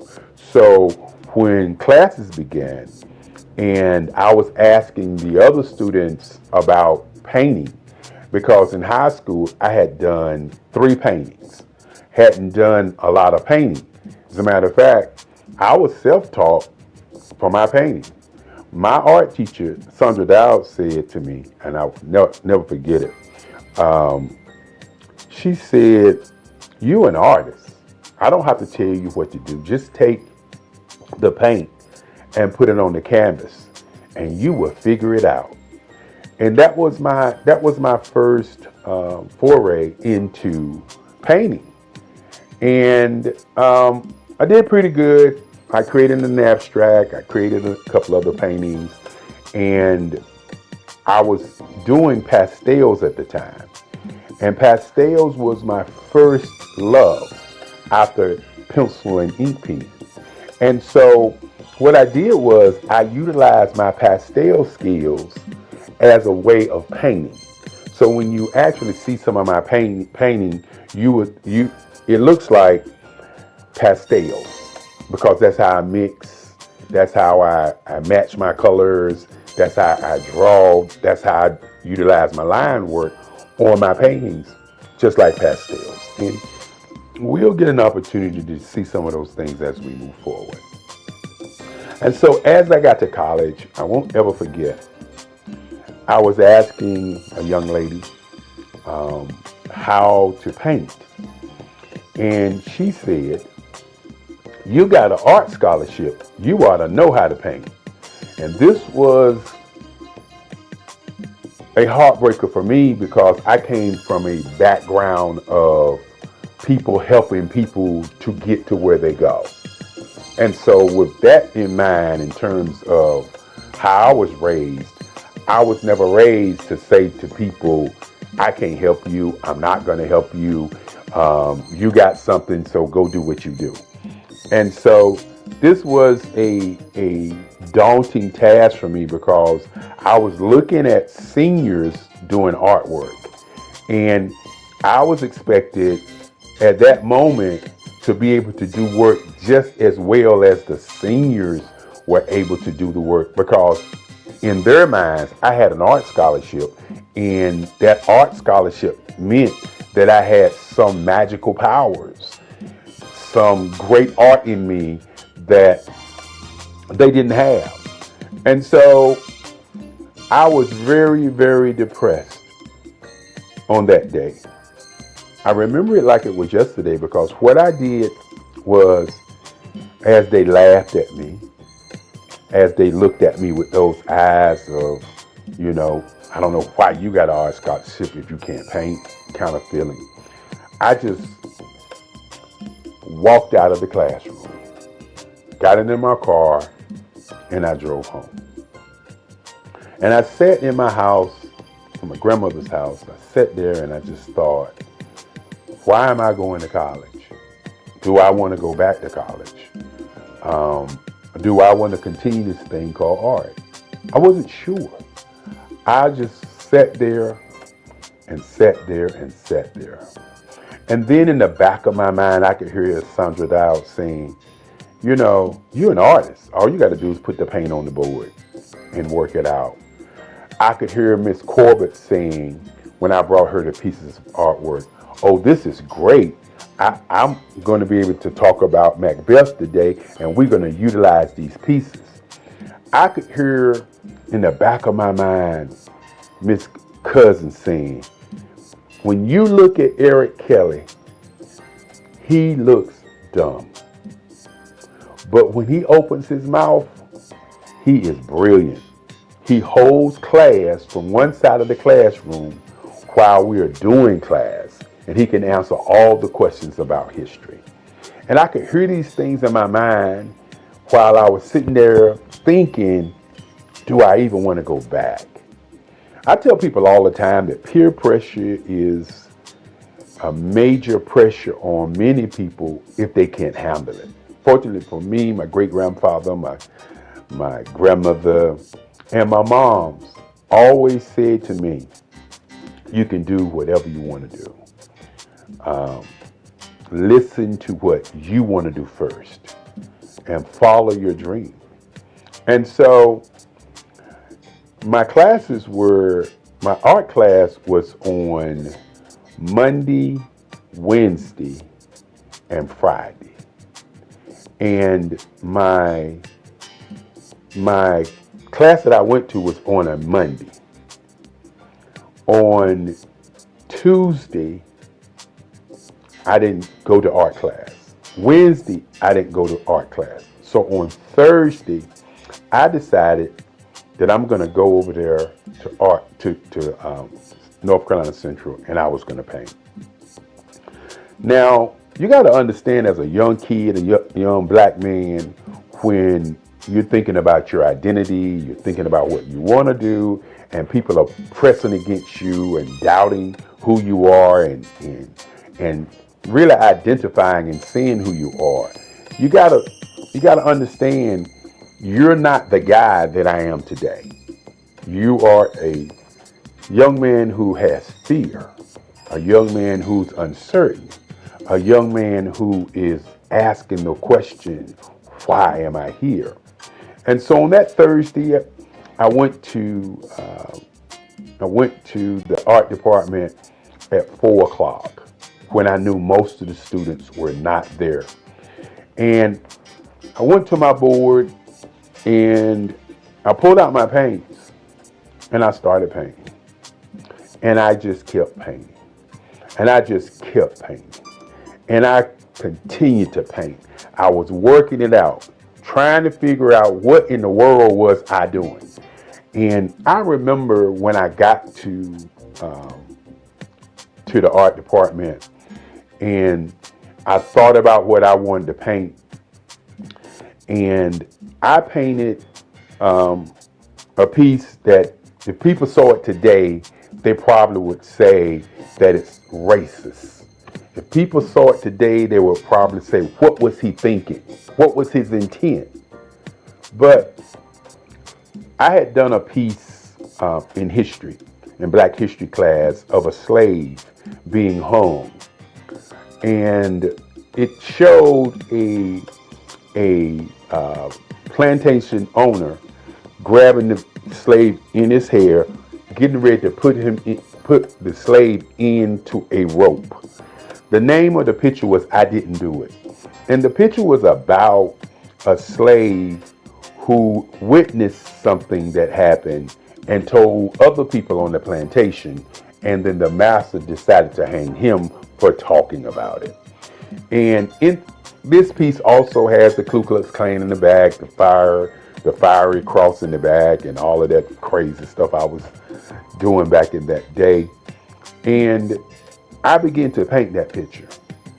And as I was painting that picture, I could see exactly how to paint.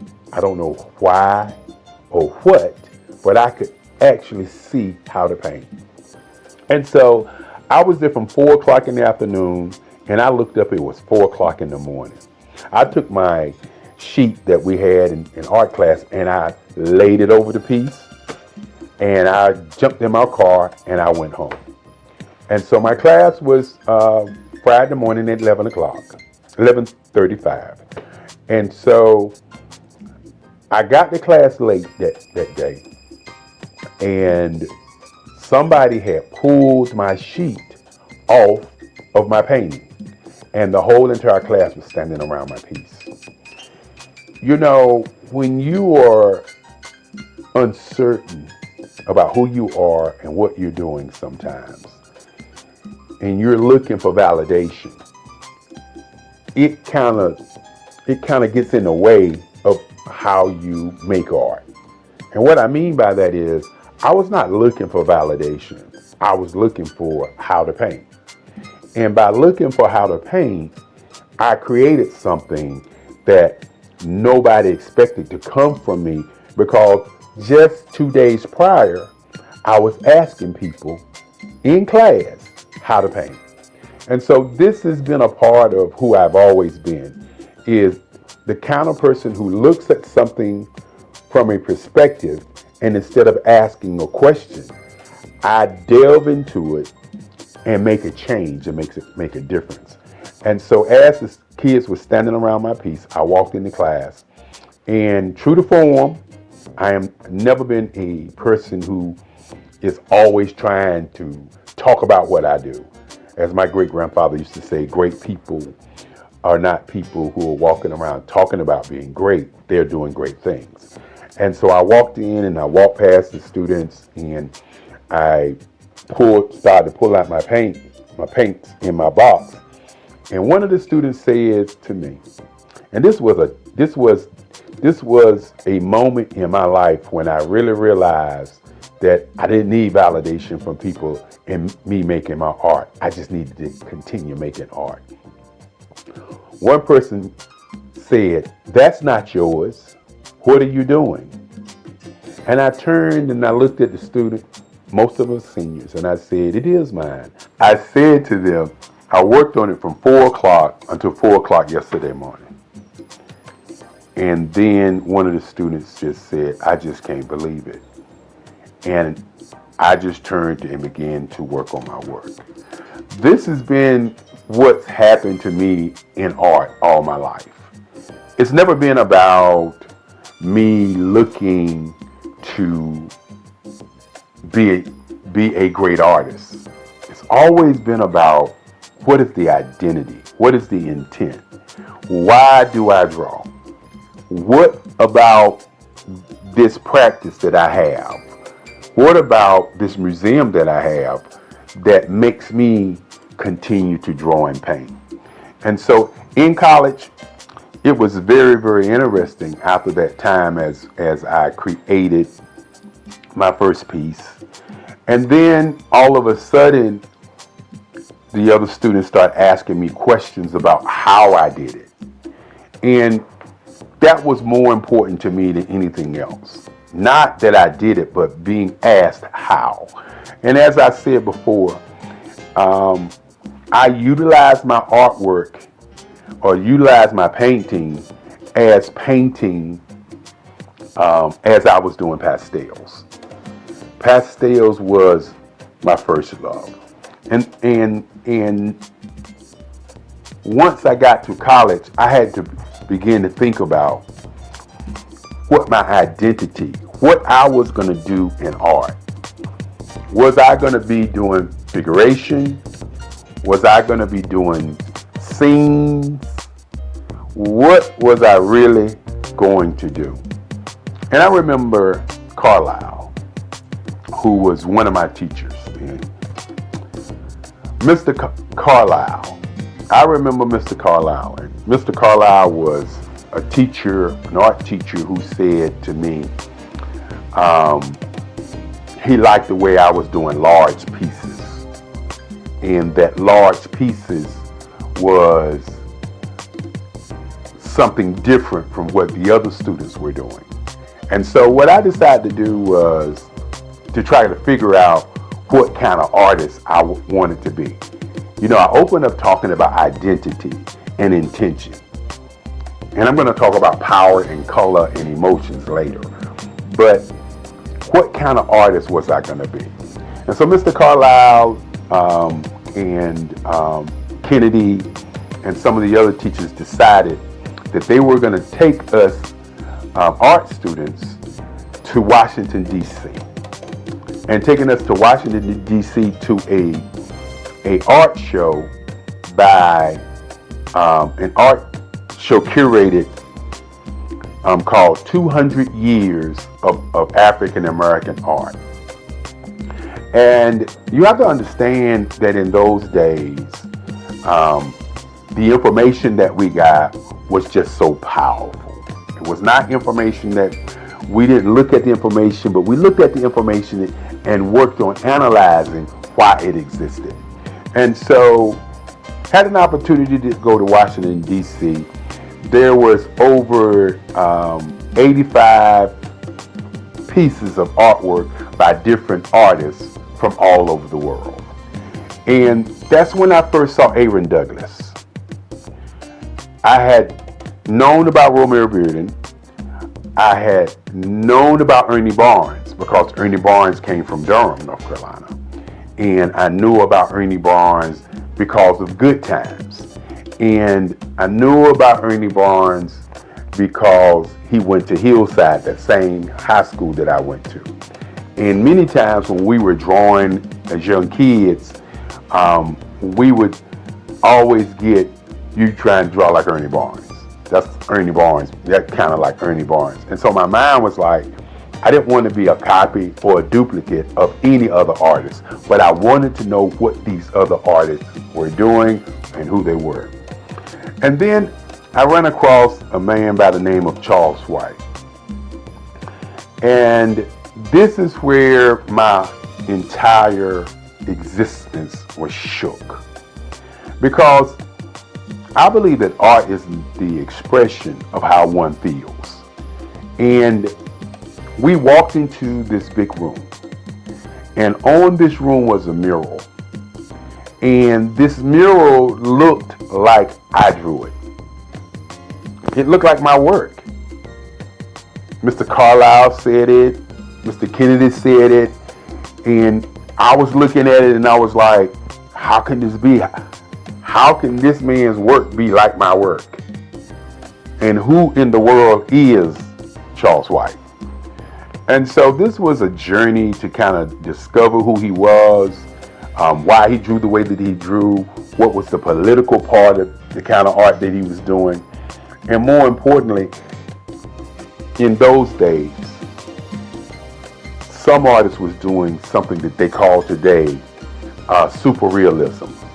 And that's what Charles was doing. Charles was drawing these pieces with asymmetrical lines, and the line work was just so awesome. And so after discovering Charles White, I began to study Charles White. And of course, I was always studying Ernie Barnes. And so I had to figure out what I was going to put in the art canon. Was I going to continue to draw these kinds of pieces like the Charles Whites? was I going to continue to draw the pieces like Ernie Barnes? And so I talk about intention and identity and what my work really represents. And what I say to many people, that my work represents world peace. That's what my work represents. The colors that I use, the line work that I use. I'll share with you a little bit later some of the pieces and some of the line work that I do. But my work is about bringing people together, having them to see each other without seeing black or seeing white, without seeing color. I decided that I would do portraits, instead of doing themed pictures. Now, I still do theme and scene work also, but I decided that I would do portraiture, that I would do portraits, and that I would take colors and use them as emotional tones. Many times I sit down and then I hear music and I see colors. I hear people having conversations, I see colors.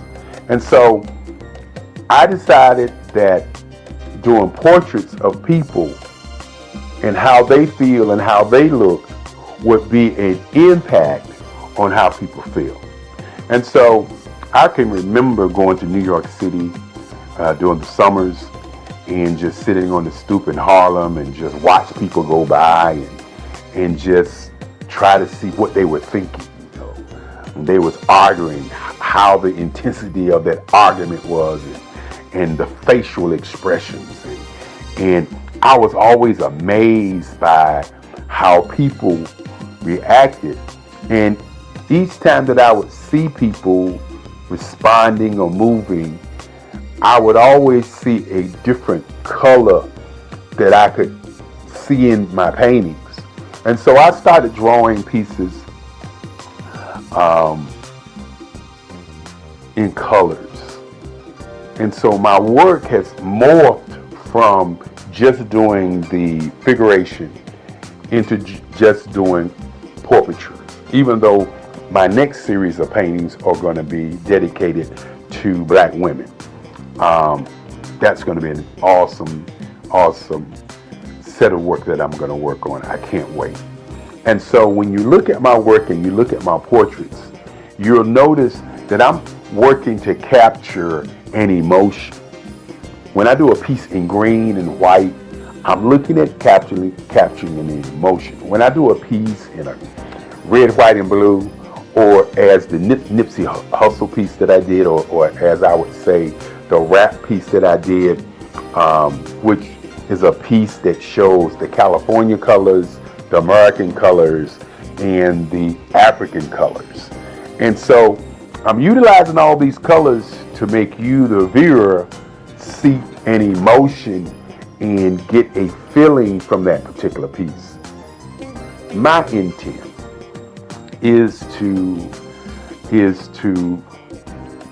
push you away from looking at a scene, but looking at how somebody is being seen. And that's what my portraiture work is all about. For the last 20 years, I've worked on work that transcends time. Pieces on my grandmother, my mother, in what I call lines, colors, and emotions. And when you sit back and you think about that first day in college when I didn't know how to paint, and you think about now where I'm painting every day, you can understand what identity for me has always been about. We hear about black female artists. We hear about white women artists. We hear about white men artists, the Michelangelos, the Monets, and all of these guys, the Picassos. But what we don't hear is about many black men artists and what is their intent and identity in the black art canon. I don't want to be revered as a black artist. And one of the reasons that I've moved into doing the kind of work that I'm doing is because I want to be revered as an American artist. I don't want to be revered as a black man artist, even though I'm a black man. I want to be revered as an artist that painted people, portraits in different colors to get emotions from the viewer. I want my pieces to be large enough that it impacts you as you're looking at it, as opposed to you're just looking at a piece. You know, the colors are symbols and emotions that I get when I'm listening to music, when I'm painting. And so I want my audience to begin to look at my pieces as if it's an emotion, not just a painting, an emotion. And when you talk about all art being political, my work is about, again, how do we develop world peace through art? And I believe the way that we get to world peace through art is by stop looking at art as being black or being white and looking at art as an entity of making, or as some people say, as creating a piece where you get emotions, where you get feelings, where you get an idea of what my intent is when I was actually creating or making the art. That is kind of where I am today in terms of my work. When you think about my great-grandfather, so many years ago when I was 7 years old, walking into my bedroom saying that he wanted me to be a lawyer, and he asked me what did I want to be, and I said I wanted to be an artist. And at that moment, he made a decision to create for me the Eric Kelly III Museum. After we went to look at museums to see what they were about, you have to understand that the future of what I would like to see happen is museums for artists who have been marginalized, for people who we don't talk about. Why is there not an Ernie Barnes Museum in Durham, North Carolina? Why is there not a Romer Bearden Museum in his hometown? Why is there not a museum for black artists so that our young people can see how they went through the process of how they do work? And so with my museum, it's been kind of a blueprint for these kinds of things. The Eric Kelly Museum houses the collective writings, the collective works of my work for over 65 years. And one of the things that I would like to see happen is many, many more museums for great artists. When you sit back and you talk about Basquiat, for example, great artist, a New York artist, where's his museum? Where's a place or a space for us to go and see his work? I talked about Ernie Barnes, or Charles White, for instance. Where can we go and learn about Charles White? Another gentleman, and I could go on and talk about the Kennedy Wiley, who's doing awesome work, Lisa Butler, who's doing awesome work, Mark Bradford, who's doing awesome work. We can go around the country and around the world and see the Van Gogh Museum. We can see the Richard Steele's work, Clifford Steele, work. We can see all of these white artists around the world, museums. Where are the black museums for our young people to see the greatness of these artists who have gone on before us? You know, I also do photography work, and Gordon Parks was a great photographer. But think about it for a moment. Other than seeing the exhibit of Gordon Parks photography, where can you go and study him, the man?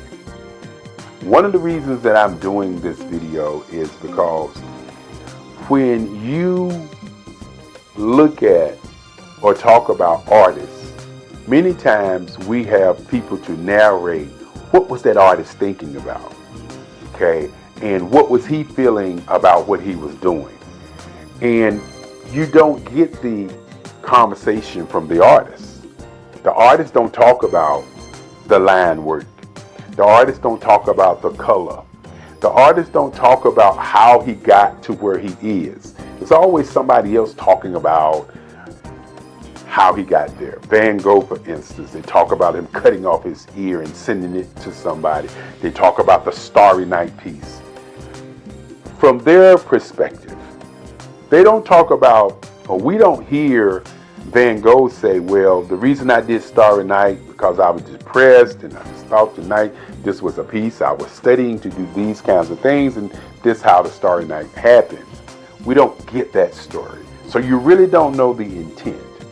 And so I want to do a conversation about the intent of my work.